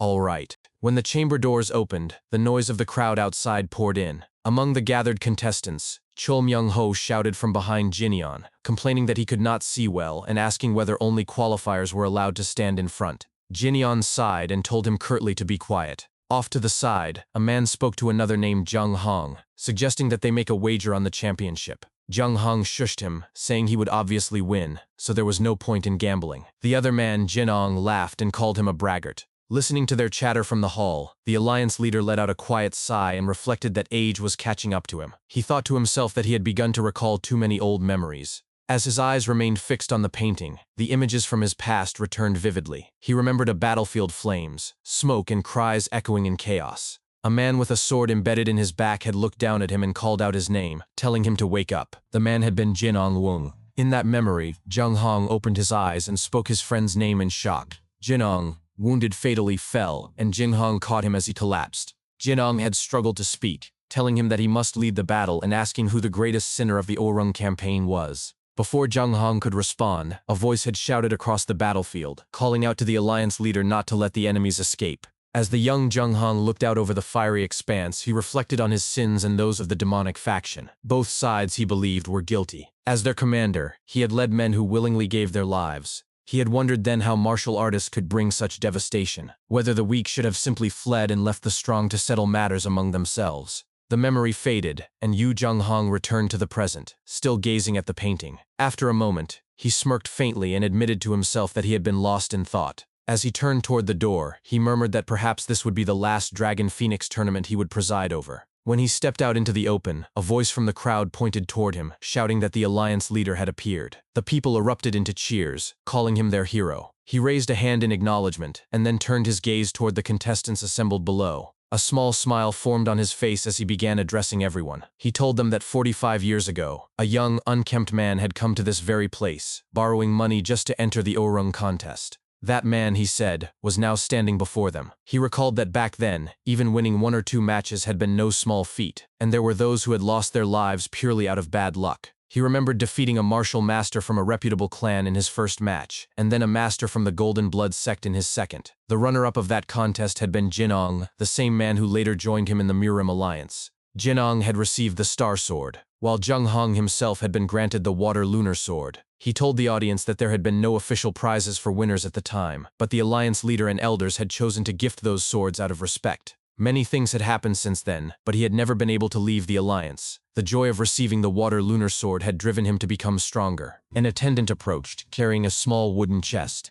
Yu Zhenghong declared that the winner of this year's contest would receive a century-old Zhenghua ginseng from the Ime sect. Gasps spread through the crowd. Doko Han, among the spectators, was struck with disbelief, muttering that such ginseng was so rare that even money could not buy it. Nearby, Hua Unwol smirked regretfully and whispered that he should have joined the tournament. The alliance leader continued, saying that the ginseng was a gift of great significance, as Abbess Hyun Yi of the Ime sect, who rarely had enough to spare even for her disciples, had chosen to give it to an unknown winner. In addition, the most outstanding swordsman of the tournament would be awarded the Star Sword, the very weapon that had lost its master during the Orung campaign. Yu Zhenghong said that his departed friend in heaven, Jianong Weng, would surely rejoice. He went on to mention his own water lunar sword, saying with a faint smile that it was not something he could give away. The old judge nearby let out a quiet sigh of relief at those words, and Yu Zhenghong continued, explaining that the Gu clan ironsmiths had specially forged a new sword for this tournament. As everyone knew, he said, the Gu clan were the same smiths who had crafted the unforgetting swords used by the greatest swordsman of the Manhwa sect. Murmurs of awe spread through the audience, as one man whispered in amazement that it was indeed the Manhwa sect's legendary sword. Yu Zhenghong then stated that the tournament's winner would have the honor of naming this newly forged blade. Drawing his own sword, he addressed the young warriors gathered before him. He told them to remember that even after youth faded and their shaggy hair turned white, a sword could still remain sharp. This is the water lunar sword, he declared. He urged them to keep an upright heart through all the years, for after their generation ascended to heaven, they would be the ones to uphold the Murim world. He then announced the 3 grand prizes: the century-old Zhenghua ginseng, the Star Sword, and the Gu clan ironsmith's new blade, saying that all were being given freely, without conditions, for a single reason. Assuming a formal sword posture, his voice rose in strength and conviction as he proclaimed, "Because we are the Orthodox."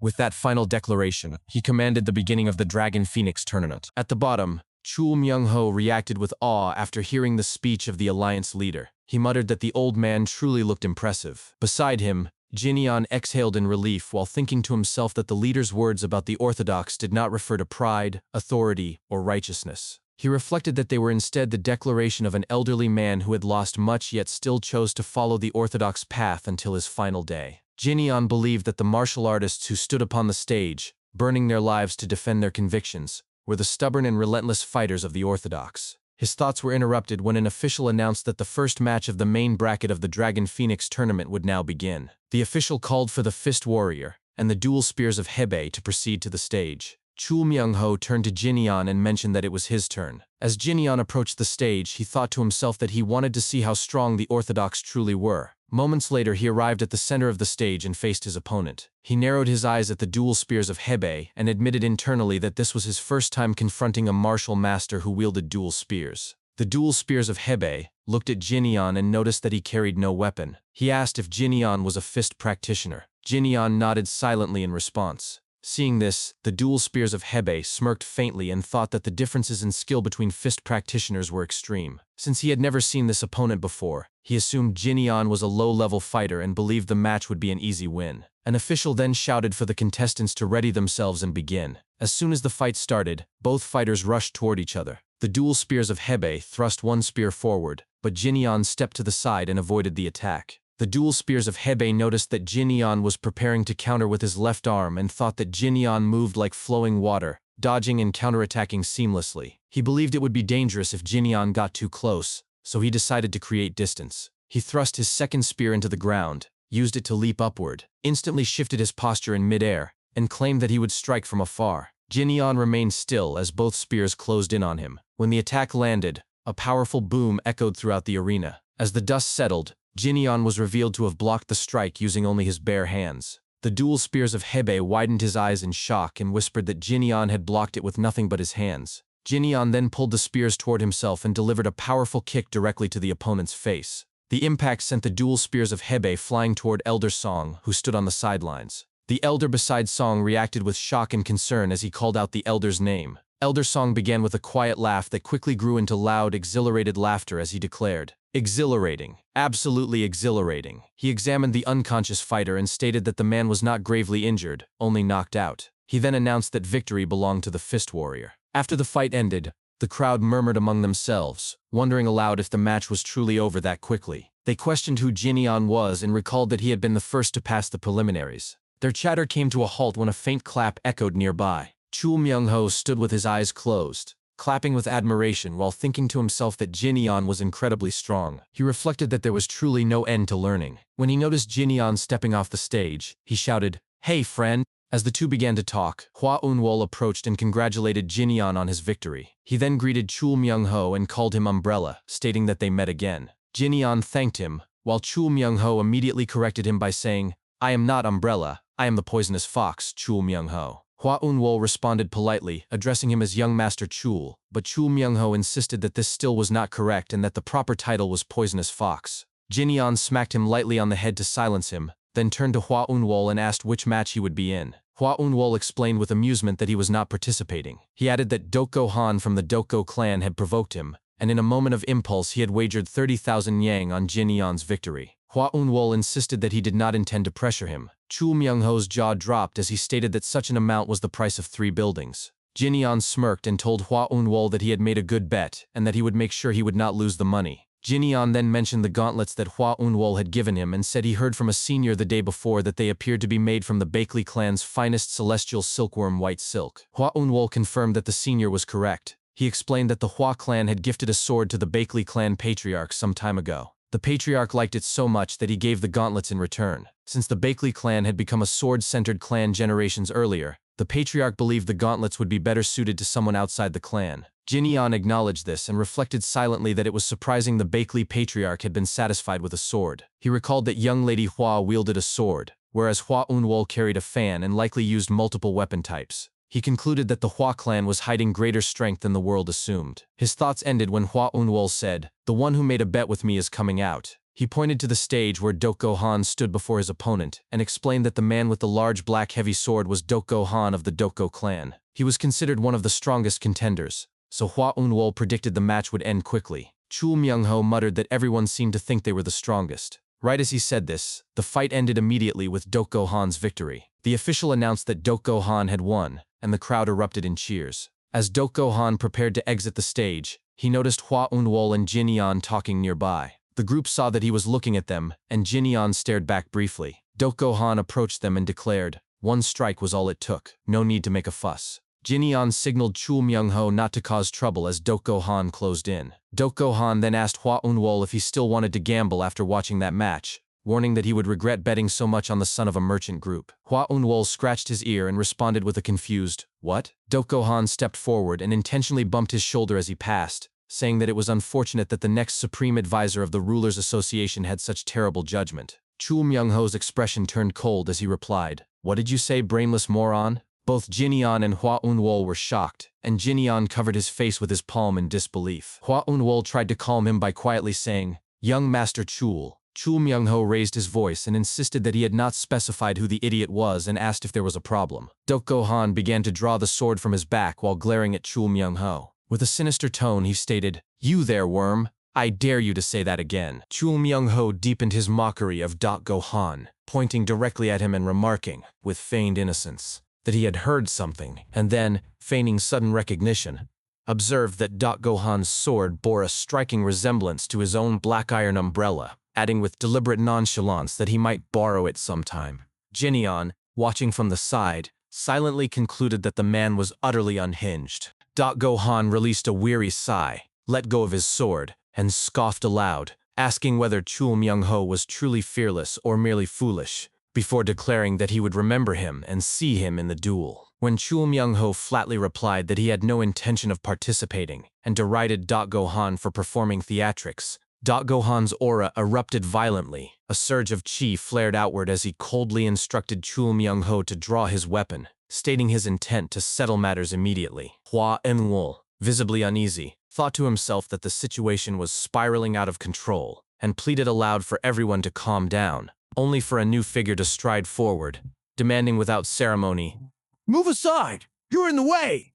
The man was Namgung Wee, the Namgung clan's strongest swordsman. At the sight of him, Dokgo Han's expression hardened into open hostility, while Chul Myung-ho, bewildered, asked who he was. Nam Gonghui ignored him and addressed Gohan directly, reproaching him for squandering his inner energy on insignificant foes and now bickering like a common street brawler. Surely, he must have an excess of free time. Gohan clenched his teeth and uttered Nam Gonghui's name with barely restrained fury. Jinyan, hearing the name, instantly recognized it. This was the grandson of the legendary Sword Emperor, and even now, his bearing and presence evoked the elder's formidable legacy. He noted, inwardly, that Nam Gonghui appeared exceptionally skilled for his age. When Nam Gonghui turned to Jinyan and identified him as the one from the merchant group, Gohan retorted with biting sarcasm, questioning why Nam Gonghui wasn't occupied with his own duel, and accusing him of meddling out of boredom. Nam Gonghui responded breezily that he had already concluded his match,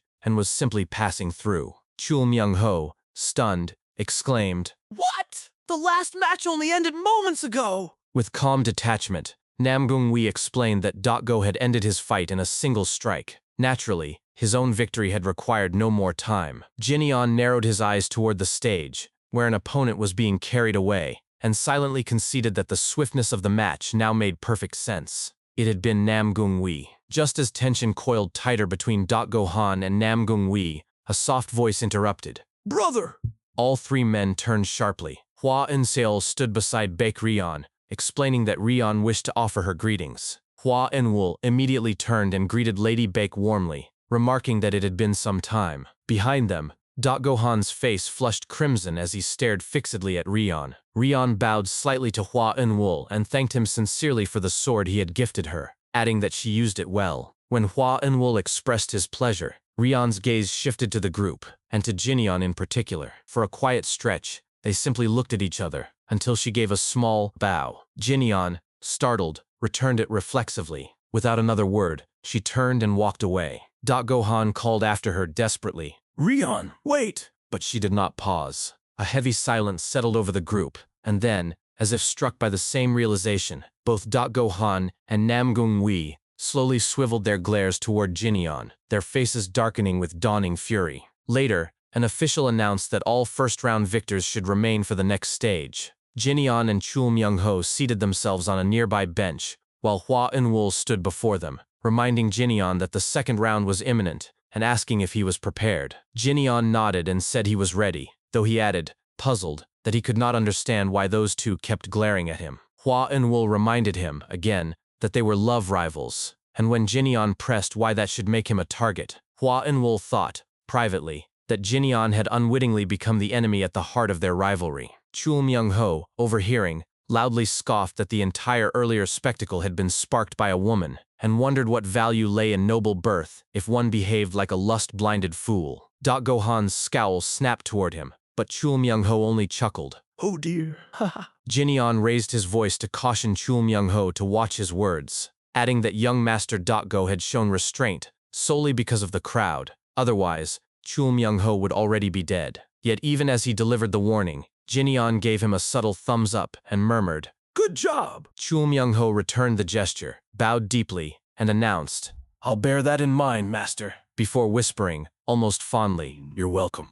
The Hua siblings exchanged amused glances. Hua Eun-seol laughed outright, and Hua Eun-woo remarked that the two of them truly seemed like friends. As the tournament progressed, Jinyan advanced flawlessly. When his next opponent was revealed to be Gohan, Hua Eun-woo explained that only 2 more wins stood between him and the finals, though the path was brutal. Should he reach the semifinals, he would face Nam Gonghui immediately. Due to a forfeiture, the bracket now forced back-to-back clashes with elite fighters. Elsewhere, the winner between the Hainan Sect's Golden Sand Sword and the Mount Hua Sect's Plum Blossom Wanderer would claim the other finals slot. The official's voice rang out. "Fearless Doggo and Fist Warrior, please step onto the stage."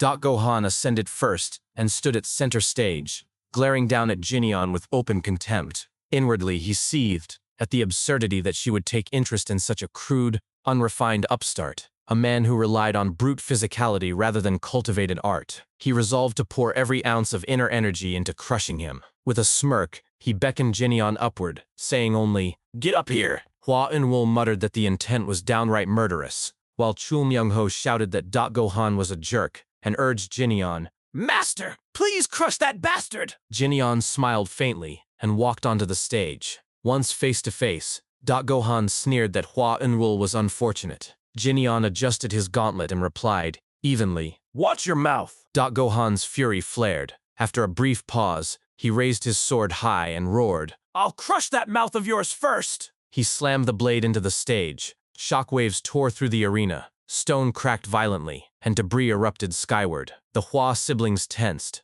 fully focused, while Chul Myung-ho, knocked backward by the force, yelled in alarm that the stage was splitting apart. Across the grounds, the Alliance leader and Elder Song watched intently, eyes sharp and unblinking. Jinyan remained unmoved. He considered, inwardly, that he had intended to hold back in this orthodox match, but Gohan's next taunt tipped the scale. The latter spat the words merchant worm and demanded, with venom, whether Jinyan finally understood his place. Then Jinyan lifted his left foot and stepped forward, lightly. A heartbeat passed. The entire stage detonated. Massive slabs of rock tore free and launched into the air. Gohan staggered back, disbelieving, while Namgungwee's eyes widened in stunned recognition. Amid the chaos, Jinyan smirked and said, Know my place, you say? He settled into his fighting stance, voice low but resonant.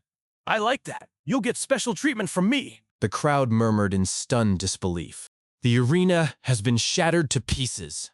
Elder Song turned sharply toward the Alliance leader and called out to him by title. The Alliance leader raised a hand and instructed his forces to proceed as planned, but emphasized, without compromise, that the spectators must remain unharmed.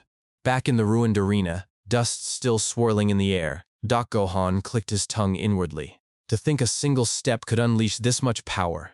He wondered just how intensely the man had trained in external martial arts, and dismissed him, bitterly, as a brute. That's probably all he's got anyway. Without warning, he unleashed a rapid barrage of chi-infused sword strikes toward Jinyan. Yet Jinyan remained utterly calm. Lightning chi crackled along his right hand, and in an instant, a colossal chi construct, shaped like a massive palm, materialized, intercepting every strike with effortless authority. Gohan staggered backward, teeth clenched, mind reeling in disbelief. Inner energy? Beside the ring, Hua Enlil watched, awestruck, and murmured aloud, So I made the right choice after all. In the next breath, Jinyan appeared directly before Gohan, fist coiled, ready to strike. Gohan barely registered the movement before instinct forced him into defense. Jinyan unleashed a rapid sequence of punches, each one perfectly timed, perfectly weighted, driving Gohan backward with relentless pressure. Internally, Gohan reeled. His external and inner energy are perfectly balanced. He doesn't just have deep internal power. To think the son of a merchant group moves like a top-tier martial master. No wonder Ouyang Saeng was defeated by him. When the assault concluded, Jinyan smirked faintly and spoke, voice carrying over the silence. Where did that overwhelming force you used to break the arena go, huh? You're being overly cautious. Gohan roared, lunging forward. Silence! And swung his sword with full intent. But Jinyan intercepted the blade with only 2 fingers. The impact sent the sword flying from Gohan's grip, embedding itself upright in the cracked ground. Gohan stared at it, horror flooding his chest, before a memory surged, vivid and searing. What a disgrace. His father's voice, cold and towering, as he looked down at him sprawled on the training ground. You lost your balance, and even dropped your sword! You still have yet to master even the first stance of the heaven-destroying art properly. What a shameful display! Nearby, 2 onlookers whispered, Does he still not meet the Patriarch's standards? The other sighed. Even at this age, he remains unacknowledged as young Patriarch. Oh dear. As the memory faded, Gohan gritted his teeth and growled, Not yet.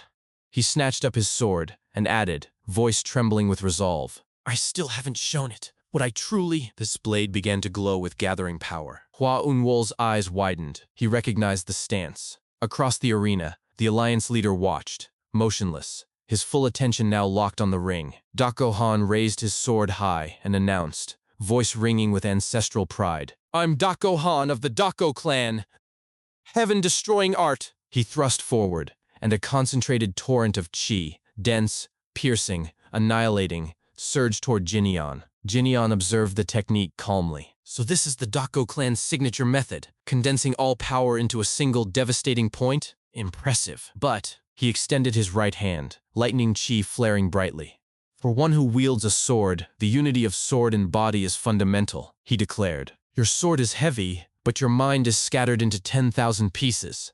With a single strike, he deflected the attack, shattering the chi wave into harmless fragments. Warriors stationed along the perimeter intercepted the stray shards before they reached the crowd. A heavy silence fell. Dakohan panted, trembling, not from exertion, but from disorientation. My strength, it's dispersing everywhere? How? Then, a voice echoed in his mind, sharp, mocking. This is disappointing. Seems like the Dako clan isn't so special after all. There's clearly a reason he still hasn't been recognized. In the end, he's just an empty cart making the loudest din. He faltered. No! No! His jaw clenched. With a guttural cry, he swung his sword again. Wild, desperate, uncontrolled. Damn it! Damn it! Damn it all! Why? He screamed inwardly at Jinyan. Why won't my attacks work? How are you so calm? How can you have such strong eyes? Jinyan stood unmoved and reflected. There are times when children of great clans, raised in privilege and pressure, harbor inner demons far more violent than those forged in the brutal wilds of the Murim. The blade of expectation and public scrutiny cuts deeper than any enemy's steel. If the body strengthens while the spirit remains fragile, the weapon will turn on its wielder. Dissonance between flesh and will leads only to collapse. What such a person needs, in that moment, is… He clenched his fist, a small clue to grasp onto, then opened his palm, serene, and the momentary composure to recognize it. Dakohan's breath hitched. His eyes cleared. I see. He lowered his sword, voice quiet but certain. Originally, the heaven-destroying art is a technique that consolidates scattered energy into one. You must gather your drifting inner energy and encase it firmly. He retook his stance, resolute. I'll go again. Jinyan smiled, quietly, proudly. Dakohan launched the technique once more. Heaven-destroying art! This time, the strike was focused, coherent, true. Jinyan sidestepped effortlessly and said, voice warm with approval, Good, you succeeded.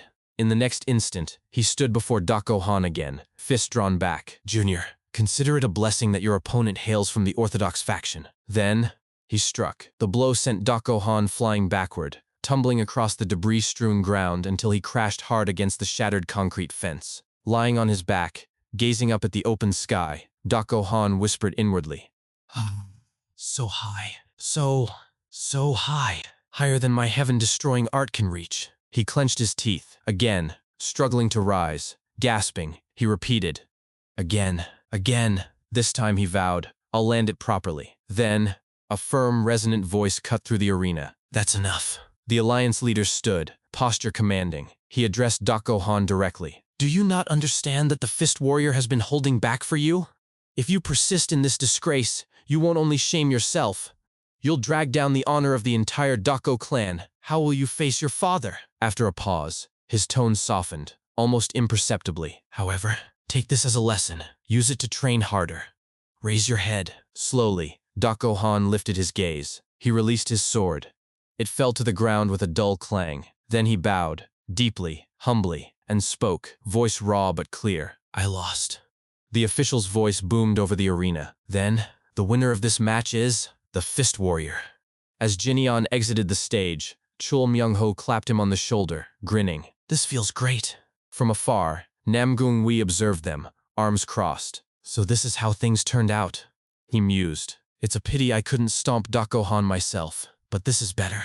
A cold smile touched his lips. This way, I can crush that smug face with my own hands later. Later, after the fight concluded, Jinyan sat resting, catching his breath. When Yunwol approached and spoke to him, I learned a lot. Congratulations on your victory. Jinyan replied with quiet humility. You're too kind. From a distance, Namgung Wi observed the exchange while seated on a bench, his expression unreadable. He reflected inwardly. To think he concealed his inner energy entirely until his bout with Dakohan. He's a far more calculating man than he appears. He began tapping his finger rhythmically against his knee, continuing his mental analysis. How should I fight? At the very least, I'll aim not to suffer a beating like Dakohan did. Dakohan's style relies on crushing the opponent with overwhelming force. But even with that approach, he wasn't even a match. In terms of pure skill, Jinyan is far superior to me, yet I possess more information. There must be a way to beat him. A memory surfaced, him seated across a shogi board from his grandfather.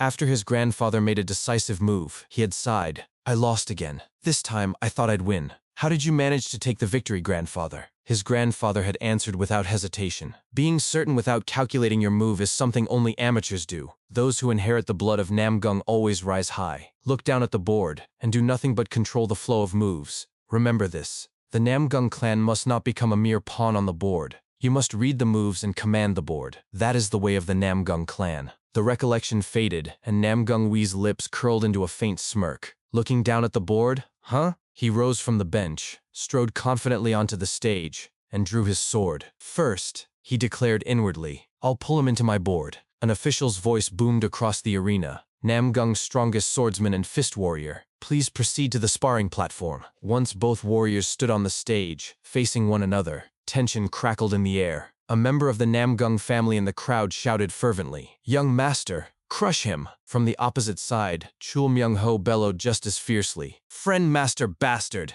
Tear him apart! Jinyeon studied Namgung Wee with quiet appraisal. He seems more composed and serious than Dak Gohan. I'll make the first move then. Without warning, he lunged forward in a swift offensive strike. Namgung Wee intercepted the blow cleanly with his sword. Jinyeon smiled faintly, noting to himself, huh? His center isn't shaking. Namgung Wee sidestepped smoothly and assumed a poised stance. Ruler's unrivaled sword art, he announced, voice steady. Third technique. In the next instant, he unleashed his assault. Ruler's 8 slashes. From the sidelines, Yunwol watched intently, his thoughts racing. To think he'd deploy Ruler's 8 slashes like that. Originally, this blade technique precisely channels inner energy to gradually erode the opponent's reserves. But this appears to be a specialized defensive barrier. Namgung Wee smirked inwardly. If you touch that sword energy, your inner energy will be worn down. The only safe path past it, without being struck, is to vault over the empty space above. So,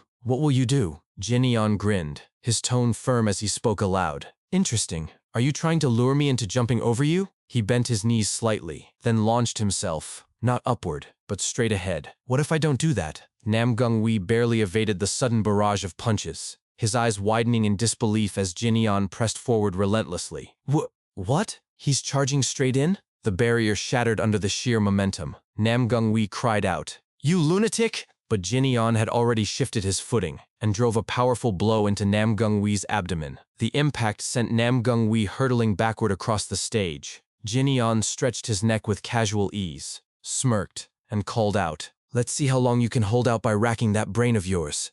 Struggling to rise, Namgung Wee coughed and retorted aloud, voice strained. This is absurd. You're trying to break this technique with your fists? He steadied himself mentally. Calm down. I need to reclaim control of the fight. This time, I'll attack first. He swung his sword with renewed intent, yet Jinyeon deflected every slash effortlessly, using only his bare hands. Again and again, the strikes were parried, each motion precise and economical. Murmurs rippled through the crowd. He's deflecting all the attacks. Jinyeon remained focused. He's holding out surprisingly well. He's clearly trained rigorously under the Sword Emperor. His skill is sufficient to surpass most rising generation disciples. That being said, if I'm to become the best under heaven, I must surpass the Sword Emperor himself. And this young man from the Namgung clan is deploying their ultimate techniques one after another. A spark of genuine appreciation lit his eyes. This is the best kind of lesson I could hope for, to prepare for my eventual fight against the Sword Emperor. Namgung Wee swung his blade with mounting desperation, shouting through gritted teeth, Damn it! Internally, panic flickered. My slashes can't land at all. No, wait. His mind raced, analyzing Jinyeon's patterns. Palm strike, fist strike, kick, palm strike, fist strike. There's a rhythm, a kick. Then, next should be a palm strike. He committed to the counter, preparing a palm strike of his own, but Jinyeon abruptly changed his motion to a fist strike instead, grinning as he delivered the correction aloud. Wrong answer. It's a fist strike. In the same breath, Jinyeon smashed both fists together, generating a sharp concussive wave that stunned Namgung Wee mid-motion. He staggered, dazed, and thought in stunned disbelief. What kind of fist arts user employs sound arts? Then realization struck. So that's it. From the very beginning, there were no rules on this board. He's a variable I've never encountered before. Before Namgung Wee could recover, Jinyeon landed a devastating kick square to his face, adding with quiet finality, If the Namgung clan are those who seek to dominate the board, then this man is the type who smashes the board itself. Namgung Wee flew backward, crashing hard against the arena wall. A ripple of astonishment passed through the spectators. The Namgung clan is losing that easily? Nearby, a Namgung warrior rushed forward, crying out, Young master, are you all right? There's blood on your forehead. Nam Gungwee's vision blurred for a moment, then sharpened. His gaze drifted past the concerned faces and settled on Lady Bakeley, watching from the crowd. As his clansmen helped him to his feet, a profound sense of disorientation washed over him. How did I suffer a complete defeat? He touched the blood trickling down his temple, the weight of revelation settling in his chest. I believed the world was a board I controlled, yet now I see the board was no bigger than the palm of my hand. With solemn dignity, he bowed deeply toward Jin Eon and declared loudly, I lost. I learned a lot. Jin Eon paused for a moment, sighed, and responded that his loud voice was one good manly trait, and that he would see him around. As Nam Gungwee turned around, he added that he would challenge him again, and next time he would set up a board Jin Eon couldn't break. An official then announced the winner of the semi-final match as the Fist Warrior. As Jin Eon dropped off the stage, Chul Myung-ho and Hua Yunwol greeted and celebrated with him. Then a sudden voice echoed nearby, calling out to the Fist Warrior. Jin Eon turned to see Wee Mak Cheon, the Golden Sand Sword, extending his hand for a shake. Mak Cheon said he enjoyed watching the spar, and that Jin Eon truly fought well. He grabbed Jin Eon's hand, shook it, and said he was really looking forward to sparring with him, suggesting they meet in the finals. Jin Eon looked at him and thought he was a noisy man. Another man from behind called out to Wee Mak Cheon, claiming that he was the one progressing to the finals. Wee Mak Cheon narrowed his eyes and told him to try it if he could. With that, an official announced the next fight, the semi-final between the Plum Blossom Wanderer and the Golden Sand Sword. As the announcement ended, Jin Eon muttered to himself that he was hungry. The official announced, now, the semi-final between the Plum Blossom Wanderer and the Golden Sand Sword will begin.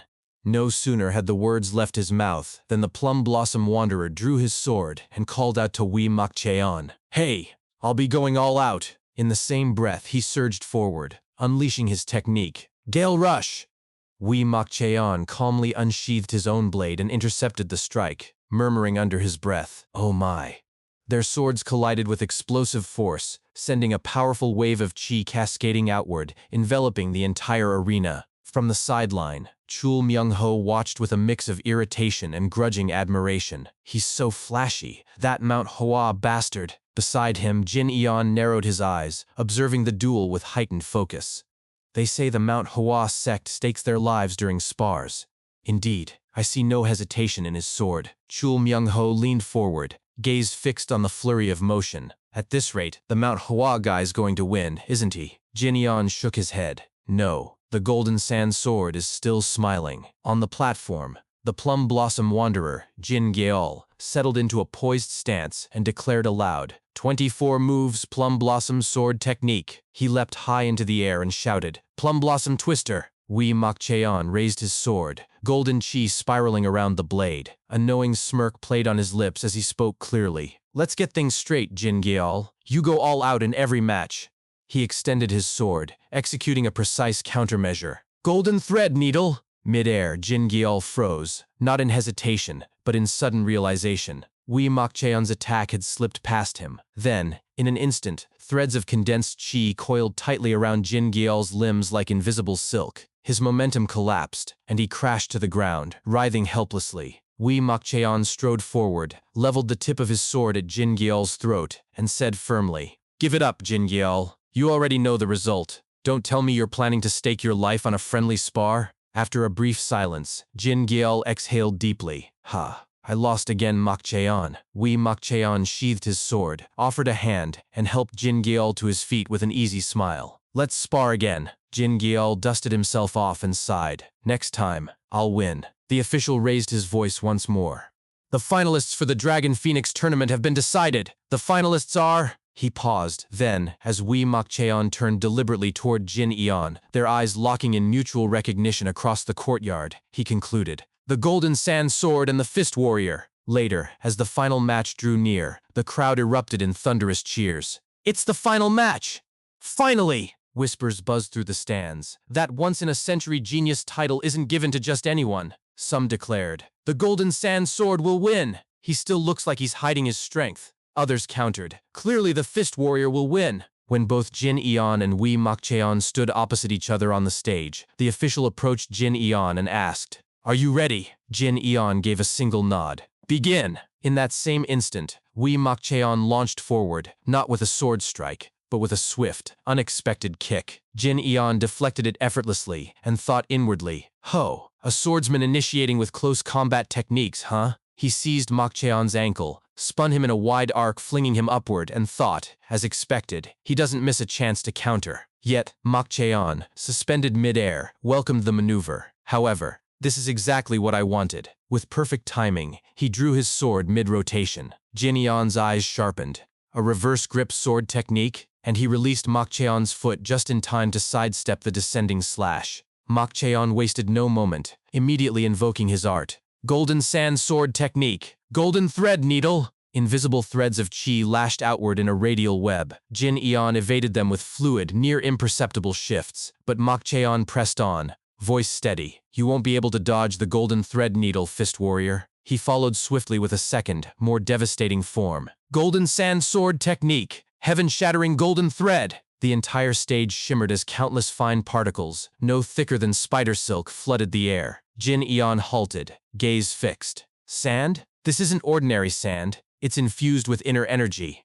He extended his hand forward. If that's the case, the moment the energized granules settled on his shoulder and fingertips, blood welled and trickled down. Mok Cheon's eyes gleamed. It worked. But before the momentum could fully land, Jin Eon flicked his fingers, lightly, decisively, and every single grain suspended in midair ceased its motion. The crowd fell silent in stunned disbelief.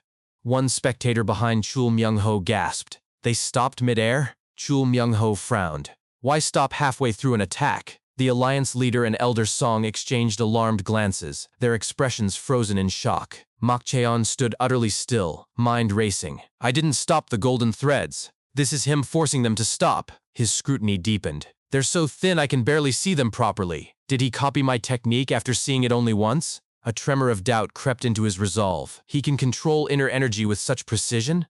Jin Eon began manipulating the halted particles, drawing them into a slow, deliberate orbit. Mok Cheon's breath hitched. "It feels like I've run into an unscalable wall." He exhaled slowly, voice low, heavy with awe. "Ha, truly overwhelming." Then, with a subtle shift of intent, Jin Eon redirected the suspended sand, now a lethal storm, toward Mok Cheon. But before impact, Mok Cheon spoke aloud, voice calm and certain. "I lost." Jin Eon dispersed his inner energy in one fluid motion. The sand dissolved into harmless dust, and absolute silence descended upon the arena. Unwol, watching from the side, murmured, "This is seriously amazing." Chul Myung-ho, still baffled, turned to the man beside him. "What? Why did the sand suddenly turn against the golden sand sword, and why is he surrendering?" The alliance leader's gaze remained fixed on Jin Eon, thoughts profound. A level of martial arts control that ordinary people cannot even perceive. A quiet smile touched his lips. Just how strong is he going to become?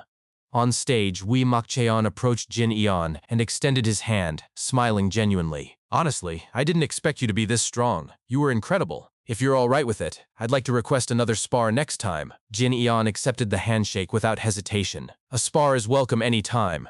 At that moment, the alliance leader rose to his feet and addressed the assembly. "From the looks of it, this year's Dragon Phoenix tournament champion has been decided." He paused, letting the anticipation build. Then, voice resonant and clear, he proclaimed, "This year's champion is the Fist Warrior." Chul Myung-ho erupted in elation, shoving the man beside him and shouting, "That's my boy!" The man rolled his eyes and muttered, "Sheesh, young people these days." He turned away, then, in an instant, vanished. His form blurred as he leapt from rooftop to rooftop, racing through the city under the cover of dusk. Later that night, he arrived at a dilapidated house deep within the forest. As he stood before the door, a voice issued calmly from within. "Come in." He entered, bowed deeply, and announced, "Greetings, group leader." Inside, several men clad in identical dark robes stood in disciplined formation. At the center sat a man of stern bearing, who spoke without rising. "So, how did the rising talents of the Orthodox factions look?" The newcomer replied evenly. "There were a few who seemed decent, but they're still just kids." The group leader nodded. "I see. Then there's no problem proceeding with the revised plan."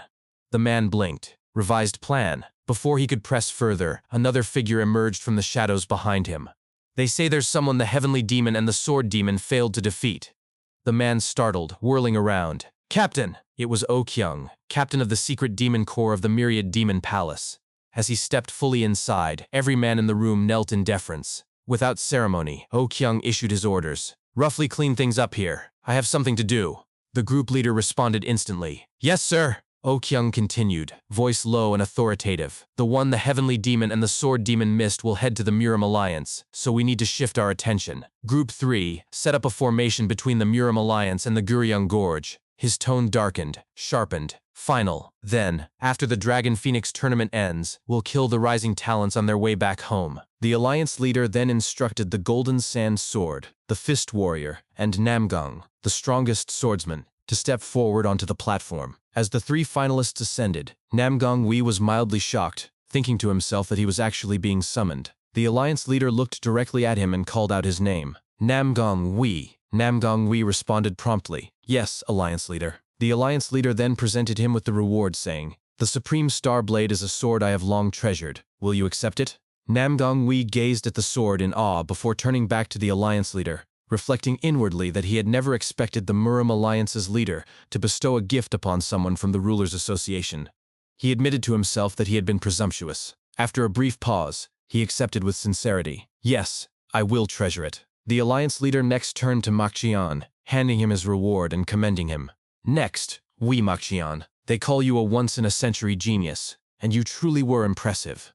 Makjian demurred, replying, Not at all. Compared to that young hero from the Yunha merchant group, I am still greatly lacking. The Alliance leader chuckled heartily. Ha. So you already knew? Makjian joined in the laughter and admitted, How could I not? The Alliance leader then asked whether he had chosen a name for the sword. Makjian responded, If it is acceptable to you, I will call this sword the Golden Sand Sword. The Alliance leader nodded approvingly. That is the name of your sword art. That is good. Turning next to Jinyan, the Alliance leader declared, And as for the winner, stay behind for a moment. Sometime later, at the center of the stage, Jinyan stood alongside the Alliance leader and several warriors, while a ring of numerous fighters encircled the perimeter. The Alliance leader issued orders. White Dragon Squad, secure the perimeter. Elders, form a defensive formation centered on the platform. Everyone else, withdraw below the platform. One of the warriors acknowledged. Yes, Alliance leader. Nearby, Chul Myung-ho turned to Hua Yunwol and asked, Young Master Hua, what are they doing? Yunwol replied casually. In the Murim, the moment one consumes an elixir is the most dangerous. One cannot defend oneself, and any lapse could lead to energy deviation. It appears the Alliance leader intends to personally protect young Master Jinyan. Chul Myung-ho pressed further. But why is he being so considerate of him? Yunwol answered simply, He is always like that with juniors. Chul Myung-ho reflected inwardly, struck with admiration. Not everyone in the Jianghu is truly remarkable, but the Alliance leader really is an impressive old man. At the center of the stage, the Alliance leader urged Jinyan, Take it immediately. You may take as long as you need. While you circulate your energy, the Alliance members and I will stand guard. Jinyan remained silent for a moment, then walked forward to the center, sat down in the lotus position, opened the small chest containing the elixir, and began eating it. Closing his eyes, he thought to himself, Back when I lived as a mere wanderer, it would have been unimaginable that someone would stand guard for me. A faint smile touched his lips as he rapidly absorbed the elixir, adding mentally, A completely different Jianghu is unfolding, compared to my previous solitary life. After some time passed, he slowly opened his eyes, lifted his head, clenched his fist, and a flicker of lightning-like chi flared around him. He observed to himself, Is it thanks to the azurite essence? The absorption time of the century-old purified ginseng was surprisingly short. Now, the 9th level. He looked up at the Alliance leader and announced, It is finished. The Alliance leader was mildly startled. Already? Are you all right? That was too fast. Jinyan rose to his feet and replied calmly, I am fine. The Alliance leader signaled the surrounding warriors. You may withdraw, and then turned to Jinyan again, his expression one of quiet astonishment. I am taken aback. Are there any issues? Jinyan answered, I am extremely hungry. The Alliance leader burst into laughter. Ha, then I suppose I should treat the winner to a meal. At that moment, Chul Myung-ho's loud voice echoed from the side. He got up. Hey, it's over. I'm starving to death. The Alliance leader turned his head toward them and added, Call those friends of yours over too. Jinyan simply acquiesced. All right. Later, they gathered around a shared table for a meal. Chul Myung-ho sat frozen, rigid as stone, seated right beside the Alliance leader. Jinyan glanced at him and thought, That Chul Myung-ho brat is unusually quiet, probably because he's in front of the Alliance leader. Suddenly, the Alliance leader addressed Chul Myung-ho directly. Your nickname is Gambling Den Fox. Chul Myung-ho spat out his food in surprise and corrected him. Alliance leader, I am the poisonous fox, Chul Myung-ho. The alliance leader chuckled. Right, poisonous fox Myung-ho. Have you gotten used to the umbrella? Chul Myung-ho stiffened, his face flushing crimson, and stammered. Yes. The alliance leader encouraged him. Good. It must feel quite different from the umbrella you used before. Keep working hard. Chul Myung-ho bowed his head. Yes, sir. Eun-wol watched him in quiet amazement, muttering under his breath. Ho? Then the alliance leader turned to Eun-wol and asked, You are the young head of the Wa clan. Eun-wol replied respectfully. Yes, alliance leader. The leader followed up. Is your father doing well? And how are the villagers? Hearing this, Eun-wol froze momentarily. After a few beats, he answered carefully. Ah, yes. Everyone is doing well. But how do you know about that? Jin-yeon, seated beside him, caught the hesitation and thought, That? Looks like they're hiding something. The alliance leader reassured him. Do not be startled. I received multiple reports of the Wa clan's covert exploits during the Great Battle of the Five Tombs. Eun-wol gave a nervous chuckle and murmured, Haha, I see. Then, with a quiet but decisive motion, the alliance leader dropped his chopsticks onto the table and spoke firmly. Young clan head, you are the descendant of a great clan. If you panic like that, you commit an act of disrespect toward your ancestors. They were also my comrades in arms, so do not behave that way, especially in front of me. Eun-wol lowered his gaze and replied, I will bear that in mind. The alliance leader continued, Since the Wa clan has begun moving again, it would be good for you to know this as well. The Fist King and Moyang-chu have gone silent. As for the Sword King, I have already sent a letter instructing him to temporarily return to the Murim alliance. Be sure to inform your father that such developments are underway. Both Wa siblings nodded and affirmed. We will take extra care. The alliance leader then addressed Jin-yeon, his tone shifting to one of grave intent. And you must become even more overwhelmingly strong than you are now. I want you to become the hidden sword of the Orthodox faction. Winning will spread your name somewhat, but in any case, you still have not truly gained fame yet. The demonic faction will not even know you exist. For now, their targets will remain old men like me. Do you understand what I am saying? Jin-yeon replied without hesitation. I understand. Inwardly, he added, My objective is the same. Chul Myung-ho then broke the solemnity, raising a hand. Sorry, but am I the only one who hasn't understood anything since earlier? Jin-yeon answered flatly. You do not need to know anything. That drew laughter from the group. As time passed and the meal concluded, the alliance leader rose and said, It is late. I must prepare for the Dragon Phoenix tournament tomorrow, so I will retire now. Everyone offered their respects as he departed. Travel safely, alliance leader. Once the alliance leader exited the room, Eun-wol, still seated, suggested, Since Eun-seol has a spar tomorrow, I will walk her back. How about the men having a drink together afterward? Jin-yeon agreed. Sounds good. Chul Myung-ho quipped. Young Master Wa, after getting to know you better, you are quite the drinker. Sometime later, as the alliance leader walked down the hallway, he paused mid-step, a faint smile playing on his lips. Then, suddenly sensing a presence behind him, he spun around and demanded, Who's there? A man stepped forward and replied calmly, It has been a while. The alliance leader's shock was unmistakable. After a long moment he stammered, Sword Emperor, and the man beside you, isn't he the Sword King's disciple?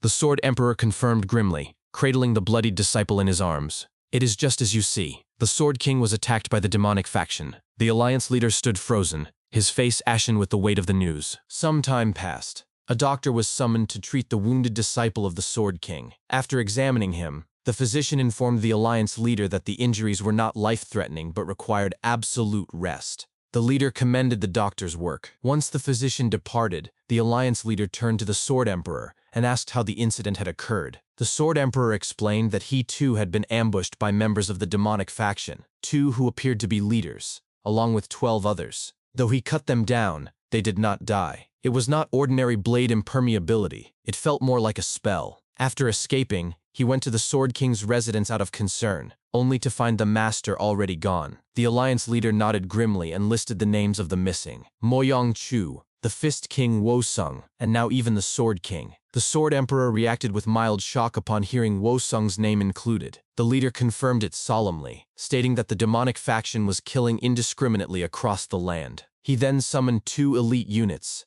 Cloud Dragon Squad, White Dragon Squad. Instantly, operatives materialized nearby. He issued his orders. The Cloud Dragon Squad was to split up and investigate all traces of the demonic faction, while the White Dragon Squad would protect the rising talents competing in the Dragon Phoenix tournament. Both squad leaders acknowledged their commands without hesitation. The alliance leader added that the demonic faction's current tactics differed drastically from those during the Great Battle of the Five Tombs. Until their true objective was uncovered, the Orthodox Muram Alliance had to prepare accordingly. Elsewhere, at an inn near the Muram Alliance headquarters, Jin Yeon, Chul Myung-ho, and Hua Yunwol sat together at a table. Yunwol called over a waiter and ordered 2 bottles of Dukong wine and a plate of stir-fried meat. Turning to Myung-ho, he asked what he had meant earlier by telling the alliance leader he ran a gambling house. Myung-ho admitted sheepishly that he used to operate a gambling den. When he first met the alliance leader, he confessed this openly, and was met not with judgment, but with the words, "If you can live a good life today, you don't need to dwell so much on the past." That advice had stayed with him. He decided the past was just the past, and he should focus on living well in the present. Yunwol raised his cup and agreed that the past truly was only the past. Then, curious, Myung-ho asked which great clan Yunwol hailed from, since the alliance leader himself had called it a great clan. Yunwol fell silent, staring into his cup. After a pause, he shared that he'd been told his ancestor, the first clan head, had no name. He was an assassin who killed when ordered and ate when told to eat. The first name he ever received was Hua Sam, likely meaning third in sequence. One day, while delivering a letter to Cloud Dragon Falls under his master's command, he met the Wudong Sword Immortal, who gave him a new name, Hua Wonryong. Yunwol said that every time he was called by that name, it felt as though he was being treated as a human being for the first time in his life, past the age of 20. From that moment, the Hua clan began, not from bloodline or legacy, but from the simple act of a grown man receiving a name and being seen as a person. Smiling faintly, he added that it was a past he didn't need to hide, which was why his story had grown so long. Jin Yeon extended his cup and proposed a toast to a descendant of an assassin,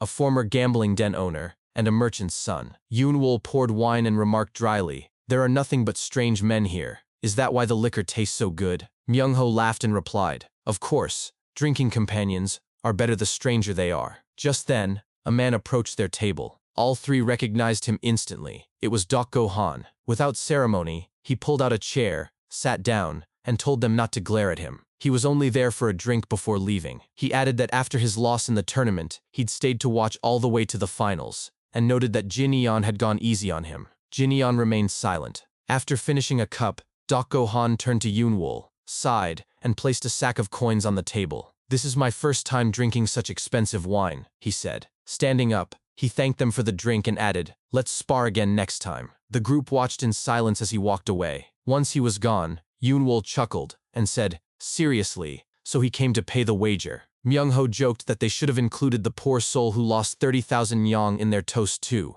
Yunwol glanced at Jin Yeon and groaned that he couldn't take all the winnings alone. He hadn't even fought. Jin Yeon shook his head and insisted there was no reason for him to accept any share, especially since the prize barely covered the cost of his gauntlets. The 2 began bickering over who should keep the money. Watching them, Myung-ho took another bite and sip, thinking to himself, what the hell are they doing? Rich people are just a sight for sore eyes. The next day, the main event of the Dragon Phoenix tournament commenced. Crowds murmured excitedly as the women's division began. One spectator remarked that this year's tournament was truly spectacular. Another added that the match between the Snow Phoenix and the greatest beauty of Jiangnan was especially anticipated. Nearby, Jin Yeon, Yunwol, and Myung-ho arrived. Yunwol thanked Jin Yeon for cheering for Yoon-seol as well. Jin Yeon replied it was no trouble. It didn't take much time. In front of them, Myung-ho cheered loudly. His face flushed red, shouting, "Lady Hua, you can win this." On stage, Yoon-seol and Baekli clashed fiercely. Yoon-seol struck with precision.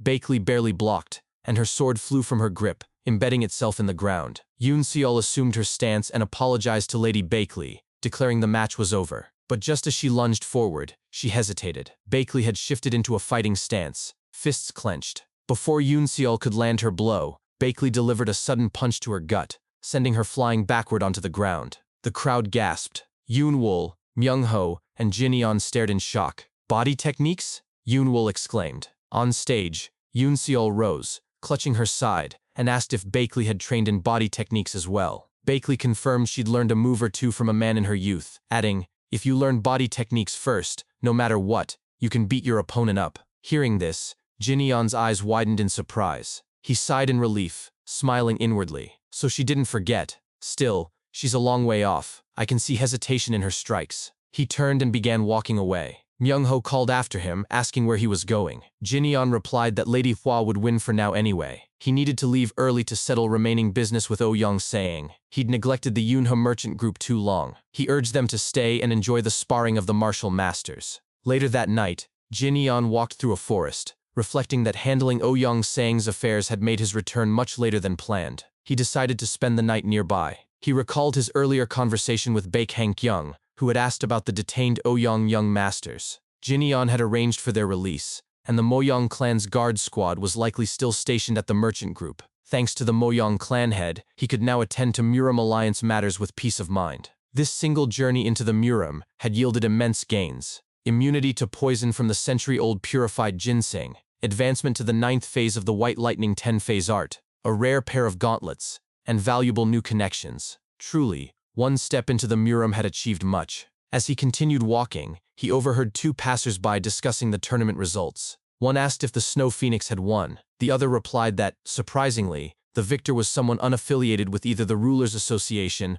or the Muram Alliance. Jin-yeon paused, thinking, so Lady Hua didn't win. The man went on. Her name was... Just then, a woman appeared directly before Jin-yeon. The passerby finished, Baek Yok? That's what they said. The woman brushed aside her veil, looked Jin-yeon in the eye, and spoke with playful challenge. Hey, champion. I skipped the awards ceremony and ran after you just to chase you down. The woman lifted her veil. Jin-yeon looked at her and thought to himself that she was strangely striking. Her figure bore no resemblance to the women of the Central Plains. Rather, it was the body of a natural-born martial artist. She announced that she had won the Dragon Phoenix tournament. A gust of wind rustled the trees around them. After a silence, Jin-yeon replied, "Oh, is that so? Congratulations." He noted inwardly that her way of speaking was unusual. She apologized for her late introduction and gave her name, Baek Yak. She explained that she had been deeply impressed by his sparring and had come specifically to find him. She wished to request a final match between the dragon and the phoenix.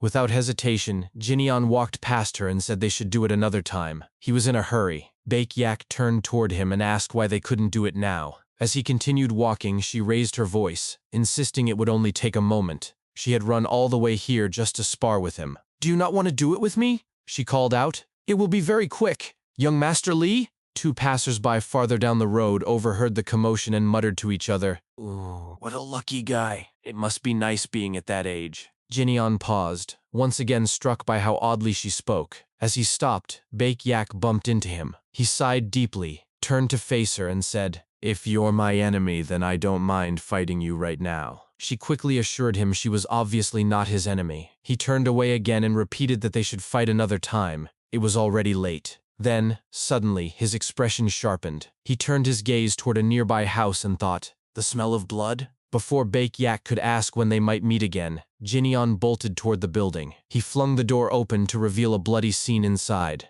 After a moment of stillness, Baek Yak followed him in and observed that he had tracked the scent of blood. The lights were out, and it seemed no one had entered before them. Jin-yeon stepped deeper inside and counted the bodies. 3 underworld thugs, a waiter, and a cook. Even those who had never trained in martial arts had been slaughtered. He crouched beside one bloodied corpse, placed his hand near the man's mouth, and deduced the victims had died about a day ago. Their spines had been broken deliberately, prolonging their suffering, a method of torture, not efficiency. This was not the style of the underworld or even the unorthodox factions. If these killers targeted the defenseless, then they belonged to something far worse. From behind, Baek Yak watched him and realized with unease. He's radiating killing intent. In an instant, Jin-yeon leapt out of the building, fury etched on his face. He concluded silently, "They must be from the demonic faction." Elsewhere, in a shabby inn deep in the forest, a man outside noticed something amiss and opened the door. Inside, a group huddled in conspiracy. Their leader was saying,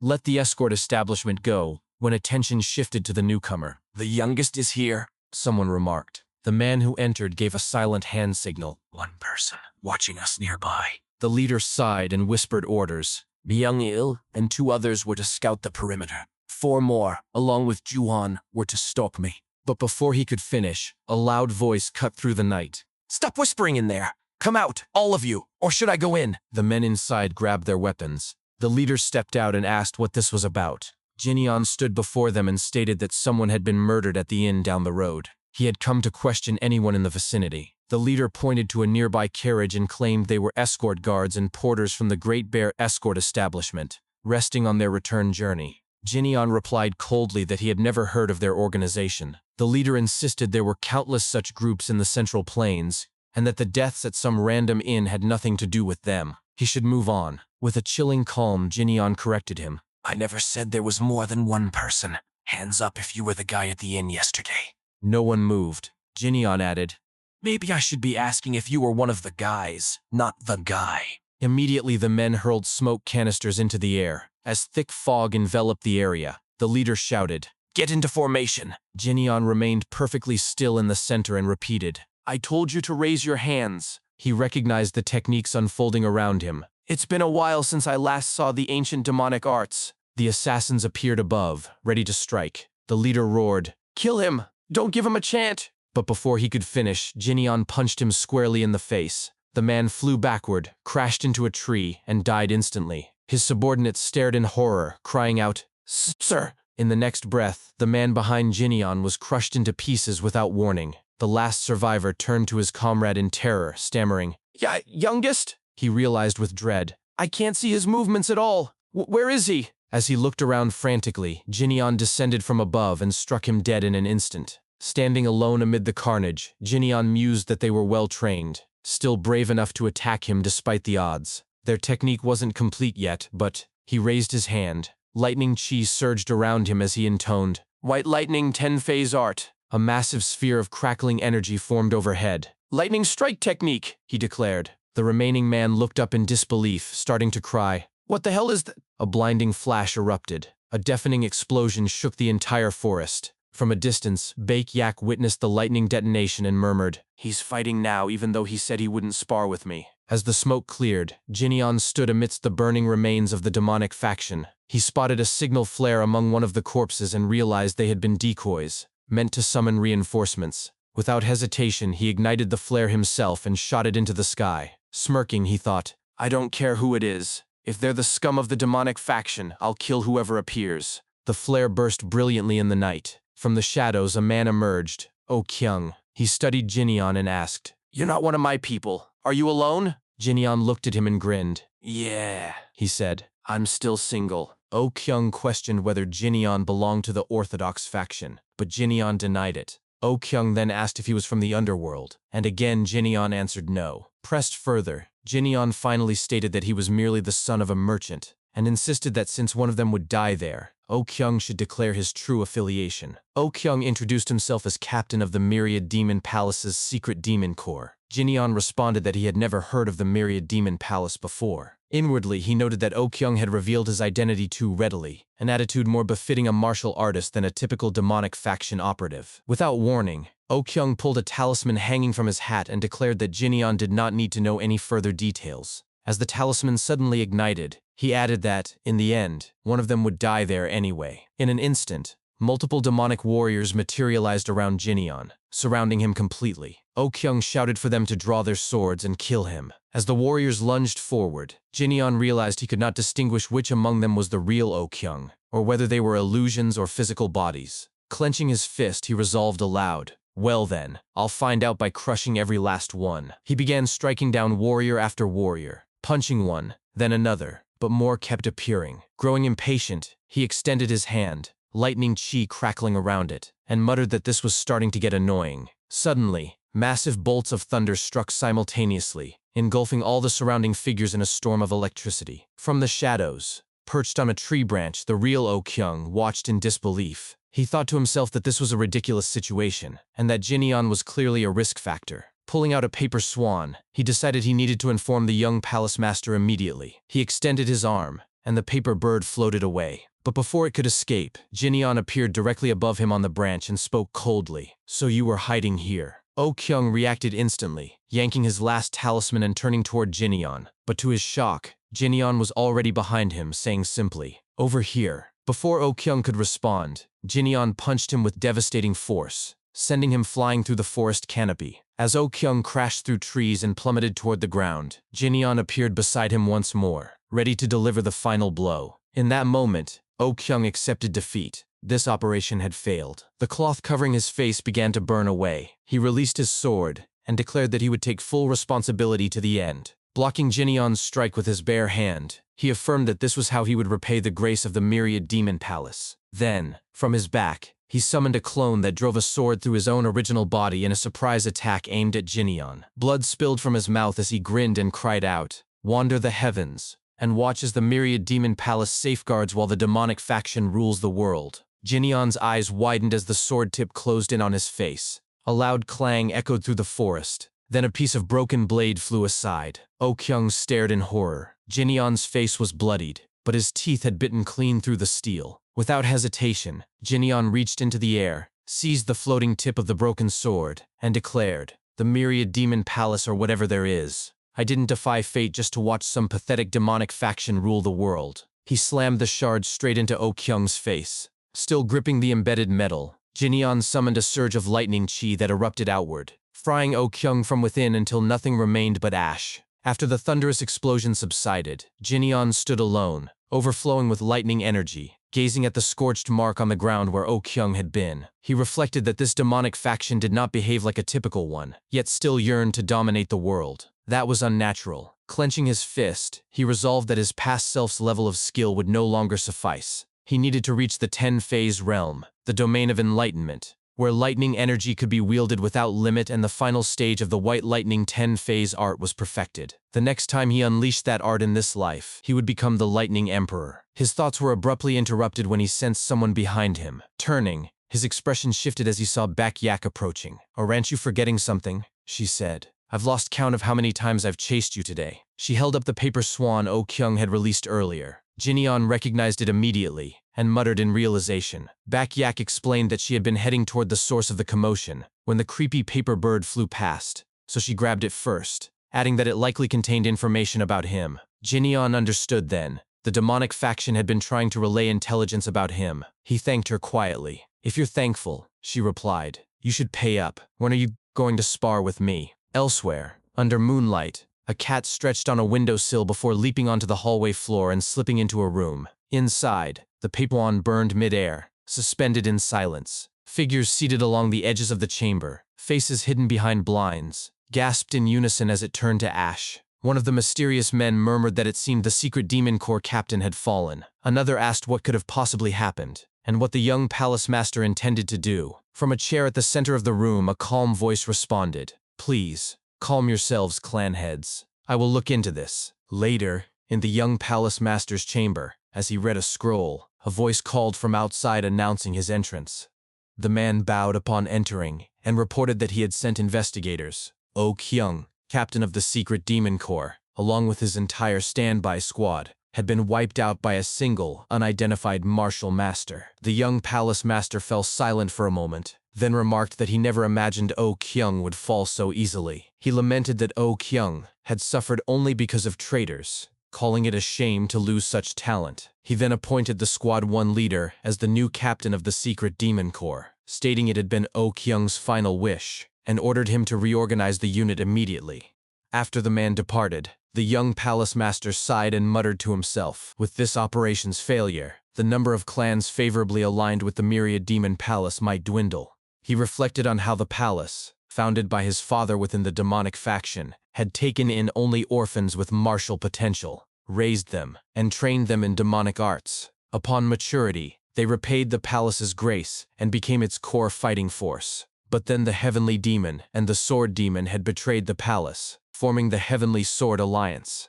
Their power had grown beyond control, so much so that they could now easily kill those who had reached the realm of a king. This recent operation had aimed to demonstrate that the Myriad Demon Palace still stood strong, yet in the end, he had even lost his most loyal right-hand man. He wondered bitterly whether the gap between them and the Heavenly Sword Alliance was truly this vast, and if it was not his own methods that had failed. His thoughts were interrupted when the white cat on his table meowed loudly. He lifted it onto his lap and stroked its fur, murmuring, "White cat, those orphaned wretches we fed, put to sleep, and raised just like you. They keep betraying us." He asked aloud whether he, too, must become a demon, someone who betrays without gratitude and schemes endlessly. If the Heavenly Sword Alliance came to kill him tomorrow, would they spare him if he crawled and begged like a dog?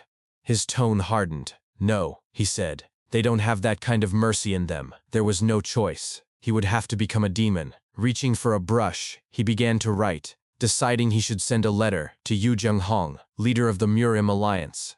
Meanwhile, at the Yunhe estate, Hua Aeon rushed toward the main gate upon hearing Jinyan's name called out. When Jinyan entered, he greeted him warmly, asking if anything had happened during his absence. Hua Aeon replied that nothing had occurred. The warriors of the Moyang clan had protected them well, and the young masters of the Ouyang clan had departed a few days prior. Jinyan turned to the Moyang warrior and thanked him for his service. The warrior responded humbly that it was nothing, and now that Jinyan had returned, they would be heading back as well. From a distance, Jaeon remarked that Jinyan had come back rather late. Jinyan admitted that unexpected matters had arisen, even mentioning that he had won the Dragon Phoenix tournament. Hua Aeon expressed delight at the news, but Jaeon reacted with disbelief, asking how that was possible. Jinyan simply replied that he had fought and won. As Jinyan scanned the surroundings, he noticed an unusual increase in the number of merchants present. Suddenly, a woman approached him, calling him young Master Jinyan, and asking if he remembered her. When he did not recognize her, she introduced herself as Jeonghwa, the woman he had helped escape from the courtesan house. Thanks to him, she had taken the other girls and left, and now ran a small shop. Grateful, she invited him to visit her establishment for proper hospitality. Jinyan seemed puzzled by her thanks, but Hua Aeon explained that it was likely due to the Great Merchants Association Jinyan had proposed, a coalition created to protect merchants. Not only local traders but also large and small merchant groups across the region had joined, making the Yunhe merchant group busier than ever.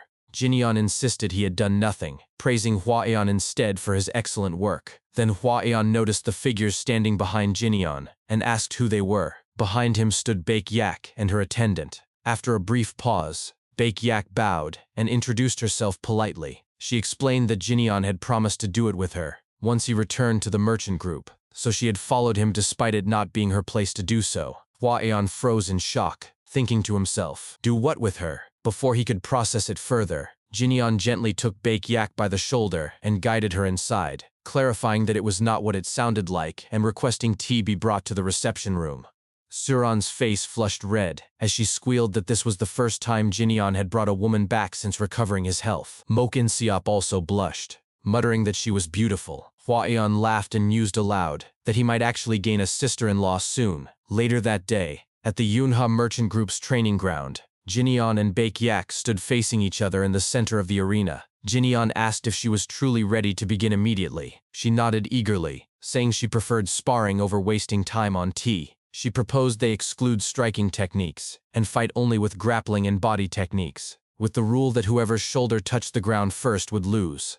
Jinyan hesitated inwardly. Body techniques were acceptable, but grappling with a woman felt awkward. Aloud, he asked if she would be all right, noting that body techniques could get rough. In response, Baek Yak removed her outer garment, revealing a fitted martial arts uniform beneath, and assured him it was fine. Jinyan placed a hand on his forehead and conceded. He thought to himself that not only did she speak strangely, but her actions were utterly unpredictable. Without warning, she announced, "Here I come," and lunged forward. Jinyan narrowed his eyes. She was fast. Just before reaching him, she leapt, hooked her legs around his neck, and wrapped herself onto his shoulder. Caught off guard, Jinyan reacted instantly, grabbing both her ankles and flipping her upside down over his back. Still holding her suspended, he remarked dryly, "Is this not it? It feels like I can just slam you down like this." Hanging upside down, Baek Yak agreed, but asked him to try breaking her balance properly, giving her a real chance. Jinyan released her, and she landed lightly a few paces away, declaring, "Let's do it again." They clashed repeatedly. During one exchange, as she closed in with a flash, her clothing shifted slightly. Jinyan immediately seized the fabric and pulled it back into place, advising her to wrap her clothes properly, lest an opponent exploit the opening. She accepted the correction without protest. After several more rounds, as the sun began to set and both caught their breath, Baek Yak insisted on one more match. Jinyan observed that he seemed a level above her in body techniques, and suggested she use inner energy instead. A surge of lightning chi crackled around his fist as he added with a smirk that he had been wanting to test her inner energy anyway. But before he could act, ice began creeping up his limbs, encasing him slowly. Jinyan's eyes widened in shock. Ice art. Baek Yak extended her hand and leaned close, arms crossed. If I use inner energy, she said with a faint smile, I'm sure you'll regret it. Jinyeon studied her carefully. He noted that she seemed extremely familiar with ice art, and mentioned that in the Central Plains, all practitioners of ice art had vanished except those within the demonic faction.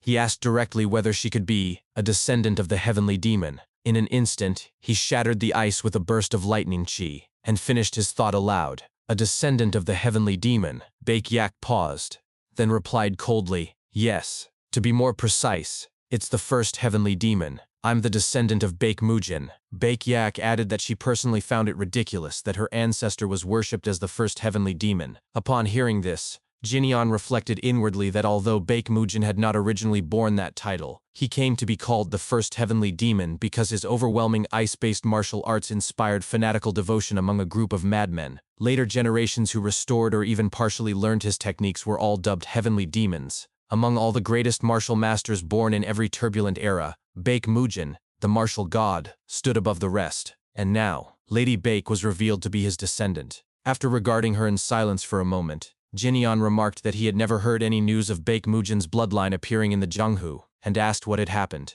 Baek-yak paused before replying. Before everything else, she said, could we eat while we talk? Later, in a private room, Jinyeon and Baek-yak sat before a table laden with food. After an attendant was about to leave, Baek-yak complimented the meal, noting that as expected of the Yunha merchant group, one of the greatest merchant factions in the Central Plains, the food was truly delicious. As the attendant departed, she glanced back at them and thought to herself that the young master now had 2 women. After a brief silence, Jinyeon brought up their earlier conversation. He asked whether her entire clan had left the Central Plains, observing that her presence seemed motivated by more than just participation in the Dragon Phoenix tournament. Wiping her mouth with her hand, Baek-yak confirmed his suspicion. She explained that their clan had developed the White Blossom divine art, not as a demonic technique, but as a pure martial legacy. Only much later did they learn it had caused an uproar in the Jungho. Because of that, people in the Central Plains developed the prejudice that ice arts belonged exclusively to the demonic faction. Though her descendants had done nothing wrong, they were treated as if they had committed crimes.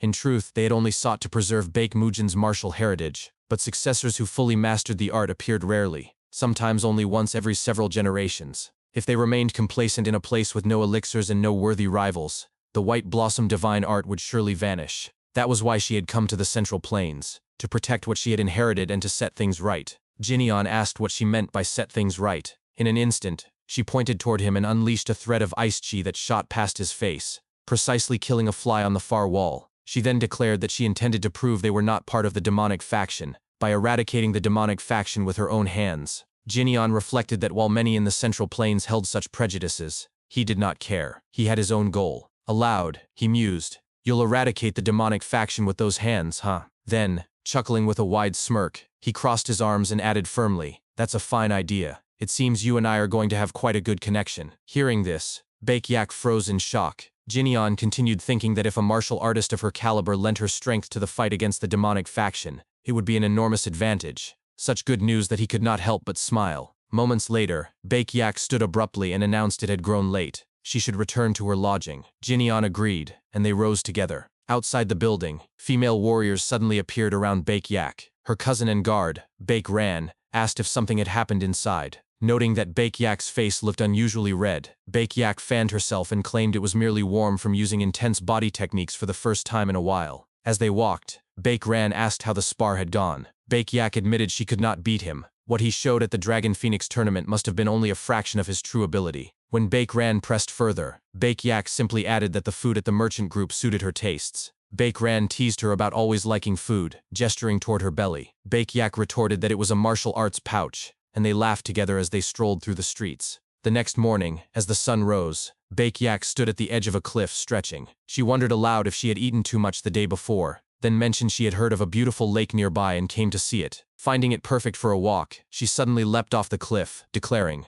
let's do some running. At the base of the cliff, Jinyeon was carrying rocks when he noticed her descending. Baek-yak spotted him below and panicked internally. Young Master Lee? Damn, the landing is going to be rough. But before she could hit the ground, Jinyeon caught her in his arms and asked if she was all right. Flustered, she replied that she was fine. After setting her down, they began walking side by side along the lakeshore. Baek-yak apologized for not expecting anyone to be there. Jinyeon assured her it was no trouble. When she asked if he was also taking a walk, he confirmed that he always trained and walked near the lake in the mornings. An awkward silence followed, until Baek Yak suggested they pick up the pace since they were walking together anyway, and took off ahead. Jinyeon agreed, but before he could warn her, she dashed straight onto the surface of the lake. He stopped in amazement, thinking to himself that it was surprising to see a woman using stepping on water as a morning stroll. He followed her across the lake and called out that her movement art was extraordinary, so calm it seemed as though she were walking on flat ground. Baek Yak was startled to find him right beside her. He caught up with me? She thought,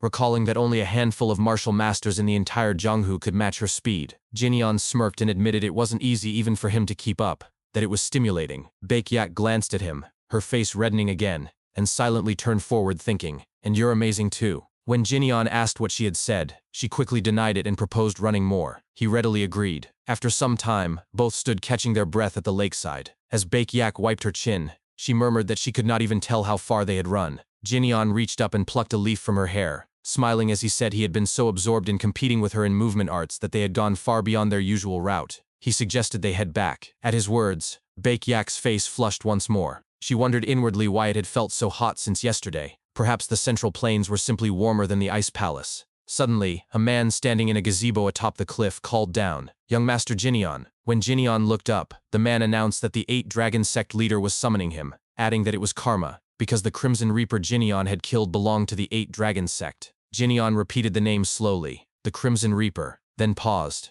After a few moments, he asked plainly, "Who's that?" The man asked Jinyeon if he truly did not know the Crimson Reaper of Yuquan Main Street. Jinyeon replied nonchalantly, referring to him as that big guy. The messenger explained that the Crimson Reaper's master wished to see him personally, and warned that if Jinyeon refused, the Yunha merchant group would suffer consequences in one way or another. Jinyeon agreed to go. The man commended his decision, and said he would send someone soon. But before he could finish, Jinyeon cut him off, stating firmly that he would eat first before going, as it was a prior appointment, and instructed the man to wait. The messenger glared down at him in disbelief, then after a pause, reluctantly agreed to wait. Later that evening, they arrived at the Crimson Reaper's master's residence. As they walked through the hall, Jinyeon remarked that the place was quite far and already dark. Glancing around at the grand structure, he quipped whether they had stolen it. The messenger thought to himself that this young man was a crazy bastard, especially since he had taken the time to eat dinner before even arriving. When they reached a massive door, the man told Jinyeon to enter, adding that the 8-Dragon sect leader was waiting. Inside, all eyes turned toward them. A man seated in the central chair announced his identity, Ha Jionik, leader of the 8-Dragon sect. Jinyeon stared at him for a moment, then calmly approached a nearby seated figure, grabbed his head, and threw him across the room against the far wall, simply saying, "Move." The hall erupted in shock. One man shouted in disbelief. Ignoring the commotion, Jinyeon dragged the chair to the middle of the room, sat down, and declared that he had heard the sect leader summoned him, and ordered him to speak, as he would listen. Ha Jionik instructed an attendant to remove the man who had just been thrown. Then, turning to Jinyeon, he began to mention the Crimson Reaper, but Jinyeon interrupted, stating bluntly, "I killed him, so what? This is the underworld, so I'm sure there are rules here. Tell me what you're going to do, and who's the bastard calling himself the Crimson Reaper's master?" A blind old man with a deep scar across his eye stood up, and identified himself as the master. Another man beside him whispered that Jinyeon appeared to be in his early to mid-20s, and clearly trained in martial arts. The blind man addressed Jinyeon, expressing surprise at his confidence. He stated that he had heard Jinyeon killed his disciple, and threatened to ruin several of the Yunha merchant group's clients as an example, though Jinyeon himself would be dealt with last, ensuring the group could no longer conduct business. Jinyeon scoffed aloud. He mocked the sect leader for lacking a novel method to neutralize him. He explained that the only reason he had come peacefully, instead of slaughtering them immediately, was because they had left the Yunha merchant group untouched during his absence. Yet now, they dared threaten him through that very group, which he found deeply disappointing. An elder beside Ha Jionik declared that Jinyeon was a reckless youth, unworthy of negotiation, and urged the sect leader to eliminate him at once. But Ha Jionik rebuked him, clarifying that the Crimson Reaper had merely been raised by the blind man to generate wealth. He was never an official member of the 8-Dragon sect. He told the blind man to resolve this himself, and if he died, Ha Jionik would avenge him.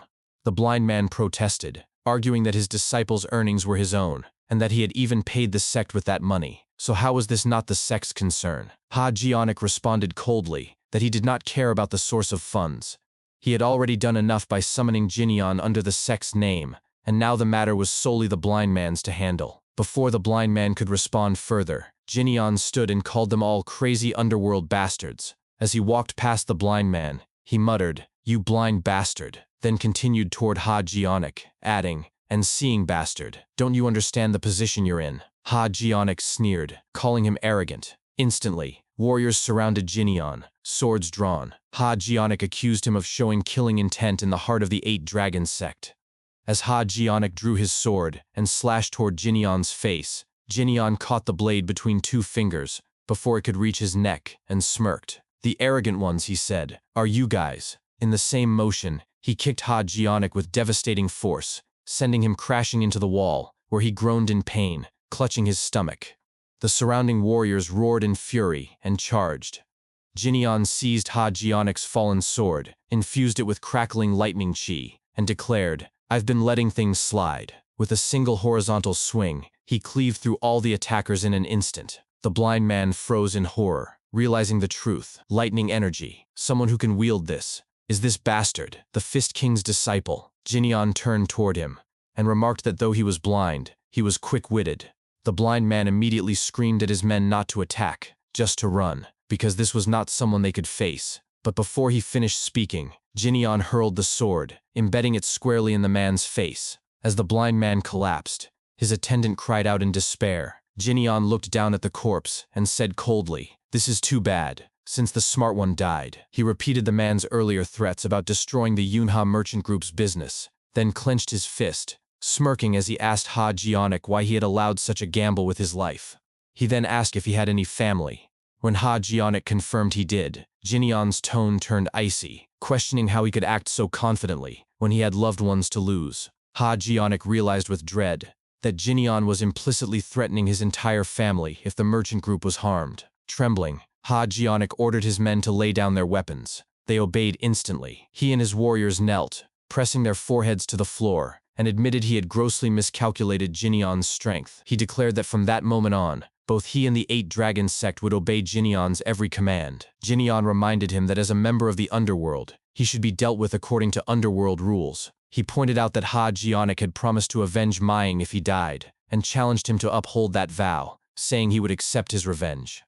Ha Jionic, still prostrate, confessed that he no longer believed he had the ability to keep his word. Jinyan countered that in the underworld, one kept promises regardless of ability. After a long silence, Ha Jionic suddenly grabbed a sword and severed one of his own fingers. He declared that every time he spoke insincerely, he would cut off a finger, and ordered his men to do the same. They complied without hesitation. Jinyan approached and placed his foot on Ha Jionic's head. He stated plainly that he did not possess some mythical rebirth skill, nor did he intend to take in weaklings or unify the underworld. Ha Jionic responded that he no longer considered himself part of the underworld. He had no right, and would simply do as Jinyan commanded. Jinyan pressed harder, and declared that the Yunha Merchant Group would rise to the heavens, even if his clients were ruined, even if his father and brothers betrayed him. What mattered was this: he would not die. He emphasized it twice, "I don't die," and demanded to know if Ha Jionic understood. Trembling, Ha Jionic stammered his assent. Jinyan removed his foot and announced it was time to finish things.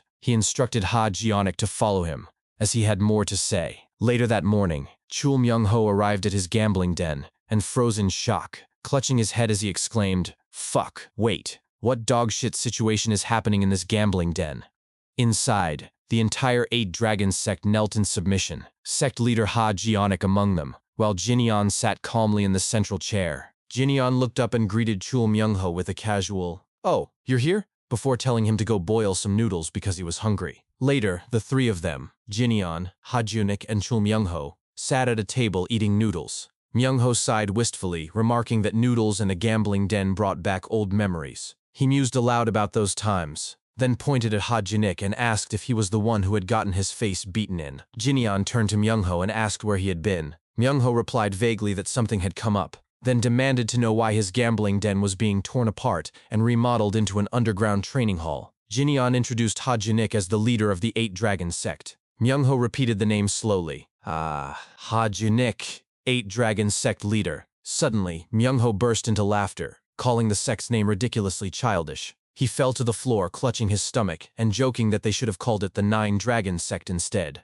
wondering why they left one dragon out. Jinyeon told Ha Jinik he could beat Myungho up later and asked him to hold back for now. Ha Jinik agreed calmly. Myungho immediately stood back up, sat down again, and muttered seriously that he seemed to be the only one enjoying this absurdity. Jinyeon then asked Ha Jinik how many subordinates he currently commanded. Ha Jinik replied that he had 240. Myungho scoffed, saying that was a ridiculous number, as expected of the underworld. Jinyeon pointed at Myungho and asked Ha Jinik whether he was weaker than him. Ha Jinik answered honestly that he was. Myungho protested loudly in disbelief. Jinyeon ignored the outburst and gave orders. Once the renovations were complete, Ha Jinik was to select opponents suited to Myungho's level for sparring, purchase every elixir available with his funds to feed him, and invest in his training until he became strong enough to be named the 9 Dragon Sect leader. He added that Myungho was also his disciple and deserved respect. Ha Jinik bowed deeply and pledged to carry out every command without exception. Myungho shouted in protest, demanding to know what happened to his opinion in all this. He complained that he was already exhausted from practicing the tri-sword technique to the point of near death, and questioned why he should let some underworld punk like Ha Jinik teach him. Jinyeon replied that he had forgotten to ask for Myungho's opinion, and if he disliked it, he could count every spar as part of his required million swings of the tri-sword technique. Before Myungho could argue further, Jinyeon cut him off and instructed the two of them to figure out the training details together. He then gave Ha Jinik another task: investigate recent disappearances of famous Orthodox faction martial masters, and monitor any movements from the demonic faction. He explained that the demonic faction typically contacted the underworld first to stir trouble with the Orthodox faction, and asked Ha Jinik to check whether any known groups had been acting suspiciously. Ha Jinik inwardly noted the mention of the demonic faction, then bowed and promised to use every method at his disposal to uncover everything. As Jinyeon stood to leave, he added one final warning in a chilling tone: if Chul Myungho died, he would take revenge on the entire 8 Dragon Sect. Ha Jinik responded with a quiet, "Yes, I understand." After Jinyeon departed, Myungho turned to Ha Jinik and remarked that Jinyeon really was something, just stating his demands and walking away. He asked if Ha Jinik had no pride at all, questioning whether he would truly obey everything that man said. Ha Jinik replied that this was an order from the disciple of the Fist King, and in the underworld, it was common knowledge that no sect that had ever crossed the Fist King had survived. He considered himself lucky to still be alive, and intended to cooperate fully. Myungho's eyes widened as he processed this. The disciple of the Fist King? He realized this might actually be an opportunity. If Jinyeon had punished Ha Jinik so severely, Ha Jinik might take it out on him. But if he handled this well, he could gain leverage and prevent being treated however Ha Jinik pleased. Clearing his throat, Myungho adopted a respectful tone. "True. Master really is scary," he said, then placed a hand on Ha Jinik's shoulder. "Sect leader Ha, let's do this right. To be honest, my master broke every bone in my body once too." He leaned in and asked if Ha Jinik knew why the Crimson Reaper had been killed by young Master Jinyeon. When Ha Jinik admitted he did not, Myungho explained that it was over something as trivial as interrupting his training. Before he had even completed his quota of 1,000,000 sword swings, the Crimson Reaper's underlings had laid hands on him, and that was why they all died. "Poor bastards," he added with mock sympathy.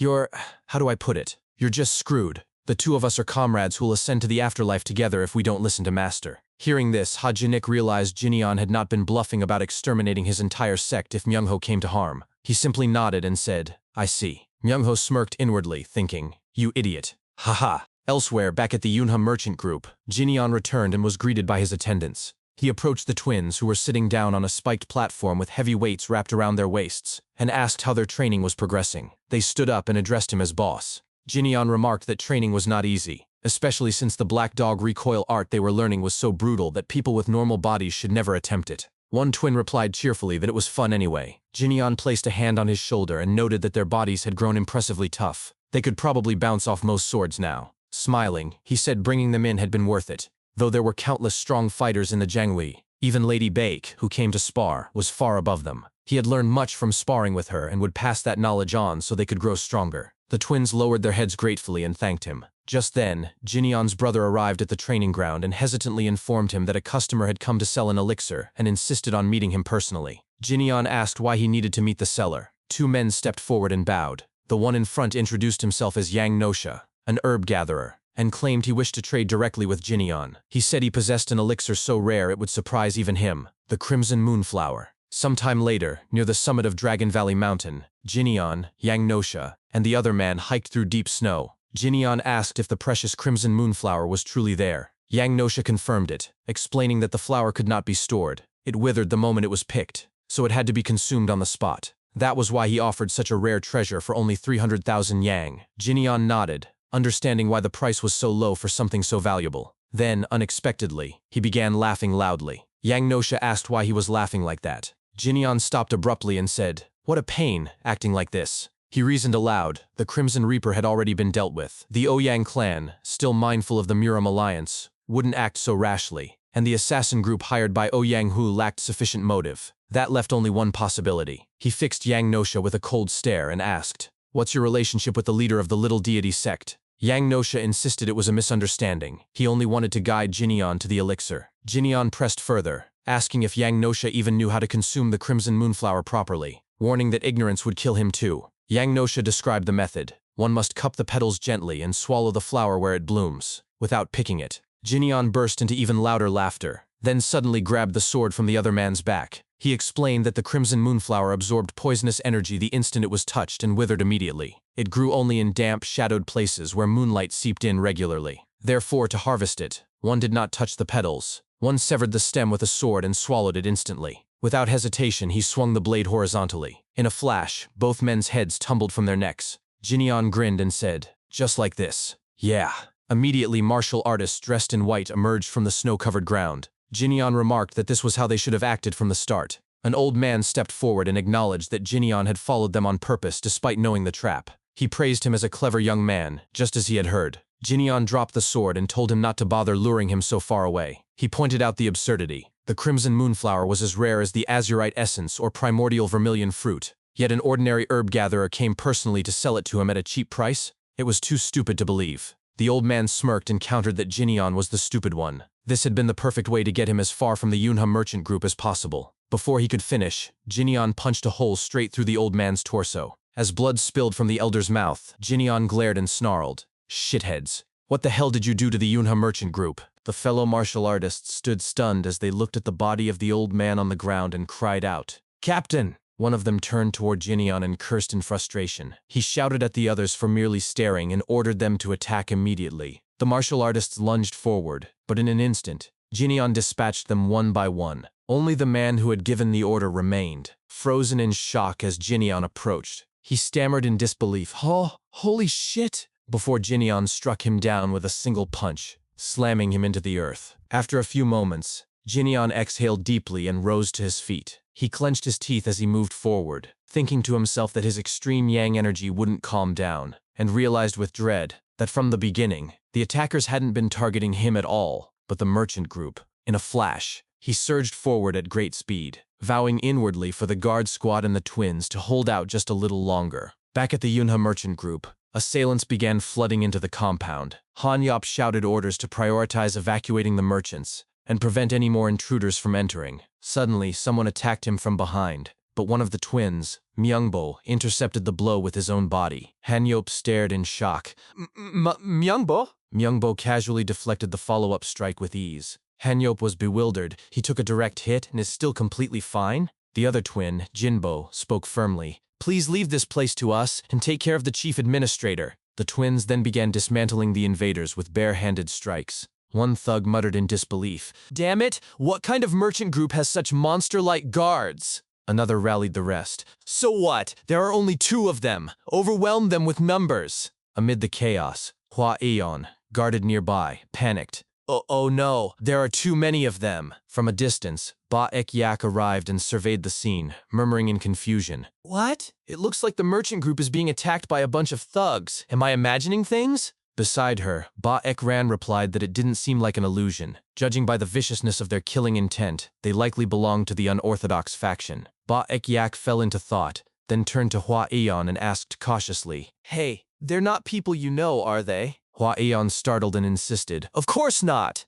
Ba Ek Yak nodded slowly. "So it is as I thought." Ba Ek Ran then addressed the merchant group. "Everyone, it's fine. Please go inside. We will—" "No, the young lady will handle this." As Ba Ek Yak stepped forward, Hua Aeon protested. "Even so, this is our merchant group's problem. How could we let you—" But Ba Ek Ran cut in as Ba Ek Yak pulled a hairpin from her hair. "The young lady is somewhat embarrassed to display her martial arts, so please go inside." Ba Ek Yak descended the stairs and gazed coldly at the thugs below. "Since things have turned out like this, guess I'll earn my keep today." One thug sneered. What is with that woman? Another shouted. Our target is the vault deeper inside. Just kill her. They charged. Ba Ek Yak raised her hand, hairpin gleaming, and declared, Ba Ek Mu Jin declares. She pointed at them and added icily, Die or freeze. A moment of silence fell over the courtyard. Then ice began creeping up from the ground, encasing the thugs limb by limb. Trapped and horrified, one cried out, What is this? On the side, Hua Eon and the twins watched in stunned silence. Ice? After a pause, Ba Ek Yak made another subtle motion, and in the next instant, she crushed the heads of the frozen thugs. Their lifeless bodies collapsed to the ground. Everyone stood speechless. She turned to Hua Eon and gestured to the corpses. Ah, right. I wasn't supposed to leave them alive, was I? Later, Jinyeon finally arrived at the Yunha merchant group, shouting breathlessly as he entered. Huff! Hua Eon, father! To his surprise, everyone was casually eating in the courtyard. Confused, he asked, What is this? A tipsy Hua Eon called out cheerfully, Jinyeon, come on in and have a drink! Still bewildered, Jinyeon looked around and asked, Nothing happened? Hua Eon grinned widely. Nothing happened. Jinyeon leaned in skeptically. Really? Hua Eon winked. Well, something did happen. Jinyeon glanced at Ba Ek Yak and realized inwardly. I see. Did Lady Ba Ek help? Hua Eon pointed at her excitedly. Lady Ba Ek here just flicked her hand once and the enemies went crashing down. You should have seen it too. My whole body got chills. Jinyeon tapped his finger on the table, bowed his head slightly, and said respectfully, Lady Ba Ek, thank you. Hua Eon then teased from the side. Hey, are you, by any chance, thinking of taking a sister-in-law for us? Ba Ek Yak fell silent for a moment, then replied evenly, If you're grateful, then spar with me again today. Jinyeon simply smiled and nodded. As a drunken Hua Eon opened his mouth to interject, Han Yop quickly covered his mouth to preserve the moment. At that same time, within the Muram Alliance headquarters, the Alliance leader sat in his chamber reading a report when a subordinate entered and knelt before him. The leader asked if they had discovered anything. The man confirmed they had. The Moyang clan had found traces of their former clan head, Moyang Chu. When the leader questioned what traces meant, the man explained grimly that there hadn't been enough left to call it a body. All that remained was a blood stain imprinted in the shape of a human form. Identity was confirmed only through personal belongings found at the scene. The Alliance leader narrowed his eyes. It must be the work of demonic arts. The subordinate agreed.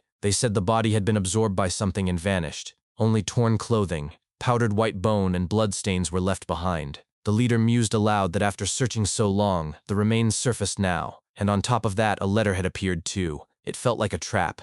A letter? The man asked. The leader showed it to him. Upon reading it, the subordinate gasped in shock. The letter claimed the sender knew the Sword King's location. I don't know what the informant is scheming, the leader said, but with information this detailed, I have to go myself. He stood decisively. I'll depart immediately. Gather the troops and follow behind me. From this moment on, the Muram Alliance will switch to an emergency state and commence the Sword King rescue operation. Elsewhere, deep within a cave, a man with closed eyes slowly opened them. From the entrance, a voice echoed mockingly, Ah, you're looking good. Several men stood at the threshold. One smirked and added, Do you like the prison, Sword King Neung Cheonak? Sword King Neung Cheonak remarked that the prison was not bad. Since his captor had invited him there, he asked why the man didn't reveal his name. The man in front replied that he had long discarded something as trivial as a name, and from now on, Neung Cheonak could call him the Sword Demon. Neung Cheonak muttered the title inwardly, and reflected that when the man had attacked him out of nowhere, he had sensed he was no ordinary opponent.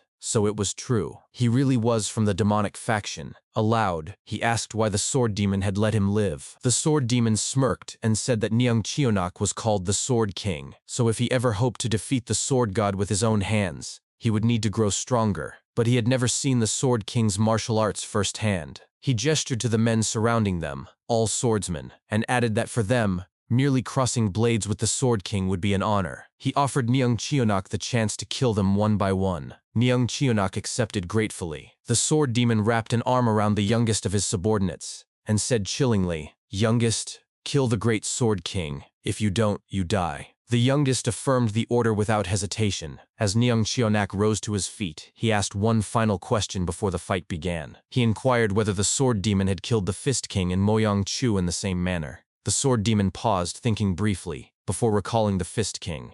He admitted that the man had fought fiercely and exceptionally well, to the point that he had been impossible to capture alive. Hearing this, Neung Cheonak lowered his gaze. Understanding that they were all gone, a sword was handed to him, and as he grasped it and unsheathed the blade, a powerful aura began to surge around him. He resolved inwardly that even if he were to die, he would drag every one of the sword demon's underlings down to the afterlife with him. The youngest swordsman drew his own weapon and lunged forward without hesitation. Their blades met instantly, locking together as their eyes clashed with equal intensity. The youngest struck again, initiating a fierce exchange. As their battle continued, Neung Cheonak assessed his opponent, acknowledging internally that the youngest had been trained exceptionally well, far beyond the level of an average martial master of the orthodox faction. However, he concluded that the young man was still far from being able to face him.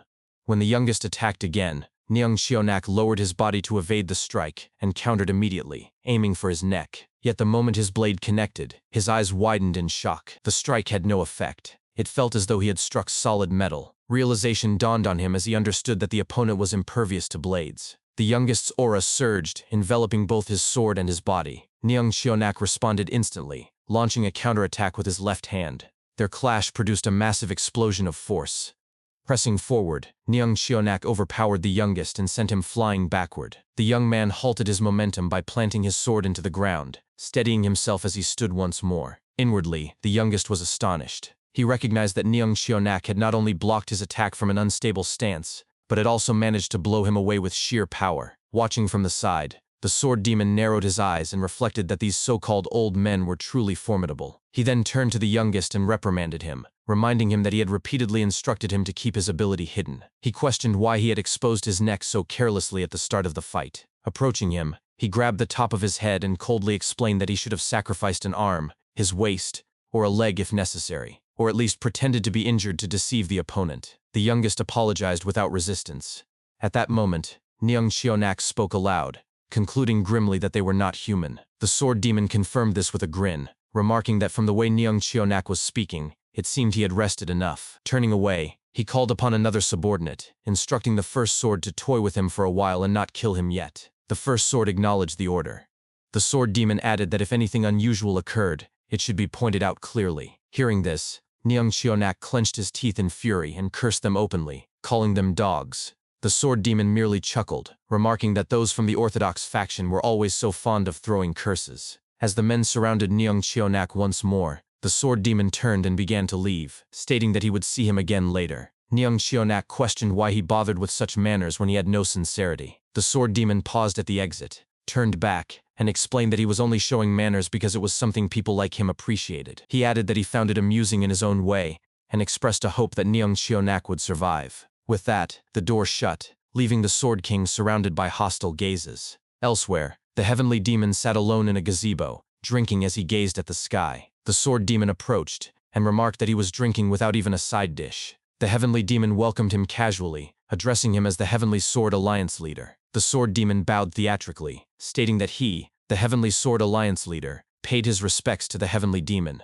In response, the heavenly demon scoffed, calling him insane and expressing his irritation at hearing such titles. The sword demon sat across from him and remarked that he must not have come simply to waste liquor. He asked whether the next opponent had already been chosen. The heavenly demon poured him a drink and explained that the underworld forces were currently on guard against an ambush. While waiting for them to lower their defenses, he had selected a different target. He revealed that they would begin with the Sword Emperor, Namgong Wu. The sword demon questioned the feasibility of such a plan, noting that the Sword Emperor rarely left his clan. The heavenly demon explained that the Rulers' Association had discovered traces of Moyang Chu within the Bloodless, which would prompt both their forces and various martial masters to thoroughly search the area. As a result, the Namgong clan's forces would be spread thin. He further revealed that he had arranged for approximately 50 people to die within the Bloodless, ensuring that the clan's attention would be diverted. With their defenses weakened, reaching the Sword Emperor would become significantly easier. He added that if the Myriad Demon Palace Master had cooperated, they could have spilled far more blood,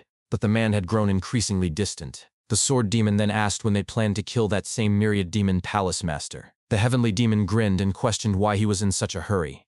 He explained that the Myriad Demon young Palace Master would inevitably cause trouble first, and only then would the followers of the Myriad Demon Palace have a reason to betray him. The Sword Demon expressed doubt, questioning what such a coward could accomplish. The Heavenly Demon countered that he was not truly a coward but rather a sensitive individual, shaped by his circumstances. He remarked that the more unhinged the father, the more delicate the child's inner world tended to become. Returning to the matter at hand, he confirmed that they were in agreement about targeting the Sword Emperor first. He proposed that they proceed with minimal manpower, just the two of them. After a brief silence, the sword demon asked who would be the one to absorb the sword emperor. The heavenly demon laughed loudly before answering that it would of course be him. He asked whether the sword demon felt uneasy because everything was being handed to him, then reassured him that regardless of whether the world became that of the demonic faction or solely the sword demons, they would remain each other's only friend. He then stood and began to walk away, stating that even if the world did not belong to the demonic faction, he would be satisfied if it belonged to the sword demon alone. The sword demon asked where he was going, and the heavenly demon replied that he was heading to the Namgong clan to kill the sword emperor. He instructed the sword demon to meet him later at the Cloudfire Pavilion, explaining that he had something else to finish first. Before leaving completely, the heavenly demon turned his head slightly and delivered a chilling instruction, saying, "Kill the Sword King by today." As he departed, the sword demon remained standing in silence. A sense of unease crept into his thoughts as he questioned why his friend's constant willingness to yield everything to him felt increasingly uncomfortable. He wondered whether it was due to their nature as members of the demonic faction, or perhaps because the heavenly demon was the direct descendant of the legendary figure who had once faced the three gods of the Orthodox faction alone. He considered whether it was simply his belief that those of the demonic faction could never truly have friends. In the end, he dismissed these thoughts, convincing himself that strength was the answer. If he became strong enough, all such doubts would vanish. After all, the grand plan of the demon god revolved around him. Turning his gaze toward the cave where Neung Chionak was imprisoned, he concluded that, just as his friend had said, the Sword King would have to die that very day. Suddenly, a man appeared near the sword demon. The sword demon asked coldly what had brought the Alliance leader there. The Alliance leader warned his men to be careful. At that moment, the trees around them rustled as warriors moved swiftly through the forest. The Alliance leader added gravely that the sword demon was a monster. Martial artists lunged at the sword demon, and a deafening clash echoed through the area. Though the sword demon managed to slip away, the warriors pursued relentlessly. As he fled, he reflected inwardly that while the Murim Alliance's intelligence network was impressive, there was no way they could have discovered this location on their own. Someone must have tipped them off. He recalled his earlier conversation with the heavenly demon about the young palace master and narrowed his eyes. The young palace master. Just then, a Murim Alliance warrior appeared directly above him, shouting, "Got you!" and striking down with his sword. To his shock, his blade shattered instantly. The sword demon reappeared behind him and taunted, "Who's got who?" Before his counterattack could land, the Alliance leader intercepted it with his own sword and ordered his men loudly, "I'll handle this one. You deal with the stragglers." From below, Baek Hankyung simply acknowledged. The sword demon smirked at the elder and mocked. "You couldn't stand it and just had to butt in, huh, oblivious old man?" They clashed across the mountain range, swords flashing in rapid succession. During the exchange, the sword demon thought to himself that the Alliance leader's sword art was exactly as difficult as rumored, unnecessarily gentle, making it hard to predict where the next strike would come from. Every blow carried immense power. If he let his guard down even slightly, he'd lose an arm. He knew that if he ever hoped to become the sword god, he would have to defeat this man, but not today. Forced backward, he drove his sword into the ground to stop himself from being thrown off. He raised his left arm high, demonic energy surging within it. He plunged his hand deeper into the earth, and after a moment, the ground began to shake violently before crumbling beneath them. Seizing the chaos, the sword demon fled at full speed. As he ran, he reflected that he had dispersed his inner energy and erased his presence. This should buy him some time. Things had grown more complicated than expected. First, he needed to rendezvous with the 12 demon swords, and then, but suddenly, an ominous aura erupted from the direction of the Alliance leader, who spoke coldly. "Did you think you could get away from me?" The sword demon glanced back and laughed. "Ha! What a monster!" The Alliance leader prepared a devastating attack and launched it. The sword demon groaned as the strike hit him, a blow so powerful it ravaged the entire forest. Nearby Murim warriors struggled not to be swept away. One shouted, "Be careful! Don't let yourselves get blown away!" Baek Hankyung watched in awe, thinking to himself that this was power strong enough to overturn heaven and earth, the true strength of the Alliance leader. The cave where the Sword King had been held collapsed in the blast. One of the 12 demon swords cried out in shock. "The mountains split! What the hell just happened?" The bloodied Sword King spotted the approaching figure and gasped, "Alliance leader!" The Alliance leader replied warmly, "Good to see you alive, Sword King. We should talk after this." His tone turned icy as he added, "Looks like I won't feel satisfied unless we kill this bastard." A heavy stomp echoed through the ruins. From the debris, the sword demon rose, using his sword as support. He turned to the remaining 12 demon swords and ordered, "You people, scatter, now!" With a grin, he repeated his earlier technique, embedding his sword into the ground. The earth trembled and began to collapse again. The Alliance leader realized his intent. Is he planning to bring this whole area down? When the dust settled, the Alliance leader lifted a boulder, clicked his tongue and muttered, "Tisk, they're quick, like rats." Nearby, the Sword King knelt, clutching his bleeding arm and apologized. This was all because of him.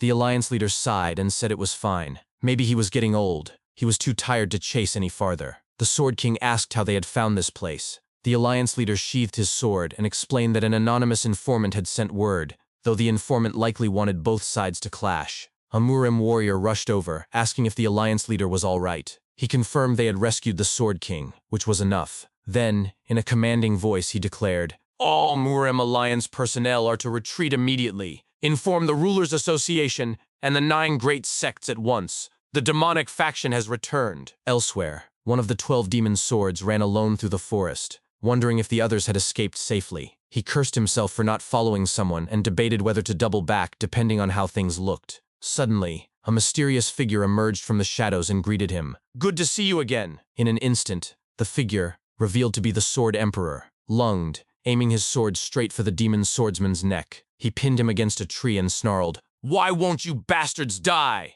The demon swordsman groaned, gripping the blade with his bare hands. The Sword Emperor vowed, "This time for sure I'll roast you nice and slow till you die." But suddenly, threads shot through the air, wrapping around the demon swordsman's body. The Sword Emperor looked up and recognized the man perched in the tree, Heavenly Demon. "You're," the Sword Emperor exclaimed. The Heavenly Demon grinned down at him. "Sword Emperor, the retreat order's been given. What are you doing?" "So it was you," the Sword Emperor said. "This time, let's fight one-on-one again. Last time you fought dirty as hell." Holding the demon swordsman with his thread-like ability, the Heavenly Demon replied, "I've got something to do today, so let's fight properly next time instead." The Sword Emperor narrowed his eyes. "Who the hell are you?" "Who knows?" the Heavenly Demon mused. "Probably just one of the people who ended up an orphan because of the Murim Alliance. Until next time." In an instant, he vanished like smoke into thin air. The Sword Emperor stood silently, gazing up at the sky. On a distant cliff, the Heavenly Demon reappeared and spoke aloud. "We can't use that place anymore. You almost died, youngest." The youngest knelt and thanked him for saving his life. The Heavenly Demon mused that the Alliance leader coming in person suggested there might be a traitor in the Heavenly Sword Alliance. The youngest insisted there couldn't be. Loyalty ran deep among them. He said he would go join the Heavenly Sword Alliance leader for now. The Heavenly Demon pulled back the sleeve on his left arm. "Oh, before you go, there's something you need to do for me." The youngest asked what it was, but before he could finish, the Heavenly Demon pierced his skull with his fingers. The youngest screamed in agony. "Shh!" The Heavenly Demon whispered with a grin. "Attain blissful rebirth, youngest." The youngest's body crumbled to dust. The Heavenly Demon turned toward the rising sun and murmured, "When will the scattered ones gather again?" Meanwhile, in Anhui Province, the 10th sword of the 12 demon swords walked alone through the streets, reflecting that it had been about 3 days since the battle. He wondered what had happened to the Heavenly Sword Alliance leader and the other demon swords, and where he would sleep that night, as things looked bleak. Suddenly, he bumped into someone. He apologized quickly. "Oh, sorry about that." The man turned, and it was Jinyan. His expression darkened as he asked menacingly, "Why are you alone?" 4 hours earlier, at the Yunhe Merchant Group's estate, a woman stood waiting in the courtyard. When Jinyan arrived and walked past her, she addressed him. "Young Master Li Jinan?" Jinyan noticed her and murmured in surprise. The woman flushed and complained that she'd been waiting so long her neck was about to break. As Jinyan adjusted his wrist, he wondered inwardly if she had come seeking a sparring match, just as Lady Bake had done. Suddenly, his father appeared from behind, accompanied by Hua Aeon. His father announced loudly, "There you are. They are your guests." Jinyan replied that he had just been about to take them to the training grounds. His father looked puzzled. "What are you talking about?" "They've come to discuss a marriage proposal with you." Jinyan froze in disbelief. "What?" His father added that she wasn't the only one. Clans from Bakely, Shimen, and Doko had all sent letters regarding marriage talks. Hua Aeon smirked and teased. "Just what have you been doing out there? It is all your good fortune." Jinyan insisted he had only been fighting, and asked them to explain things properly and send the visitors away, as he had no interest in other women at the moment. His father then asked, "Then, what do you think of Lady Bake?" Jinyan turned to him with a smile and suggested, Shall we make her our daughter-in-law? His father laughed heartily. Ha ha ha ha! That is for Lady Bake to decide. He then grew thoughtful and asked where Lady Bake was from, noting it would be discourteous not to know the background of the benefactor who had saved their merchant group. Jinyeon revealed that Lady Bake was a descendant of Bake Mujin, the martial god. Hua Aeon was stunned. The martial god? If he was called a god, he must have been incredible. No wonder she fights so extraordinarily. As expected of my sister-in-law. Their father sighed sympathetically. Oh dear, Lady Bake must have had such a hard time. Standing at the very peak of the Jianhu means having as many enemies as followers. The fame of being Bake Mujin's descendant could not possibly have allowed her an easy life. Jinyeon recalled Lady Bake's own words. We descendants have done nothing wrong, yet it feels like we live as if we committed a crime. He agreed quietly. I suppose that is true. His father concluded that repaying such a great debt of gratitude would take time. Hua Aeon added that since Lady Bake was staying nearby, he had already offered her a place within the Yunha estate. Their father gave Hua Aeon a thumbs up and declared it excellent. If she was to become one of them, she must be treated with the utmost care. Hua Aeon returned the gesture with a grin, assuring his father not to worry. Jinyeon sighed and said he would step out for a while. As he passed the waiting woman, he bowed politely and told Hua Aeon he was going to train. The woman looked downcast. Noticing this, Lee Seung-min, their father, turned to Hua Aeon and suggested that since Jinyeon already had someone in mind, perhaps Hua Aeon should consider discussing a marriage proposal in his stead. Hua Aeon was caught off guard and stammered, Me? Later that night, as Jinyeon walked through the streets, he reflected that one could not simply sit idle after receiving such a great favor. He should give Lady Bake something to aid her training. At that moment, he bumped into the 10th sword of the 12 demon swords. The man apologized quickly. Ah, my apologies. Jinyeon turned and immediately noticed the plaque on the man's sword. His eyes widened as memories flooded back in his past life as Dan Woo-sung. He had fought both the sword demon and the heavenly demon, and that plaque was identical to the one the sword demon had carried. Rage surged within him. It's those bastards. He spoke aloud. Hey, why are you alone? The 10th sword smirked and retorted. I just asked, why are you alone? I've never seen you before.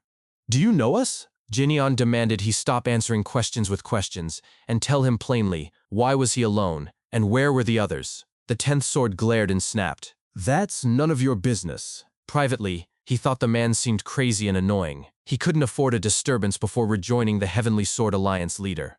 In an instant, he leapt onto a rooftop and fled, calling back, Consider yourself lucky, brat. As he ran, he mused that tales of big cities being full of lunatics were true. But no matter how crazy this one was, he wouldn't catch him. He regretted leaving. It hadn't been a bad place to rest. But suddenly, Jinyeon appeared right beside him, fist cocked. Where are you going? He struck the 10th sword in the gut, but the demon swordsman blocked it with his blade and grinned. So you're not just some ordinary madman if you can keep up with me. What do you want?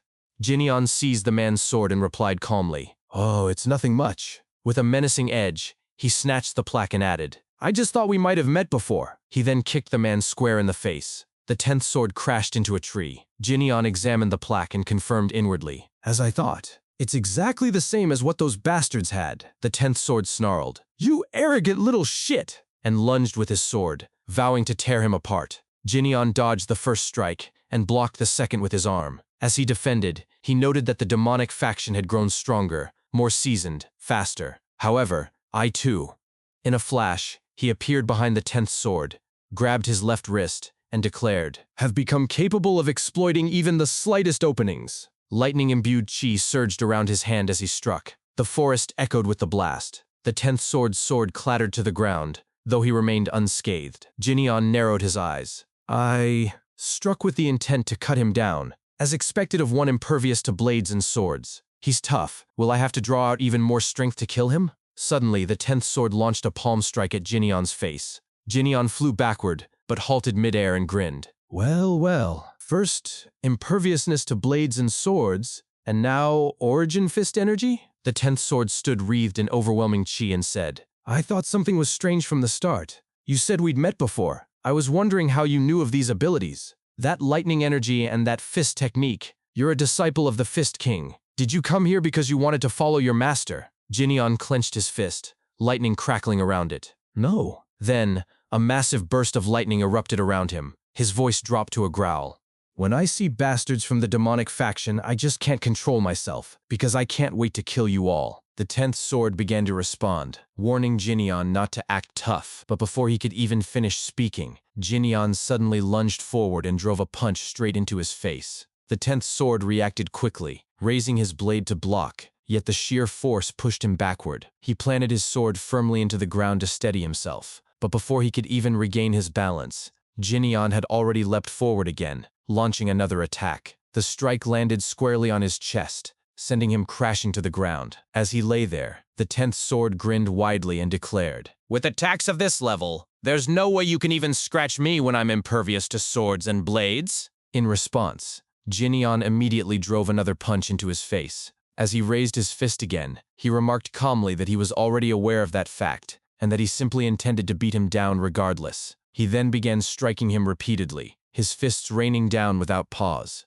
The 10th sword groaned under the relentless assault, his voice breaking into pained cries as the blows continued to land. Despite the beating, the 10th sword managed to tighten his grip on his weapon and suddenly counterattacked, swinging his blade toward Jinyan. However, Jinyan caught the attack with his bare hand, stopping it completely. Furious, the 10th sword shouted that Jinyan was an arrogant bastard and that he would no longer hold back. He lunged forward again, unleashing a flurry of attacks, but Jinyan evaded them effortlessly, dodging each strike with precision. As the exchange continued, Jinyan grabbed hold of the sword and began to analyze his opponent internally. He found it strange that the 10th sword was using techniques belonging to Moyang Chu, the Sword King, and even the Green Forest King. Though the execution was clumsy, the swordsmanship clearly combined elements of the orthodox faction, the demonic faction, and even underworld techniques. Narrowing his eyes, Jinyan began to suspect the truth behind these unnatural abilities.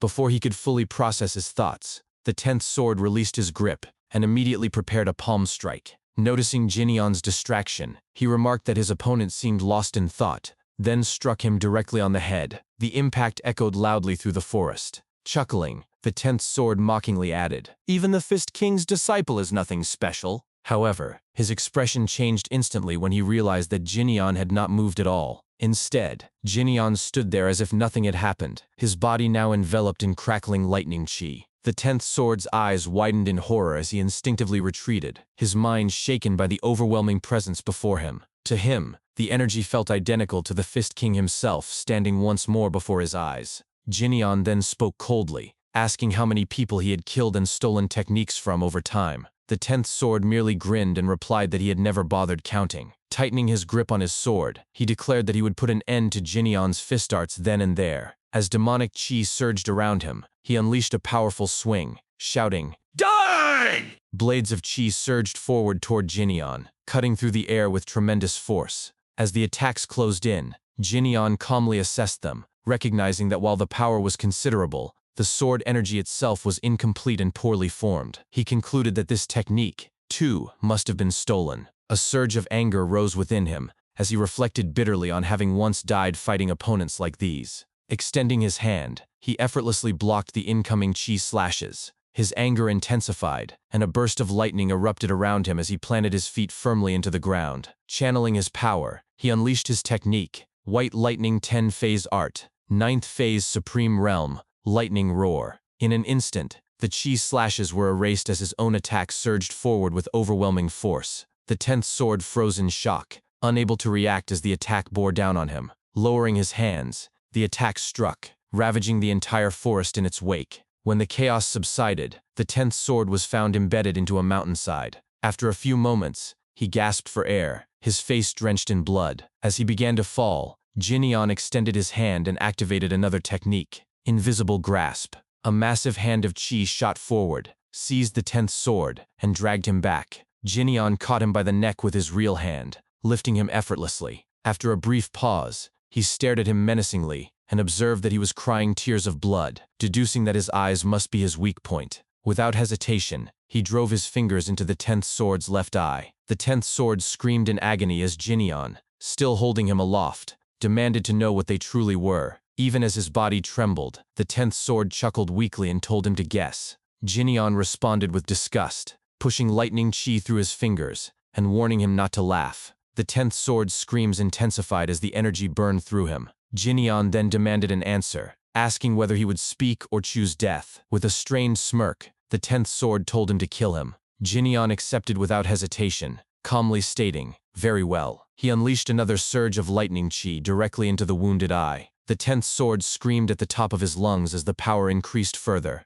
Moments later, his sword shattered into pieces under the overwhelming energy, and the upper half of his body was completely obliterated. Afterward, Jinyan retrieved the 12 demon sword plaque from his pocket, examining it as he remarked that he already knew the truth without needing to hear it from the man's mouth. Elsewhere, the sword demon was traveling through the streets of Anhui province in a carriage. As it passed by, Namgung Wei, who had been walking along the street, noticed something unusual about the carriage and stared at it intently. A man beside him asked what was wrong, but after a brief pause, Namgung Wei narrowed his eyes and replied that it was nothing. At the Cloudfire Pavilion, the heavenly demon sat in his room reading letters when the door suddenly opened. Someone remarked that he seemed quite busy. Looking up, the heavenly demon recognized the visitor and welcomed him. Noting his arrival, the man was the sword demon. The heavenly demon observed that his face was badly injured and mentioned that he had heard the Alliance leader had come by. The sword demon explained that it had not only been the Alliance leader, but also the Iron Blood Sword Emperor. He described how that relentless opponent had been hunting them down without pause.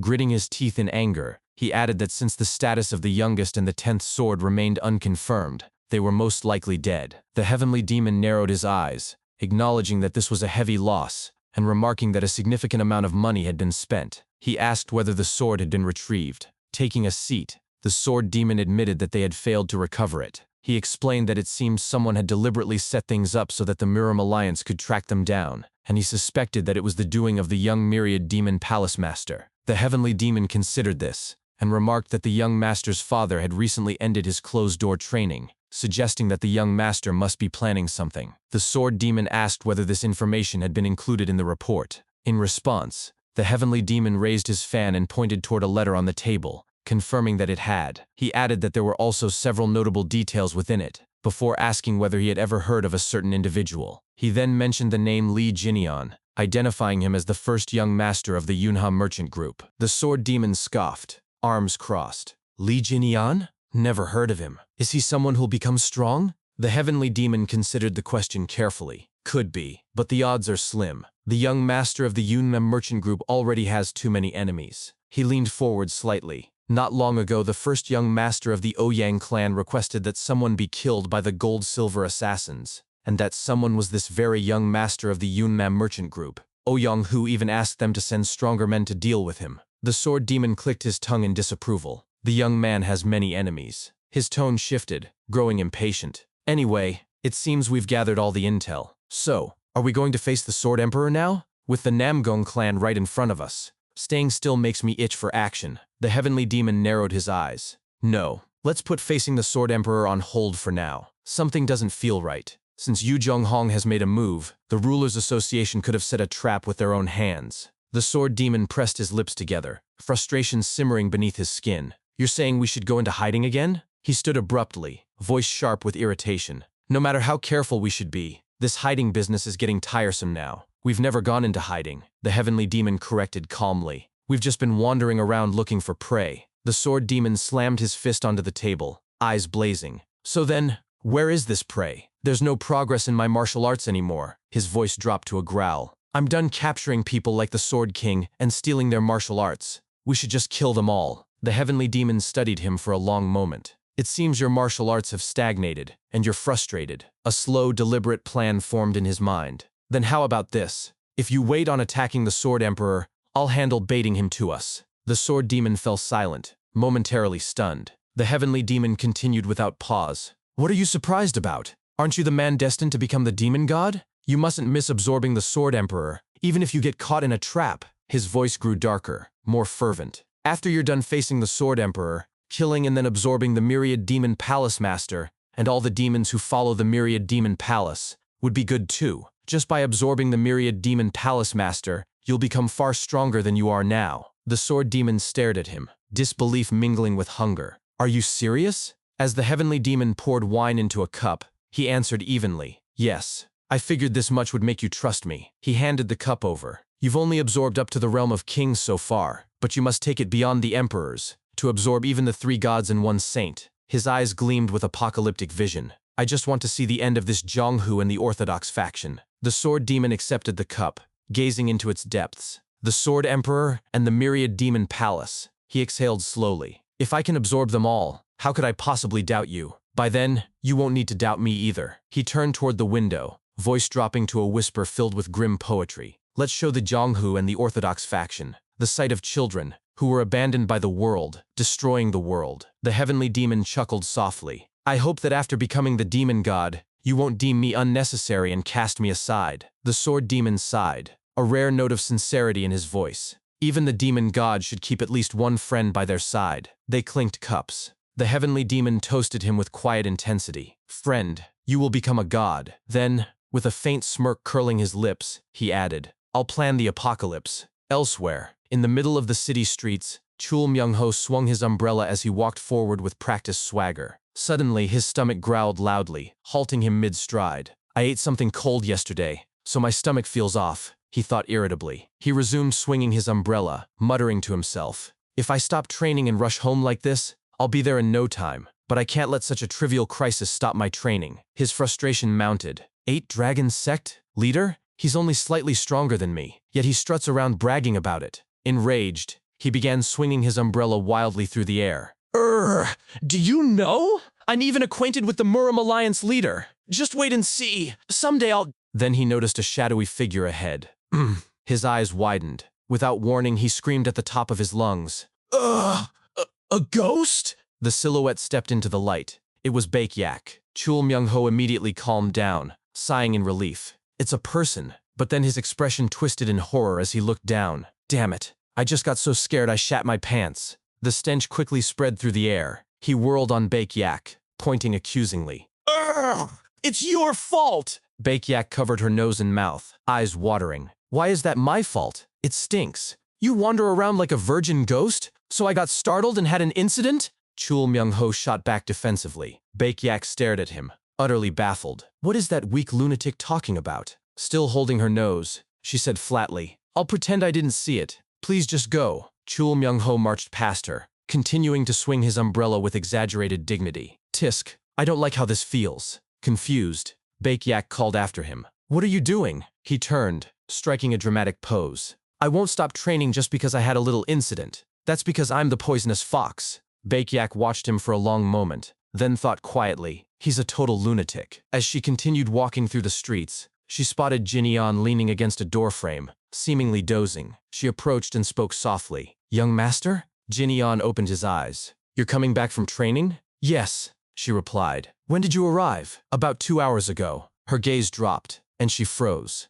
His fingers were stained with dried blood. Without thinking, she grabbed his hand, voice urgent. Why does your hand look like that? Something must have happened. Jin-yeon pulled back slightly, calm but weary. I killed a man who appeared to be under the sword demon's command. Since it was the blood of the demonic faction, it didn't wash off easily. He glanced at her, concern flickering in his eyes. Anyway, my hand is a bit dirty. Are you okay? Baek-yak startled, instantly releasing his hand. Her face flushed crimson. Jin-yeon smiled gently, then began walking. Could we talk for a moment while walking? Of course, she said quickly. As he walked ahead, she hesitated, then reached out and took his bloody hand again, her cheeks burning. I didn't let go because it was dirty, she murmured. Clearing her throat, she added shyly. Isn't my hand cold? Jin-yeon looked at her, warmth in his voice. It's warm. As they walked side by side, he explained what had happened. They called the sword demon their leader, and were impervious to swords and blades. The sword demon's subordinates had weak eyes as their weakness. Baek-yak nodded thoughtfully. We have quite a bit of information about the demonic faction forces. My younger cousin Baek-run has memorized all of it. There will likely be records of forces unknown even in the central plains in our main clan estate. So whenever you find a clue, tell me. I'll answer to the best of my knowledge. Or ask Baek-run. Thank you, Jin-yeon said sincerely. Baek-yak fell into quiet reflection.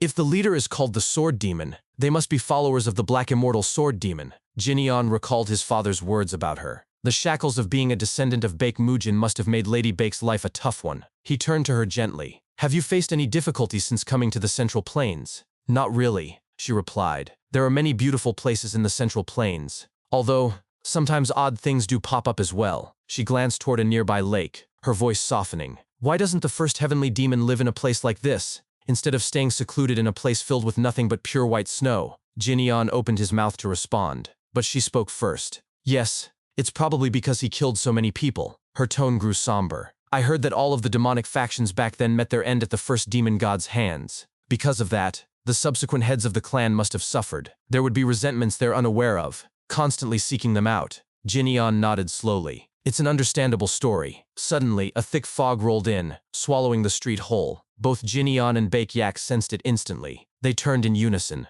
From the mist emerged a masked figure, voice low and ominous. It seems you also have people resenting you, that you're unaware of. As Jinyan observed the situation unfolding before him, multiple mysterious figures suddenly emerged from the cliffs. The sight immediately drew his attention toward one particular individual, causing him to wonder whether that man was their leader. Beside him, Baekyak asked if he knew where those people had come from. Jinyan explained that if they were the ones wearing golden-colored masks, then they were most likely members of an assassination organization known as the Gold-Silver Assassins. At the same time, he narrowed his eyes and silently questioned why assassins were revealing themselves so openly. He reasoned that they must have tremendous confidence in their abilities. Furthermore, they appeared considerably stronger than the assassins he had encountered in the past. The leader of the assassins slowly nodded. As the bell attached to his earring rang, the assassins behind him immediately surged forward. Without hesitation, the leader ordered all of them to attack at once. A thunderous boom echoed throughout the area as the assassins launched their assault on both Jinyan and Baekyak. Jinyan skillfully avoided the incoming attacks while retreating several steps. However, the leader immediately issued another command, ordering his subordinates not to allow either of them to escape. As the assassins rushed toward him again, Jinyan quickly assessed the situation. He realized that they had deliberately revealed themselves in order to separate him from Baekyak. The realization caused him to reflect that before he had even managed to repay her previous kindness, he had once again become indebted to her. Closing his eyes momentarily, he calmly waited as one assassin lunged toward him. The moment the assassin thrust his sword forward, Jinyan lowered his body and prepared a counterattack with his left fist. His punch connected instantly.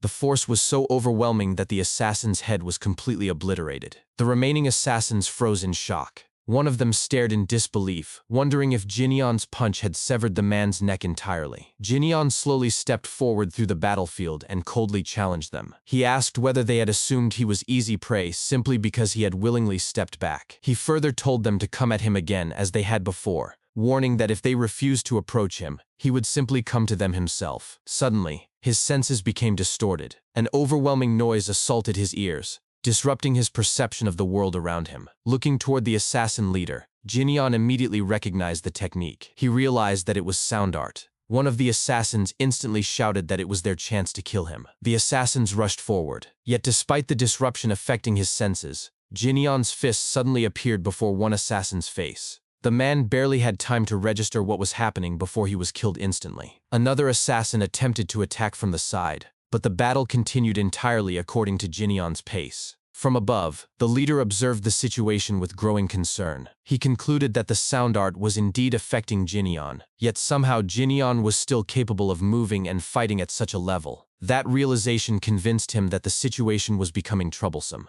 Soon afterward, one assassin hurled several knives toward Jinyan. Jinyan casually caught them with one hand. With visible irritation, he remarked, "Seriously, you people are always irritating." He immediately threw two of the knives back at the assassin. Then, shifting his stance, he hurled another knife with tremendous force directly toward the leader. The knife struck one of the leader's earrings, destroying the source of the sound art. The assassin leader glared at him with murderous intent and demanded to know how he dared do such a thing. Before the man could react further, Jinyan vanished. An instant later, he appeared directly above the leader and launched a lightning-infused punch toward him. While attacking, he demanded an explanation for why they had suddenly sought him out. The leader barely managed to block the devastating strike using his umbrella. However, as Jinyan's overwhelming power continued to push through the defense, blood suddenly erupted from his eyes and mouth. Seizing the opportunity, the leader swung his umbrella. Fortunately, Jinyan managed to dodge and retreat. While creating distance, he quickly analyzed the situation. He realized that even a single ring of that bell could inflict severe internal injuries. His consciousness was beginning to fade, and he concluded that his close combat techniques were not well suited to countering the enemy's martial arts. At that moment, a blade suddenly emerged from the tip of the leader's umbrella. The assassin leader confidently declared that Jinyan could no longer move before charging forward. As he thrust the weapon toward him, he shouted, "Just stay still. I'll send you off peacefully without pain." Watching from nearby, Baekhyak's eyes widened in alarm as she cried out Jinyan's name. Then something astonishing happened. Lightning chi suddenly burst from Jinyan's head. The assassin leader abruptly halted. Jinyan calmly remarked that he felt much better now. Grabbing the tip of the umbrella, he cursed the troublesome bell. The leader instantly realized what had happened. By burning his own head with lightning energy, Jinyan had disrupted the illusion technique entirely. Before the assassin could react, Jinyan grabbed his ear and violently tore it off. Blood sprayed into the air. The assassin leader screamed in unbearable agony. Jinyan then coldly informed him that he was clearly from the gold-silver assassins. He offered him only two choices. He could reveal the location of their base and die afterward, or he could simply die immediately. Instead of answering, the leader pressed a hidden mechanism on his umbrella. The umbrella expanded outward, creating an opening for escape. Without hesitation, he turned and fled for his life. As he ran, he concluded that Jinyan was a monster. He believed fighting him alone would be nearly impossible. Desperately, he considered taking the woman accompanying Jinyan hostage. However, his plan vanished the moment he looked toward Baekyak. His eyes widened in disbelief. She had already completely annihilated every assassin who had attacked her. The leader could only wonder what kind of monsters he had encountered. At that moment, Baekyak noticed him. Without hesitation, she lunged forward and unleashed her ice technique. Simultaneously, she shouted for Jinyan to act. Behind the fleeing assassin, Jinyan was already preparing an attack infused with lightning. The two launched their attacks from opposite directions. Caught between them, the assassin leader screamed in agony. Then an extraordinary phenomenon occurred. Jinyan and Baekyak's chi merged together. A brilliant surge of energy erupted into the heavens. Moments later, snowflakes crackling with lightning began descending from the night sky. As Jinyan gazed upward, he reflected on the spectacle before him. When the cold energy of the full moon collided with the lightning of the white lightning 10-phase art, the lightning had embraced the moonlight itself and illuminated the entire night in radiant white. He believed that the sight before him was truly the moonlight white night, a phenomenon that only someone on the level of a martial god could ever witness. Standing beneath an umbrella that he held for both of them, Jinyan and Baekyak admired the sky. Baekyak quietly remarked, "How beautiful." Jinyan agreed completely. Then, with a warm smile, he mentioned that they seemed remarkably compatible. To his surprise, Baekyak immediately agreed. The realization of what she had just admitted caused her face to turn bright red. Soon afterward, Jinyan noticed the bruising on her shoulder. Concerned, he pointed out that she was injured. Baekyak casually explained that it had only been a slight graze, and insisted that there was no reason for him to worry. Jinyan fell silent for a moment. Then he handed her the umbrella. He reminded her that, as she already knew, he possessed countless enemies. While speaking, he picked up a piece of cloth from one of the dead assassins, and explained that becoming further involved with him would only lead to even more dangerous situations. Baekyak closed the umbrella and quietly asked whether he was telling her to leave. Jinyan immediately denied it. Instead, he instructed her to move her lodging to the Yunham merchant group. He explained that she needed to stay closer to him so that he could have peace of mind. Hearing those words caused Baekyak's face to become even redder. She softly addressed him as young Master Jinyan. Jinyan pointed out that she had called him simply Jinyan a short while earlier. Embarrassed beyond words, Baekyak's face reddened further. She hurriedly turned away and loudly insisted that she did not remember doing such a thing. Flustered, she suggested that perhaps she had been referring to someone she had known back in her hometown. Before the conversation could continue, Jinyan suddenly clutched his head. His body swayed. Then he slowly collapsed. Baekyak immediately froze in shock as she watched him fall to the ground. Filled with concern, she called out to him. Meanwhile, within the depths of his mind, Jinyan questioned whether what he was experiencing was a dream. He found himself lying in a shallow puddle within an endless plain. Slowly sitting up, he wondered if he had lost consciousness. However, after reflecting on the circumstances, he concluded that it was only natural. He had pushed the 9th phase to its absolute limit using Li Jinyan's body while simultaneously enduring the lightning energy directly. This body simply could not withstand such strain. Looking down at his reflection in the shallow water, he released a deep sigh. He admitted to himself that he needed more training. Then he rose to his feet. Thinking about his sudden collapse, he realized that Baekyak was probably worried about him. He even joked to himself that Baek Mujin would likely give him a beating for causing such concern. Just then a man carrying a sword suddenly appeared directly behind Mujin. Jinyan immediately sensed the presence behind him and spun around. But the moment he turned, the man had already launched an attack. Caught off guard, Jin Eon barely dodged, yet the sword grazed his cheek. As he stepped back, a strange sensation prickled his skin. He touched the wound and muttered to himself, "This cold energy is on another level, but it somehow feels familiar. It's like Lady Baek's ice art. Could that be?" His eyes locked onto the figure before him, and realization struck. Baek Mujin? A wide grin spread across Jin Eon's face. Without hesitation, he lunged forward, thoughts racing with exhilaration. The reason Baek Mujin has appeared in my dream doesn't matter. From the day I set foot in the Junghu, I've always yearned to become the strongest. Now, I'm dreaming of facing the martial god. There is no dream more thrilling than this. He threw a punch with full force, but Baek Mujin blocked it effortlessly with his sword. For a heartbeat, they stood motionless. Then, in an instant, a violent burst of ice erupted from the point of impact, surging outward and swallowing Jin Eon whole. The frost solidified into a towering mountain of ice, trapping him at its peak. Struggling within the frozen prison, Jin Eon thought desperately, "The ice won't break." Baek Mujin floated before him, wreathed in an aura of absolute cold. He extended his left hand and murmured something unintelligible. "What are you saying?" Jin Eon asked aloud. Before he could react, Baek Mujin flicked him sharply on the forehead. A thunderous bang echoed, and suddenly, Jin Eon was back in his room at the Yunha merchant estate. The noise drew immediate attention. His father and brothers rushed in, shouting his name. Jin Eon! Jin Eon! Lying on the floor, Jin Eon touched his throbbing head and murmured, "Where am I?" Ja Eon scoffed as he leaned against the doorframe. "Oh, what? He just fell while sleep-talking. Everyone's making a fuss." His father shot him a stern look. "Ja Eon, mind your words." Ja Eon pouted. "Well, it's true, isn't it?" Jin Eon sat up slowly on his bed. "I definitely collapsed at the lake. So how did I end up here?" Hua Eon answered gently. "Lady Baek carried you here. She stayed by your side for a while to confirm your life wasn't in danger, then left."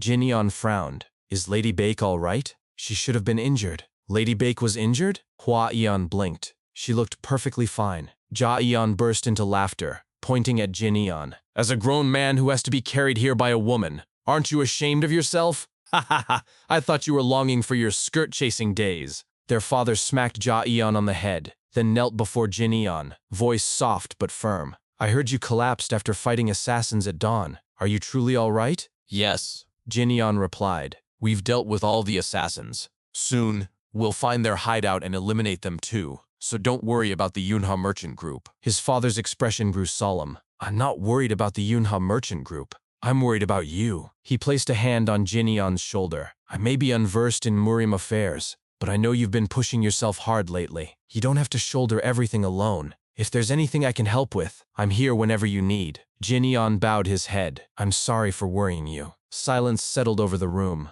Later, Jin Eon stood alone in the heart of a dense forest, lightning crackling around him as he trained relentlessly. He drove his fist into a mountainside cliff, then landed heavily on the ground, breathing hard. This much isn't enough. He muttered. Baek Mujin's ice was far more solid and rigid. "No, it's not just the ice. His power, speed, and inner energy. I couldn't match even his shadow." He clenched his teeth, shame burning in his chest. Was I satisfied just reaching where I was in my past life? I barely defeated one of those demonic faction underlings. Yet I speak of revenge. I'm such a fool. I must surpass it. Planting his feet firmly, he summoned a storm of lightning chi around his body. The wall I couldn't cross in my past life. Unless I surpass being the Lightning Emperor and become a martial god, I can't protect anything, let alone exact revenge. He unleashed his ultimate technique with roaring intensity. White Lightning 10-phase art. 10th phase. But the chi recoiled violently. Blood sprayed from his mouth as the lightning dissipated, leaving him kneeling in exhaustion. Why? Why am I stuck at the start of the 10th phase? What exactly is blocking my path? As he stared blankly into space, a voice called out, "Jin Eon! Jin Eon! It was Hua Eon. He placed a hand on Jin Eon's face and shook him gently. Jin Eon!" Once Jin Eon's focus returned, Hua Eon sat beside him with a heavy sigh. It hasn't been that long since you finally woke up. How could you be training already? I knew you'd collapse again. How did you know I'd be training? And even find me? Jin Eon asked. How else? Hua Eon gestured upward. Lightning fell from a clear sky. Naturally. I thought it must have been you. He glanced at the shattered cliffside in awe. Besides, I've never seen you train like this before. Are those fist marks? Well, I was just about to stop training and come down. so don't worry, Jinyan said lightly. Hua Yan grinned widely. Hoo. Do you think I came here to stop you from training? In one swift motion, he slammed his arm onto a flat stone and challenged. Come on, bring it on! Jinyan placed his own arm beside it and gripped Hua Yan's hand. Arm wrestling? I'm no martial artist, so I can't spar, Hua Yan explained. But I think I at least have a chance in arm wrestling. I've also been training my strength lately, so even if it is you, I won't be beaten so easily. Before he could finish, Jinyan slammed his hand down. Hua Yan whirled away, biting back a scream of pain. Urgh! From behind, Jinyan offered a sheepish apology. Oh, I'm sorry. I should have held back more. Clutching his injured arm, Hua Yan turned back, eyes wide. You're really strong. Then, why do you have so many worries despite being this strong? Jinyan fell silent for a long moment. Then, walking toward the cliff's edge, he spoke quietly. Actually, I had a dream yesterday. I was fighting Baek Mujin. Hua Yan followed him, astonished. Baek Mujin? Isn't that Lady Baek's ancestor? Yes, Jinyan admitted. I was no match for him. I lost completely. Could the reason you pushed yourself be because you were frustrated about losing in the dream? Hua Yan asked. It's not just that, Jinyan said, fists tightening. There are people I must defeat, but my current strength isn't enough. To defeat them, I must become the strongest in the world. Yet I can't even cross my own limits, and even collapsed in front of Lady Baek. I also lost in my dreams, and was ashamed of my own powerlessness. Hua Yan studied him for a moment, then spoke with quiet conviction. I may not know much about the Murim, but that image of you fighting that Ouyang clan bastard after coming back is still vivid in my mind. To me, you were as good as the strongest in the world. So stop groaning like an old man and have confidence in yourself. Your handsome face is getting wrinkled. Jinyan gave a faint smile. Haven't heard you nag for a while. Hua Yan extended his closed fist. Steal your mind and become the strongest in the world. I'll handle everything else besides training. Just trust me for once. I'll help you become a martial god too. Jinyan bumped fists with his brother, warmth in his voice. Thank you. Later that night, as Jinyan slept, he slipped into another dream. Another dream? He wondered.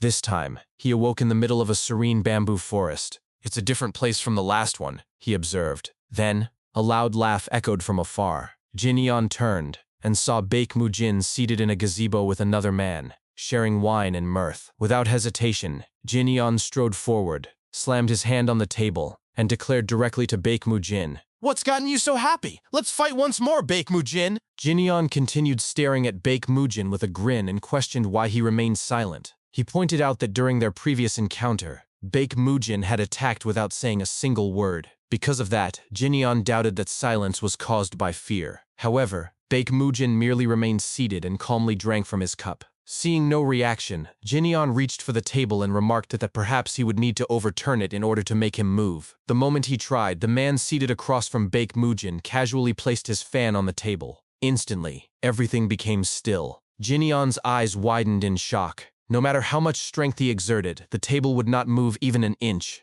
He quickly realized that the stranger was suppressing his strength with nothing more than a fan. The man then coldly remarked that Jinyan's behavior was incredibly rude, especially considering he had not yet earned the right to appear there. Without warning, the man suddenly lunged forward. His fan cut through the air toward Jinyan. Jinyan immediately raised his guard and managed to block the attack, but the collision forced both of them backward. Moments later, they landed within the bamboo forest. Jinyan quickly shifted his footing and launched a powerful kick. The man effortlessly dodged. A smirk appeared on the stranger's face as he commented that Jinyan was slow, far slower than he had expected. He mockingly questioned whether someone with such a level of skill truly believed he could fight him. Refusing to back down, Jinyan unleashed a punch infused with lightning chi. The man casually stepped aside. He observed that Jinyan's techniques were completely exposed. Jinyan continued his relentless assault, yet every attack missed. The stranger effortlessly evaded each strike while remarking that even the Cloud Dragon would fight better than this. He then questioned whether Jinyan truly intended to continue living in the Jianghu with such shortcomings.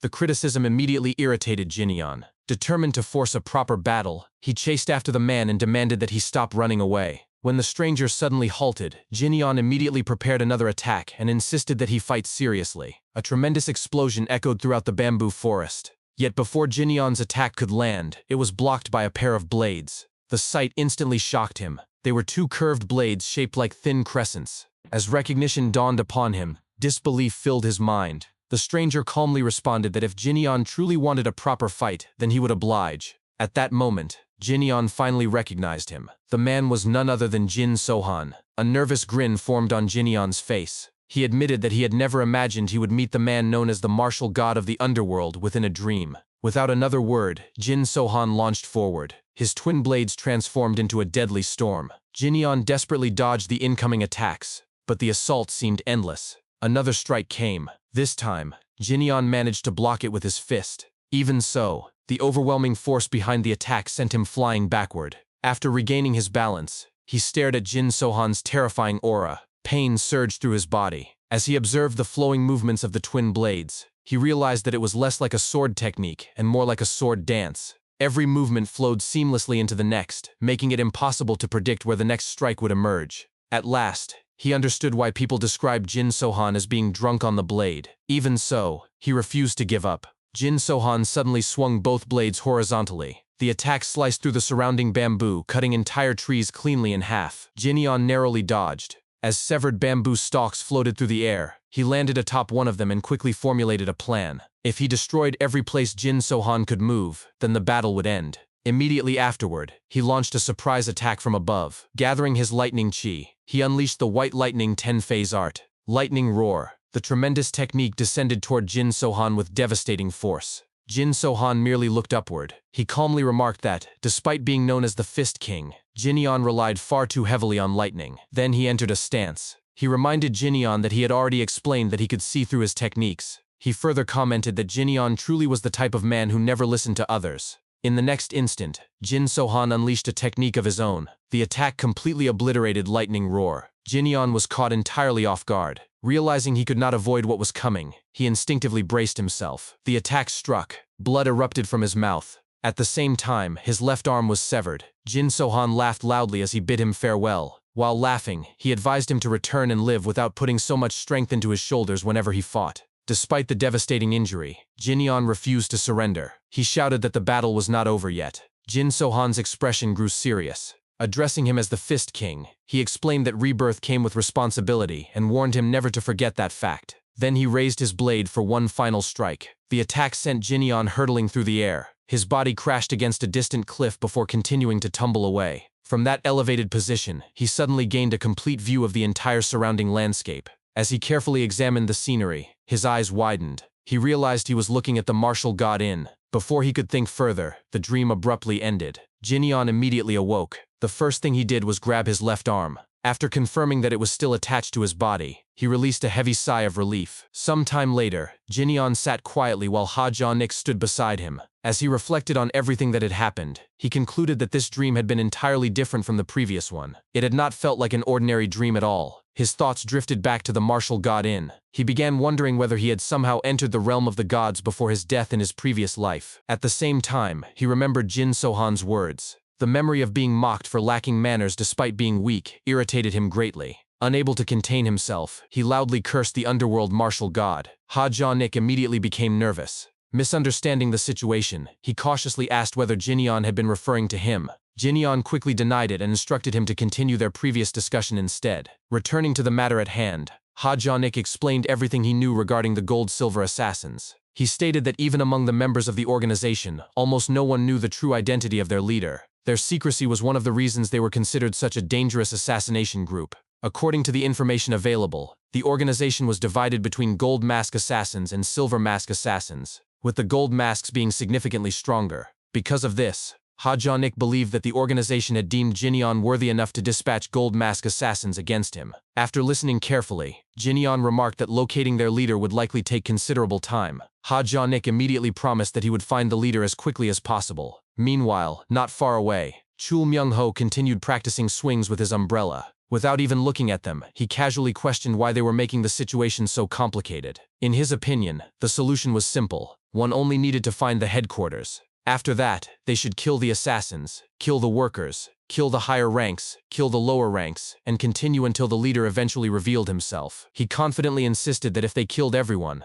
the leader would definitely appear. Then he complained that he should not have to explain something so obvious. Standing nearby, Ha Jia-nik felt overwhelming rage rise within him. For a brief moment, he genuinely wanted to kill Chul Myung-ho himself. Ignoring the absurd suggestion, Jinyeon casually turned toward Chul Myung-ho and asked how many times he had completed his training. Chul Myung-ho immediately answered that he had completed it 76,203 times. After another swing, he updated the count to 76,204. Then he cursed in frustration and wondered when he would finally reach 1 million. He admitted that he had long since passed the point of exhaustion and was simply sick of repeating the same thing endlessly. Jinyeon advised him not to become obsessed with the number itself. He explained that impatience was ruining his form. As he prepared to comment on Chul Myung-ho's shoulders, another memory suddenly surfaced. Once again, Jin Sohan's words echoed within his mind. The advice about using too much strength in his shoulders instantly returned. The realization caused Jinyeon to freeze. At that moment, Chul Myung-ho arrogantly approached and demanded to know what was wrong with his shoulders, insisting that Jinyeon not stop speaking halfway through. Jinyeon remained silent. Lightning slowly began crackling around his body. Then, in the next instant, he punched the ground in frustration. The impact shook the area. While cursing Jin Sohan once more, a grin suddenly spread across his face. At last, he understood. That was what the underworld martial god had meant. Some time later, Chul Myung-ho quietly reflected on Jinyeon's words. For perhaps the first time, uncertainty crept into his expression. He reluctantly wondered whether his shoulders were truly that bad. Before he could dwell on the matter any longer, Ha Jia-nik exploded with frustration. He shouted that Chul Myung-ho was an idiot and explained that Jinyeon had simply been asking him to massage his shoulders. Elsewhere, Jinyeon stood near a waterfall, lost in deep thought. As the rushing water echoed around him, he silently cursed himself for being a complete idiot. At last, he felt as though he finally understood the meaning behind the lesson he had been missing.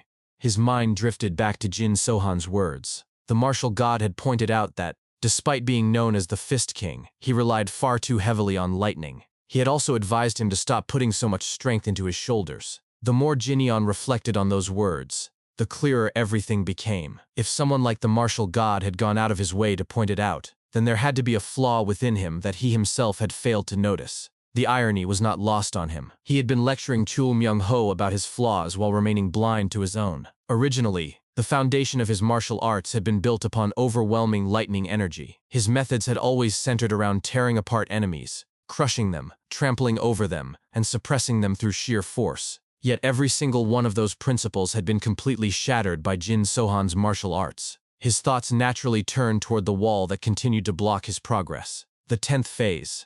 The final realm of the White Lightning 10-phase art.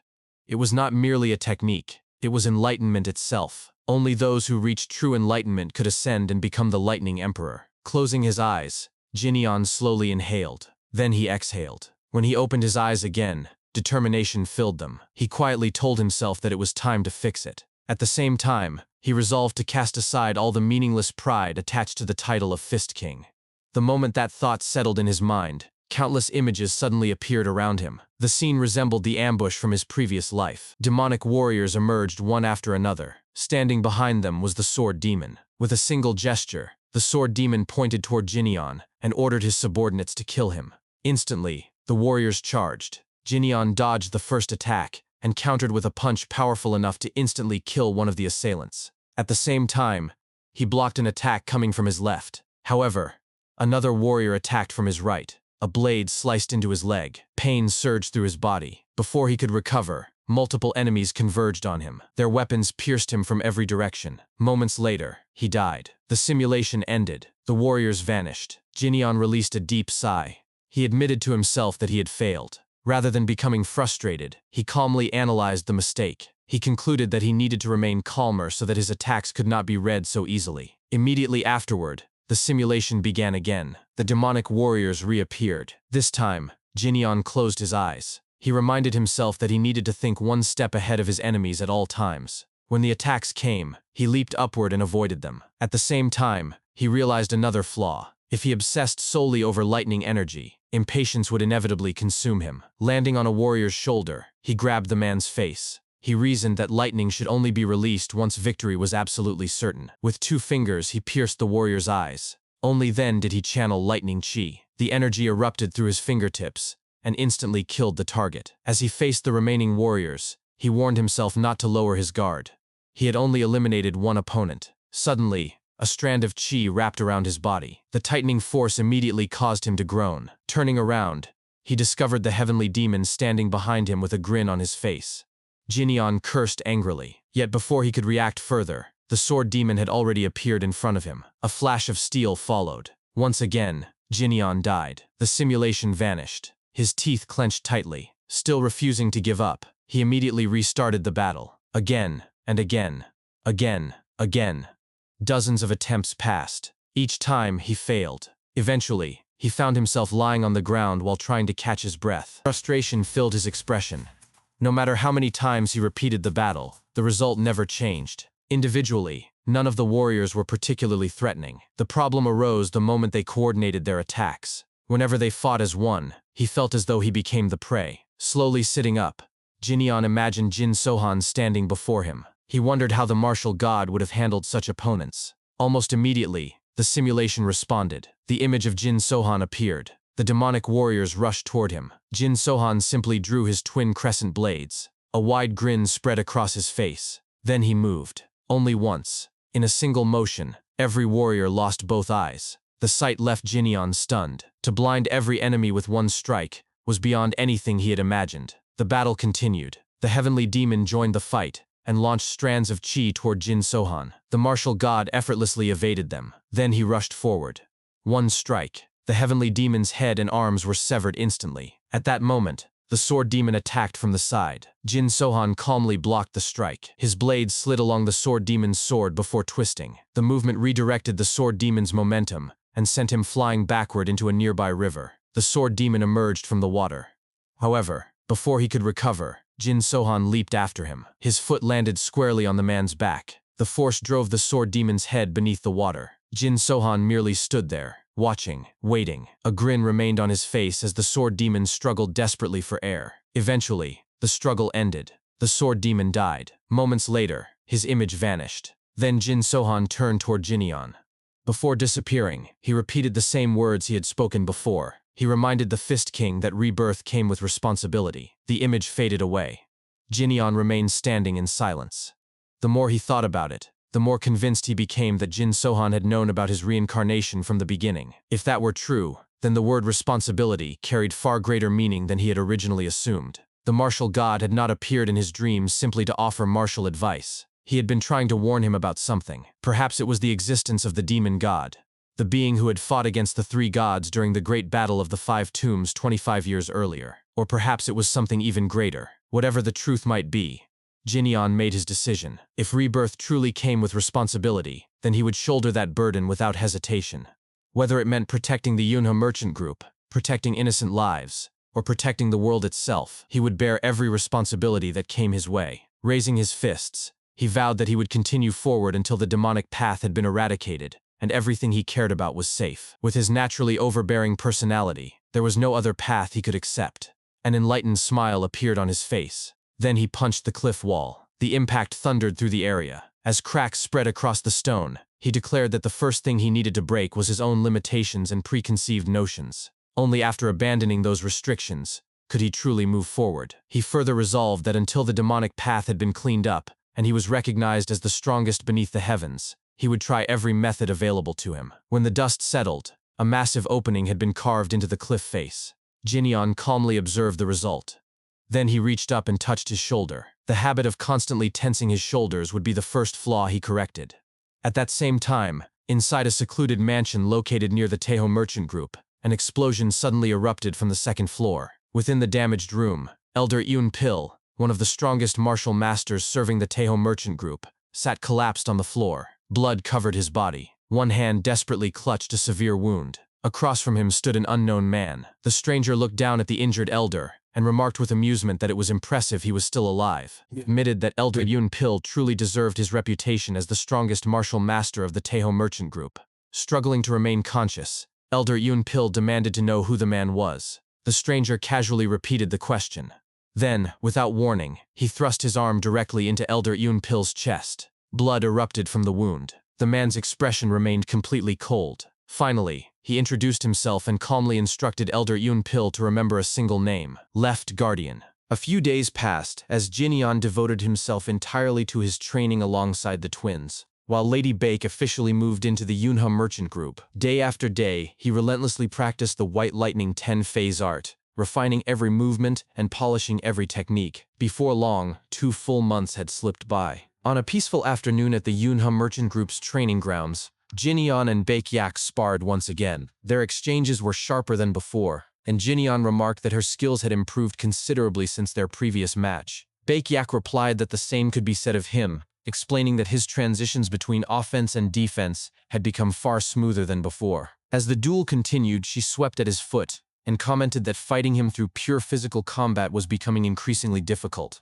However, the attack caused her to lose her balance, and before she could fall, Jinyan caught her gracefully. Still supporting her, he explained that although he had changed his mindset, adapting would have been difficult had he trained alone. His words caused Baekyak's face to flush red, and after clearing her throat awkwardly, she admitted that she was glad she could be of help. Jinyan, still holding her upright, shifted the conversation and advised that she should place more focus on strengthening her lower body. Baekyak quietly admitted that she had simply let her guard down. At that moment, one of Jinyan's friends happened to witness the scene from the side and stared in complete shock. Guong called out Jinyan's name in disbelief, causing Jinyan to turn toward him and acknowledge his arrival. Guong's face immediately reddened after seeing Jinyan and Baekyak standing so close together. Later, while the two walked together, Guong excitedly questioned who the beautiful woman was. Jinyan calmly explained that she was a guest staying under the protection of the Yunha Merchant Group as one of its benefactors. Guong loudly accused him of claiming he was focused solely on training, insisting that what he had just witnessed certainly did not look like a duel. Jinyan dismissed the nonsense before asking where the other 2 companions were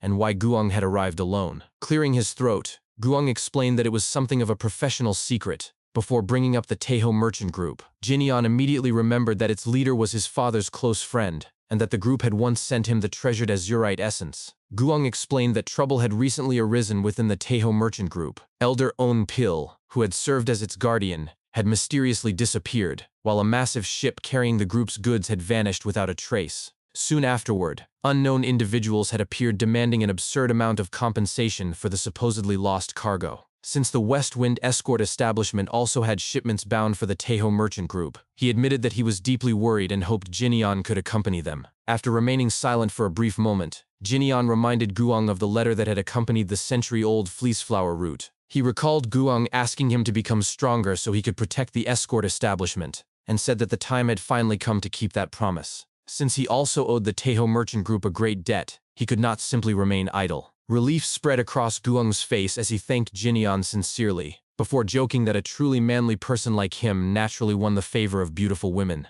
Jinyan ignored the remark and suggested that they depart immediately. Just then, a familiar figure suddenly appeared atop a nearby rooftop and shouted for them to wait. Chul Myung-ho declared that he would be joining them as well, and insisted that no one complain about it. Later, as their carriage traveled through the forest, silence filled the interior, while Jinyan stared directly at Chul Myung-ho. Feeling suffocated by the atmosphere, Guong nervously tried to lighten the mood by greeting Myung-ho warmly. He remarked that it had been a long time since they had met, and mentioned hearing that Myung-ho had abandoned the gambling dens to devote himself to training. He even complimented the thickness of his forearms, claiming he had obviously grown stronger. Flustered by the praise, Chul Myung-ho admitted that he had indeed put in considerable effort, and wondered whether it was really that obvious. Before he could continue, however, Jinyan cut him off, and bluntly remarked that he was nowhere near strong enough to step into the Jianghu. He questioned what Myung-ho had been thinking by following them, and reminded him that after displaying such weakness, there had to be a reason for insisting on coming.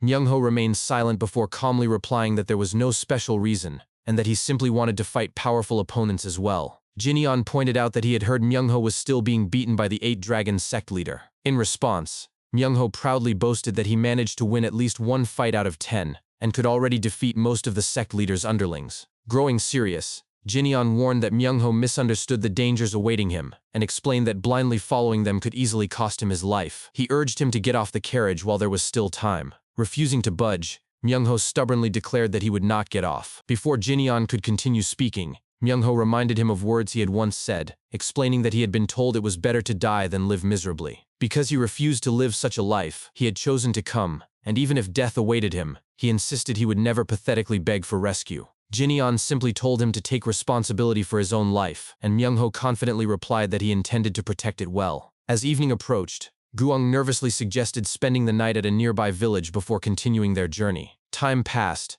and after arriving at the village, the group prepared to enter an inn. At that moment, Chul Myung-ho casually asked whether Guang would be buying dinner, prompting Guang to laugh awkwardly and agree. Jinyeon immediately criticized him for acting like a thug and told him to pay for his own meal. Before they entered the inn, however, Chul Myung-ho suddenly froze in place. Jinyeon questioned why he had stopped, only for a familiar voice to greet them from inside. The Hua siblings were already there. Hua Eun-wol warmly greeted Lee Jinyeon and the poisonous fox, while Hua Eun-seol politely welcomed Jinyeon, before surprisingly recognizing Chul Myung-ho as well. The moment she remembered his name, Myung-ho nearly lost his composure. Jinyeon returned their greetings, and Eun-wol laughed cheerfully before suggesting that fate had brought them together, and that they should share a table. Jinyeon agreed without hesitation. After eating and talking for some time, Eun-wol commented that he now understood why Jinyeon had come, explaining that he had accepted the escort mission to the Taeho merchant group at his friend's request. Guang admitted that he had asked Jinyeon to accompany them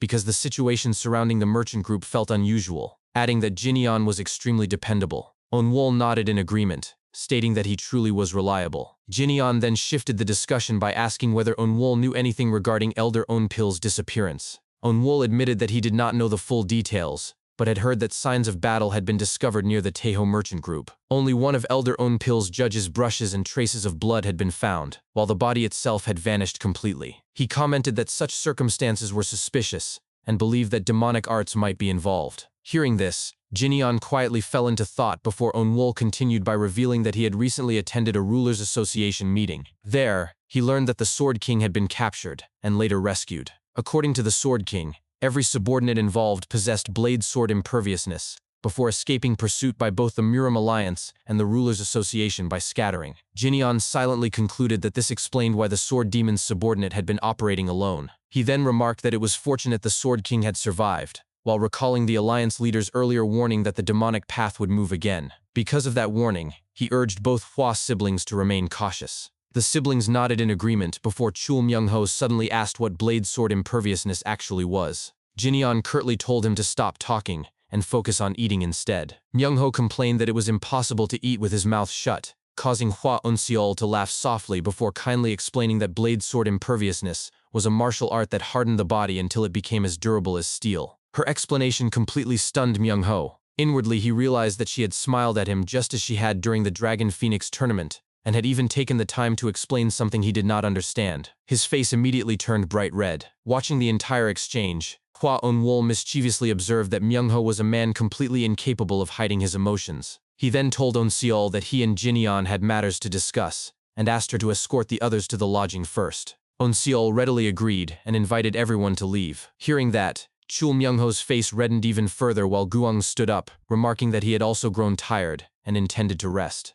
In desperation, Myung-ho pleaded with Guang to stay behind and drink a little longer, even begging him politely, leaving Guang thoroughly confused. Before anything else could be said, Eun-seol called from the entrance and asked whether he was coming or not. Panicking, Myung-ho hurried after her, while announcing that he was coming immediately. Watching the pair leave together, Jinyeon clicked his tongue and apologized to Eun-wol, remarking that Lady Hua must surely feel uncomfortable, and adding that Myung-ho was far from normal. Eun-wol simply replied that everything was fine, and explained that Eun-seol would have refused if she truly disliked his company. Under the bright moonlight, Eun-seol and Myung-ho walked alone together toward the lodging. She commented that the inn they had chosen was surprisingly far away, while Myung-ho nervously assured her that it would appear if they continued just a little farther. As he looked at her face, he silently admired how beautiful she was. Eun-seol gazed upward and remarked that the moonlight was exceptionally bright that night. Myung-ho inwardly reflected on how much he had regretted failing to speak with her during the Dragon Phoenix tournament. Meeting her again so soon after entering the Jeonghu felt like a gift from heaven,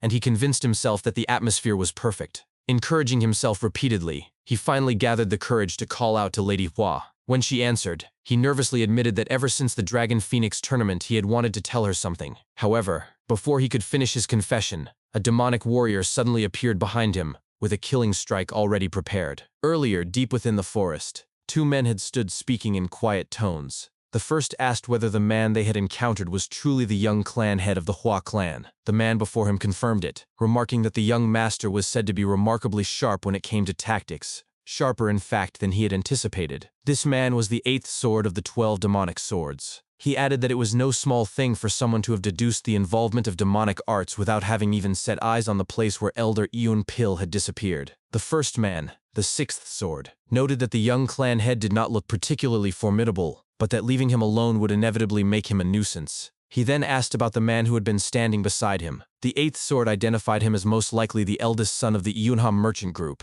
the one who had reportedly crushed the gold-silver assassin's hitmen several months prior. The sixth sword considered this for a moment and concluded that the man was probably just an average martial artist of the Jianghu. A thought had come to him, he said. The eldest son's group appeared to be heading toward the Taiho merchant group. He proposed that they kill them all first and then make their way over. The eighth sword pushed back. Their orders, he reminded him, were to set traps near the Namgung clan and monitor the movements of the Rulers' Association. The alliance leader wanted to strike the Sword Emperor as soon as possible, and allowing things to go awry was not an option. The sixth sword dismissed his concern, telling him that he clearly did not know the alliance leader well enough. He asked whether the Heavenly Sword Alliance leader would truly blame them for killing a few martial artists. This, he said, would be understood as nothing more than a bit of sport. The eighth sword replied that causing a commotion was not advisable. The sixth sword assured him that he planned to handle it quietly, and instructed the eighth to go ahead to the Taiho merchant group and relay the day's events. He would take care of things himself. Before he left, the eighth sword paused and addressed his senior with a note of warning, trusting that this time he would finish it quickly and without toying with them. The sixth sword let out a low scoff, and a chilling grin spread across his face as he promised that he would. Back in the present, the blade was already in motion. As Chul Myung-ho turned to Hua Yun-sel to confess what had been weighing on him since the Dragon Phoenix tournament, the sixth sword materialized directly behind him, sword angled for his neck. In the fraction of a second before the blade made contact, Hua Yun-sel shoved Myung-ho out of the way and threw herself into the path of the attack, blocking it with her own weapon. Myung-ho staggered in shock. Hua Yun-sel shouted at him to run. The sixth sword overpowered her and drove her back. She ground to a halt, absorbing the momentum, and her thoughts moved rapidly. He was stronger than Yunwol, far stronger. But even so, she told herself, she had to hold on long enough for Myung-ho to escape. The sixth sword unleashed a rapid barrage of strikes. She blocked each one, barely, her defense holding by the thinnest of margins. When he paused, he remarked with an eerie calm that she was quite impressive for blocking every single one. He said it was exactly as it should be, that it made absorbing her inner energy all the more worthwhile. She lunged at him. He sidestepped,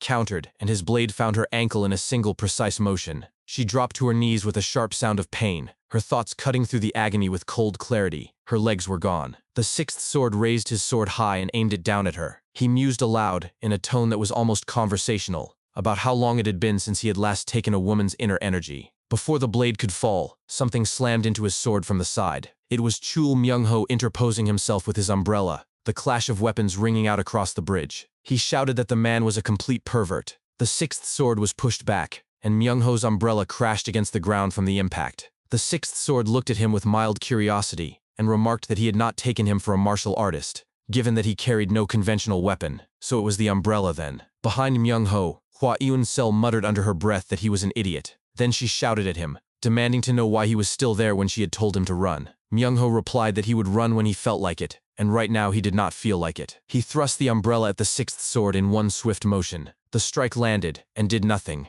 Myung-ho stared for a moment, his thoughts running hot with frustration. The man's composure had not cracked even slightly. Why was his expression so perfectly calm? The sixth sword glanced down at the umbrella with something close to appreciation, and murmured that it was a nice-looking umbrella. Hua Yun-sel's eyes sharpened. She called out to Myung-ho with sudden urgency, warning him that the man possessed blade sword imperviousness. Myung-ho turned the words over in his mind for exactly 1 moment before deciding it did not matter. He launched himself forward with a relentless string of attacks, shouting as he struck that blade sword imperviousness, or whatever it was called, made no difference. The man was still human, and if he kept hitting him, he would eventually die. He counted aloud as he swung, 131,620. A tremendous boom shook the bridge beneath them. The sixth sword stood untouched. He caught Myung-ho's umbrella in one hand and regarded him with something that might have been genuine puzzlement. He observed that the boy had no inner energy, and that the only technique he was using was the basic tri-sword technique. He asked whether Myung-ho had simply lost his sense of fear. Myung-ho smirked and said that yes, he supposed he was a bit fearless. In an instant, the sixth sword struck him across the face. Myung-ho flew sideways and hit the ground. Hua Yun-sel cried out his name, her voice tight with alarm. Myung-ho pushed himself upright, his face streaked with blood. He said he was fine, that a pervert's fist felt like a feather compared to his master's. The sixth sword drew his sword and announced, with a grin, that Myung-ho was an interesting fellow, and that he should not go and die too easily. He shot forward and declared that Myung-ho should writhe in agony until he grew bored. driving blow after blow into him with the hilt of his sword. In the middle of the beating, Myung-ho twisted on his feet and managed to land a single clean hit with his umbrella. He straightened up afterward, clenching his teeth, demanding to know where the man's weak point was. The sixth sword chuckled and told him to find it himself, though he would likely end up either begging for his life or beaten to death. Myung-ho answered with absolute resolve that was fine. He said to hit him more. He was itching for it. The sixth sword studied his bloodied face with a cold expression and remarked on the arrogance in his eyes. He raised his blade and leveled the tip directly at Myung-ho's eyeballs, announcing that he would end it now. As the point of the sword drew closer, images surfaced unbidden in Myung-ho's mind. He was back at his old gambling den. He had just lost a sparring match against one of the 8 Dragon Sect's warriors, and Ha Jianik had called a halt to the session. Myung-ho had looked directly at the sect leader and asked, without much preamble, whether he could ever become as strong as his master. Ha Jianik had asked where that was coming from. Myung-ho had explained that a few months ago his master had destroyed a mountain. He had found it strange how his master had been acting at the time, and had secretly followed him to his training spot. What he had witnessed was his master literally blowing the mountain away. He had looked down at the calluses on his own hands and asked whether going out into the Jianghu was the only way to reach that level, reasoning that fighting tougher opponents would accelerate his growth. Ha Jianik had noted that it was remarkable progress. Just months ago, Myung-ho had been struggling against low-level martial artists, and now he could hold his own against the vice squad captains. If that was not enough, he had offered to arrange matches against the stronger squad captains. Myung-ho had gone quiet for a moment. Then he had asked why Ha Jianik was excluding himself from the equation. Ha Jianik had pointed at himself in disbelief. Myung-ho had risen to his feet, leveled his umbrella directly at the sect leader, and in a tone that left no room for misinterpretation, told him to forget the captains. They should fight each other directly. Ha Jianik had turned away and sighed, telling him to stop talking nonsense and get some rest. Myung-ho had asked quite simply if he was scared. The effect was immediate. Ha Jianik's expression shifted from weary patience to barely contained fury. He grabbed a wooden sword from the warrior beside him and stated that he had been patient because Myung-ho was a friend of young Master Jin Yan, but that his patience had run out. He jumped forward and demanded to know whether Myung-ho thought being the 8 Dragon Sect leader was some kind of joke. The blow connected. Ha Jianik turned his head and thought to himself in a panic that he had lost control of his strength out of sheer irritation, and that if Myung-ho reported this to young Master Jin Yan, he would be in serious trouble. But Myung-ho was still standing. He stared at Ha Jianik and asked how he had just done that, noting that it looked like an application of the tri-sword technique. He wiped the blood from his face, and with a crooked smirk asked him to do it again. Ha Jianik smirked back and called him a crazy bastard, telling him to at least pretend to be hurt. Privately, he thought he was beginning to understand what young Master Jin Yan saw in this man. He settled back into his stance and said he would show him just one more time, adding inwardly, with something close to respect, that this man was a rare breed of stubborn. Back on the bridge, as the sixth sword's blade inched toward his eyes, Myung-ho's arm snapped upward in a flash and knocked the sword clean out of the man's grip. The sixth sword stared in stunned disbelief as his weapon skittered away. Myung-ho dropped into his stance immediately and told the man, plainly and without embellishment, that he had no intention of stopping. He charged forward with his umbrella, his thoughts stripped down to a single truth that had been with him from the very beginning. Winning was the only thing on his mind. The umbrella found its mark, directly into the sixth sword's backside. The sixth sword's blade sword imperviousness held even there. Myung-ho stared, breathing hard, and muttered a curse. He remarked, with exhausted bewilderment, that even that part was hard, and wondered aloud how the man managed to relieve himself with that technique active. The sixth sword turned his head slowly, his face a mask of pure, incandescent rage. He screamed at Myung-ho to die, and drove his fist, saturated with demonic chi, directly into him.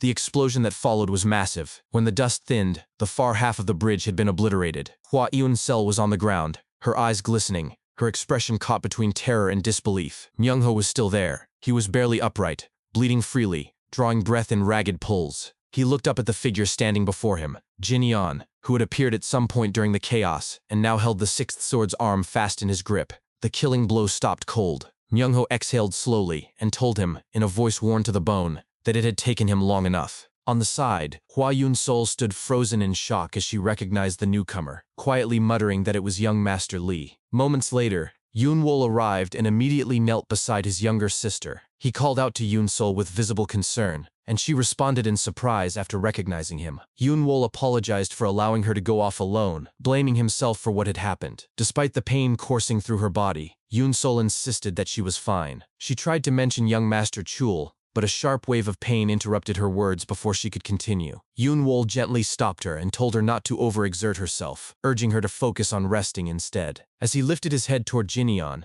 a grim realization crossed his mind. The uneasy feeling he had experienced earlier had proven correct, and he could hardly believe that those demonic bastards had followed them all the way there. Meanwhile, Jin-yeon looked directly at Chul Myung-ho and reminded him that he had warned him repeatedly. He explained that following him without understanding the dangers could easily cost him his life. Myung-ho admitted that Jin-yeon had been right. He bitterly commented that the Jeonghu was far harsher than he had imagined, and confessed that he should have stayed in his room practicing instead of coming along. Even so, Jin-yeon calmly acknowledged that Myung-ho had endured the ordeal remarkably well. Hearing those words of praise, Myung-ho froze in surprise before a faint smile appeared across his face. He awkwardly complained that if Jin-yeon intended to compliment him, he should have simply stopped there. The very next moment, his exhausted body finally reached its limit, and he collapsed unconscious. At that exact instant, the sixth sword unleashed a palm technique toward Jin-yeon. A massive explosion erupted from the attack, but Jin-yeon reacted first, evading the strike while simultaneously grabbing the unconscious Myung-ho and instantly retreating toward Yoon-wol and Yoon-sol's location. Watching them gather together,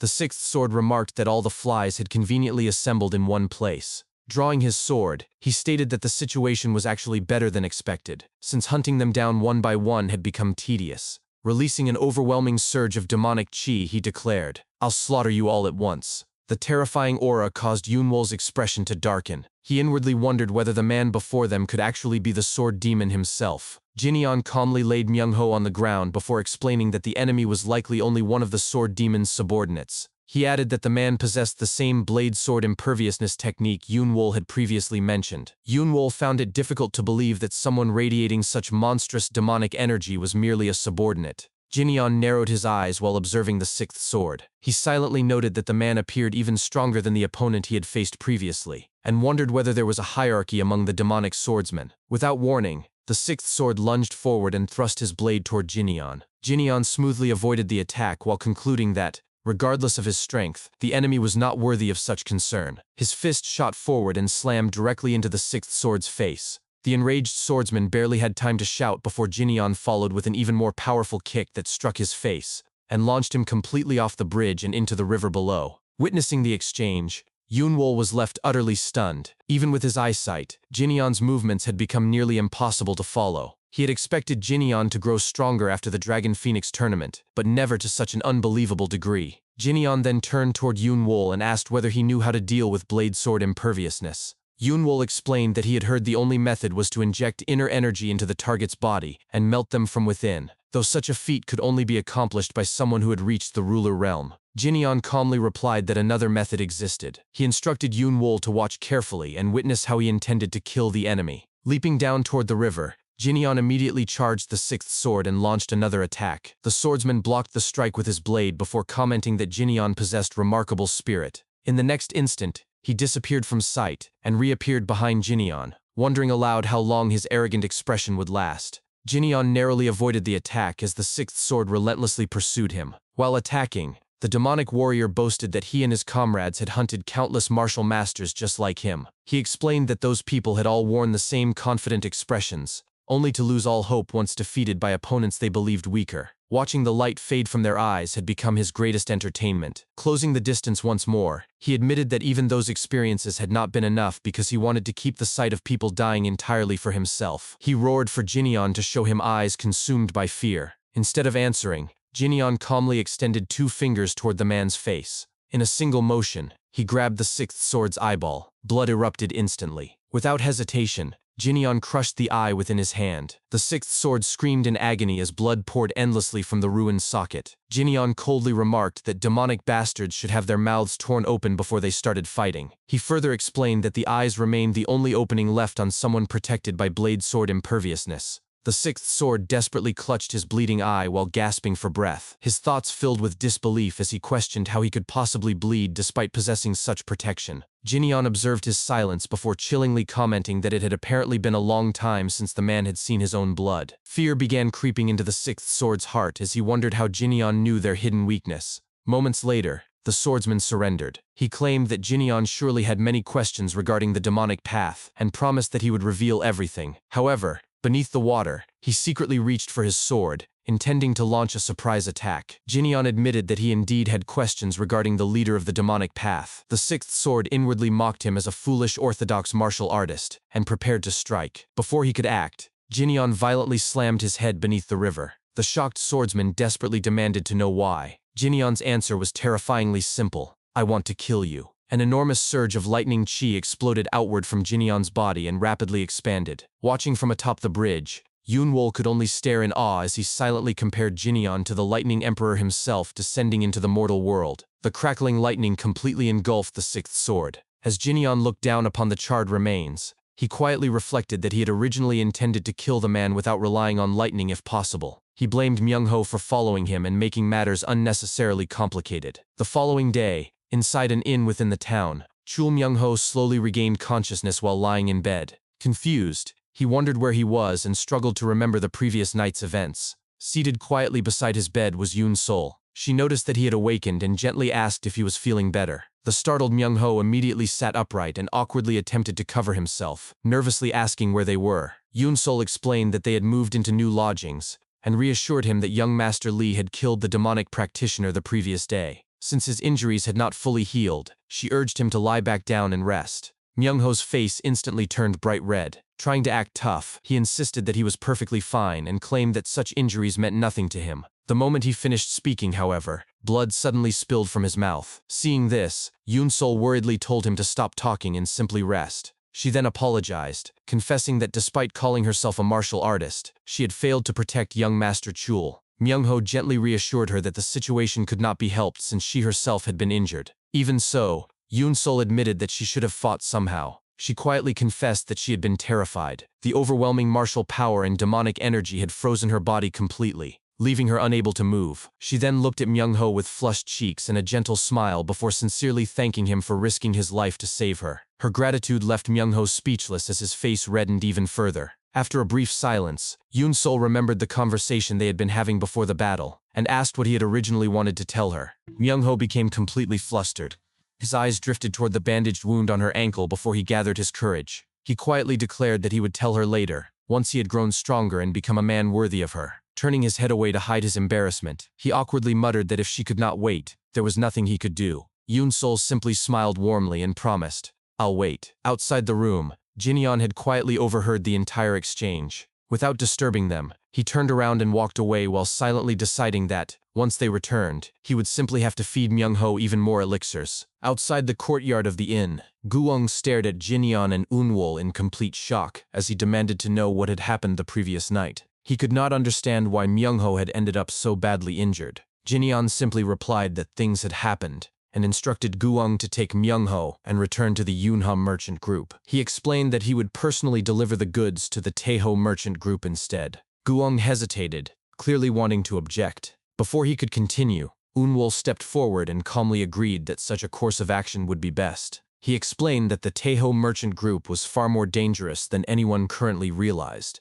and declared that he and his sister would personally escort young Master Gu and young Master Chul safely back to the Yunha merchant group. Jinion nodded in approval before entrusting them to Unwol's care. Guong released a heavy sigh before accepting the decision. He promised that he would ensure Myung-ho returned safely and urged Jinion to be careful. Jinion simply acknowledged his concern. As Guong departed, he quietly muttered to himself, wondering what he was supposed to tell his father after everything that had happened. Once the others had left, Unwol turned toward Jinion and politely asked whether he could spare a little time before they headed toward the Taeho merchant group. Jinion silently looked at him before agreeing. Sometime later, the two stood beside a nearby waterfall, quietly watching the endless stream of water crash against the rocks below. Breaking the silence, Unwol remarked that the scenery was magnificent. Jinion admitted that he had never known such a waterfall existed so close to the village. Unwol smiled faintly before explaining that he had always been fond of waterfalls. Whenever he gazed upon one, it felt as though every worry within his heart was washed away. Because of that, he often sought out waterfalls whenever something troubled his mind. He revealed that the place also served as a reminder of his own resolve. After a brief silence, he reflected on his childhood. He confessed that he had once been deeply ashamed of the Hua clan's name. Unlike many famous clans within the Jianghu, they had never earned recognition through heroic battles, nor had they possessed a unique martial art, proudly passed down through generations. Hidden in the shadows without any grand philosophy to boast of, he had believed their insignificance stemmed from their origins as assassins. He explained that his father had likely sensed those thoughts, and had therefore taken him to see the Cloud Dragon Falls atop Mount Wudang. Jinion immediately recognized the location and quietly asked if he was referring to the legendary Cloud Dragon Falls. Unwol confirmed that he was. He explained that the name of their ancestor, Hua Unryong, had originated from that very place. Standing before those magnificent falls, he had realized that his ancestor carried the name of such a beautiful location. The Hua clan itself had begun in a place filled with such breathtaking beauty. At that moment, he understood what his father had truly wished to teach him. What mattered was not where one's origins lay, but rather what one chose to dedicate their life to protecting. As a leaf drifted gently through the air, Unwol caught it in his hand before explaining that, just as his own name suggested, he loved beautiful things. Therefore, if demonic practitioners ever threatened the things he cherished, he would willingly devote his life to protecting them. Jinyeon listened quietly before remarking that if Hua Unryong himself could witness the path Unwol had chosen, he would surely smile with pride. The moment those words left his mouth, something suddenly clicked within his memory. The name Unryong echoed inside his mind. Instantly, he recalled the words Jin Sohan had spoken during their battle inside his dream, when the martial god had remarked that even Unryong would fight better than he did. Jinyeon silently questioned whether the Unryong mentioned by Jin Sohan could truly be Hua Unryong himself. Seeing Jinyeon lost in thought, Unwol asked whether something was wrong. Jinyeon calmly dismissed the matter and claimed that it was nothing. Changing the subject, Unwol spoke with unwavering determination. He explained that he owed an enormous debt to the poisonous fox, and had also learned a great deal from Jinyeon. Swearing upon the Hua name itself, he vowed that he would repay this favor the next time they met. Jinyeon replied that he would look forward to that day. Meanwhile, at the Taeho Merchant Group headquarters, its leader Gyeong Yunmyoung shouted in disbelief after hearing the latest demand. He could hardly believe that they were now demanding 100,000 nyang, an amount that exceeded even the previous extortion payment. Standing before him was the Thunderbolt sect's first disciple, Lee Gyeonchang. With a smug grin, Lee Gyeonchang explained that after further consideration, the Thunderbolt sect had concluded that the price placed upon their so-called treasure had originally been far too low. He sarcastically questioned whether the great Taeho Merchant Group truly lacked such a trivial amount of money. Gyeong Yunmyoung rose from his seat in anger. He declared that the Thunderbolt sect had already extorted hundreds of thousands of nyang over the past several months alone, and demanded to know just how greedy they intended to become before feeling satisfied. Lee Gyeonchang merely sneered. He criticized the merchant leader for raising his voice despite failing to properly manage the goods entrusted to him. He added that the new sect leader had shown great mercy by refusing to hold him responsible as long as the offerings continued, before accusing Gyeong Yunmyoung of disrespecting that goodwill.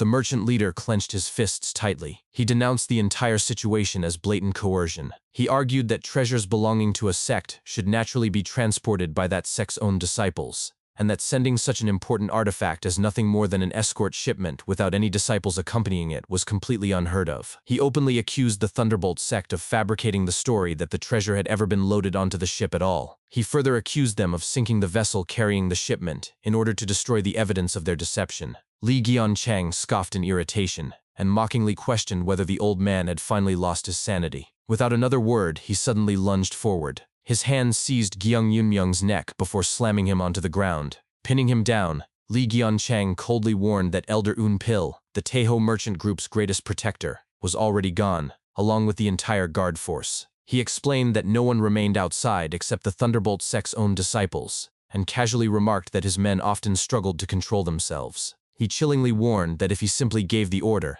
there would be no telling what atrocities they would commit. Finally, he threatened that unless the offerings were handed over quietly, the entire Taeho Merchant Group would disappear just like Elder Eun-pil. Barely able to breathe beneath the grip around his neck, Gyeong Yunmyoung furiously condemned them as insolent brutes who were no longer even attempting to hide their crimes. Suddenly, terrified screams echoed throughout the compound. Voices cried out in panic as men shouted to kill the attackers. The unexpected commotion caused Lee Gyeonchang's thoughts to race. He wondered whether the Taeho Merchant Group guards had somehow returned, yet immediately dismissed the idea since he had personally ensured that every guard had already been eliminated. Without hesitation, he kicked open the doors and rushed outside, demanding to know what was happening. The sight that greeted him caused his eyes to widen in disbelief. His disciples lay scattered across the courtyard, covered in blood. Many were already dead. Standing calmly in the center was Jinyeon. One disciple remained trapped within Jinyeon's grip by the neck before his lifeless body was casually dropped onto the ground. Jinyeon slowly turned his gaze toward Lee Gyeonchang and calmly asked whether he was the leader of those underworld bastards.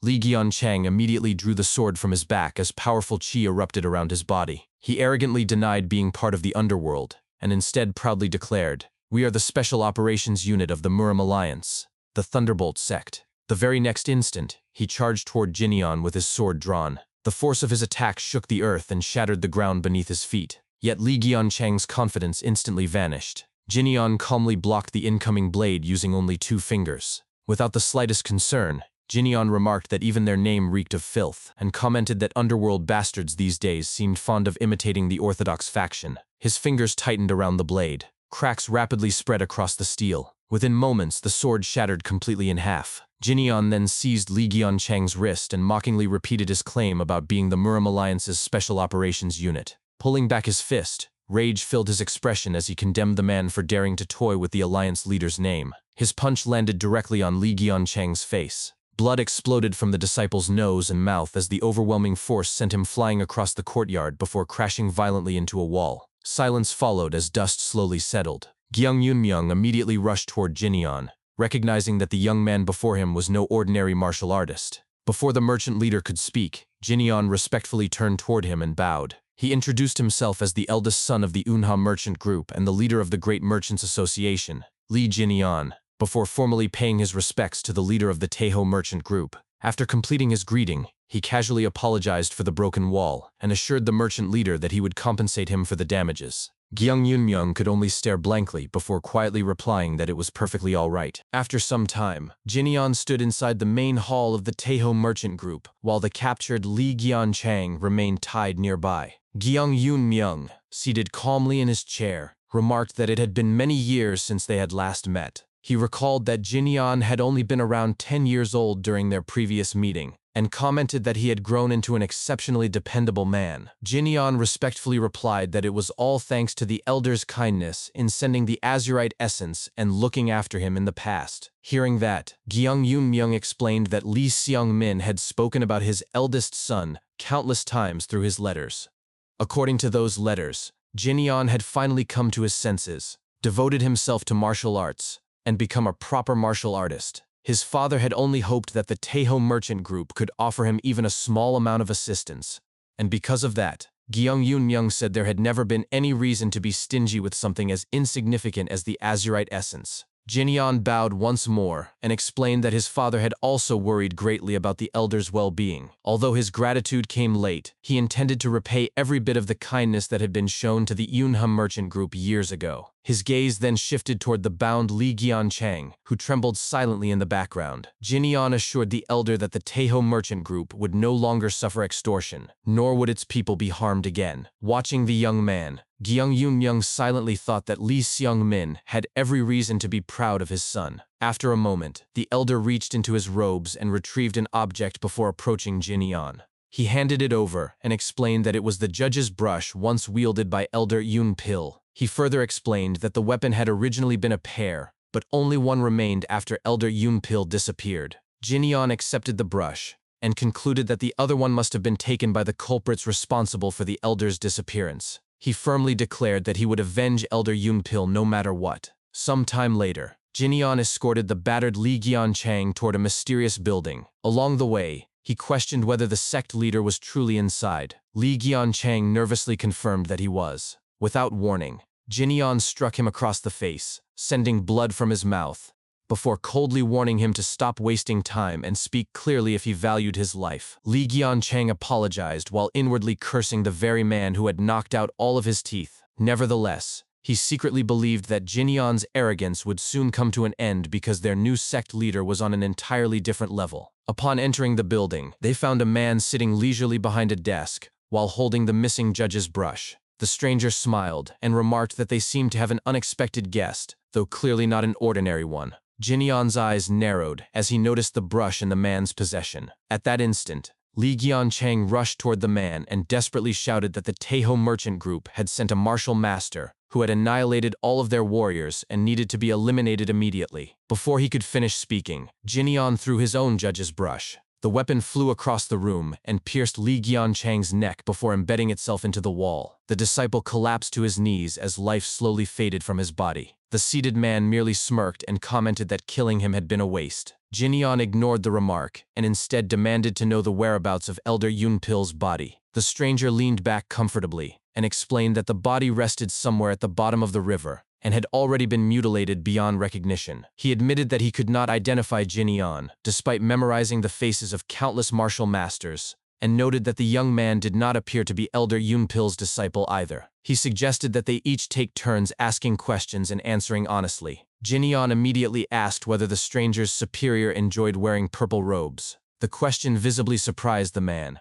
who admitted that it was indeed true before asking how Jin Yan knew such a thing. Jin Yan calmly replied that the man's unpleasant face bore a striking resemblance to that superior. The stranger admitted the answer, before claiming it was now his turn. He questioned whether Jin Yan was perhaps a senior from the Myriad Demon Palace. The unfamiliar name caused Jin Yan to recall the demonic warrior who had once spoken of that organization. Nevertheless, he simply denied belonging to it. The answer completely stunned the man. His disbelief quickly turned into irritation as he shouted that he had frightened himself for nothing, and complained that Jin Yan had acted far too seriously for someone unrelated to the Myriad Demon Palace. After calming himself, he invited Jin Yan to continue questioning. Jin Yan then asked about his position. The stranger answered that his lord called him the Left Guardian, and that this title defined his position. He then asked whether Jin Yan's master had died at the hands of his lord. Jin Yan answered that he had. Without hesitation, Jin Yan asked whether the Left Guardian's own parents had died during the Great Battle of the Five Tombs. The Left Guardian admitted that both of them had indeed perished there, before suggesting that they think carefully before continuing. He pointed toward Jin Yan, and reasoned that someone who knew so much about them yet did not belong to the Myriad Demon Palace. If you're not from the Myriad Demon Palace, yet you know our identities so well, are you perhaps a disciple of Alliance leader Yu Jianghong? He shook his head. No, that guy's disciples all died in the Great Battle. Then, a disciple of the Green Forest King? No, impossible. We hunted down and killed every last one of them ourselves. His eyes locked onto the faint hand wraps on Jin Yan's wrists. No way? A burst of laughter erupted from him. Oh shit, are you the disciple of that Fist King guy? He wiped a tear from his eye. To think the Fist King was hiding a disciple. My lord will be shocked when he hears this. His tone turned grim. Hey, listen here. If you're the Fist King's disciple, you should go find the 12 demonic swords on the sword demon's side. Want me to explain how he died? He leaned in, voice dripping with mockery. First, the sword demon plunged his sword right into the Fist King. Then the 12 demonic swords followed suit, each plunging their blades into his body, draining his core energy as if it were a competition. So in truth, no one even knows who actually killed him. He laughed cruelly. I admire your devotion to your dead master, but that bastard Fist King's soul was probably torn to shreds. There's no peaceful afterlife waiting for him. Jin Yan remained silent, then asked quietly, It seems there are no maidservants or laborers here. Did you kill everyone here and take this place for yourselves? The Left Guardian stood, stepping closer with a sneer. That's a sudden and random question. People die when you're doing business. You kill people just fine yourself, so why the sudden concern? No, Jin Yan said, voice dropping to a lethal whisper. I only kill pests. In an instant, the Left Guardian lunged, thrusting the judge's brush toward Jin Yan's throat, but Jin Yan blocked it with his forearm. I'll ask one thing before I kill you, he said. Where are your lord and the sword demon right now? The Q&A session is already over. The Left Guardian snarled, driving forward with his other arm. You son of a bitch! Jin Yan sidestepped, countered with a punch that sent the demon flying through a wall. He stripped off his outer robe, eyes blazing. You'd better be good at enduring torture. I still have a lot to ask you. From the rubble, the Left Guardian rose, bloodied but grinning. Talking like that is something you do after you've managed to survive. He charged again. Jin Yan dodged and struck. Ribs cracked, blood sprayed. He seized the demon's arm, grabbed his head, and drove his knee into his face. But the Left Guardian held firm, raising the judge's brush with a roar. Die! Jin Yan caught the strike, but then fire erupted from the brush's tip. Fire energy? Jin Yan's eyes widened. To think he'd infuse fire energy into the judge's brush. It might even pierce through gauntlets. He extended his left arm sideways and activated his technique, Invisible Grasp. A chi-formed hand shot across the room, seized Jin Yan's own judge's brush from the wall, and yanked it back. In the same motion, Jin Yan rushed forward. Fire chi and lightning chi collided, then detonated. The entire building exploded. When the dust settled, Jin Yan stood unharmed in the ruins. The Left Guardian, wreathed in roaring flames, spat blood and laughed bitterly. Damn it, I liked this building, but you've gone and burned it all down. Jin Yan narrowed his eyes. I didn't expect it to be ordinary fire energy. To think it was the martial arts of the Fire Wheel Demon Emperor. The Left Guardian's grin turned feral. So you recognize my martial arts? Since we're on the subject, aren't you curious? Between the martial arts of the Fire Wheel Demon Emperor and the Fist King, which one is superior? Lightning crackled around Jin Yan's body. His hair turned white as snow. He met the demon's gaze with absolute certainty. That's obvious, he said, voice ringing with power. The one who wins is superior.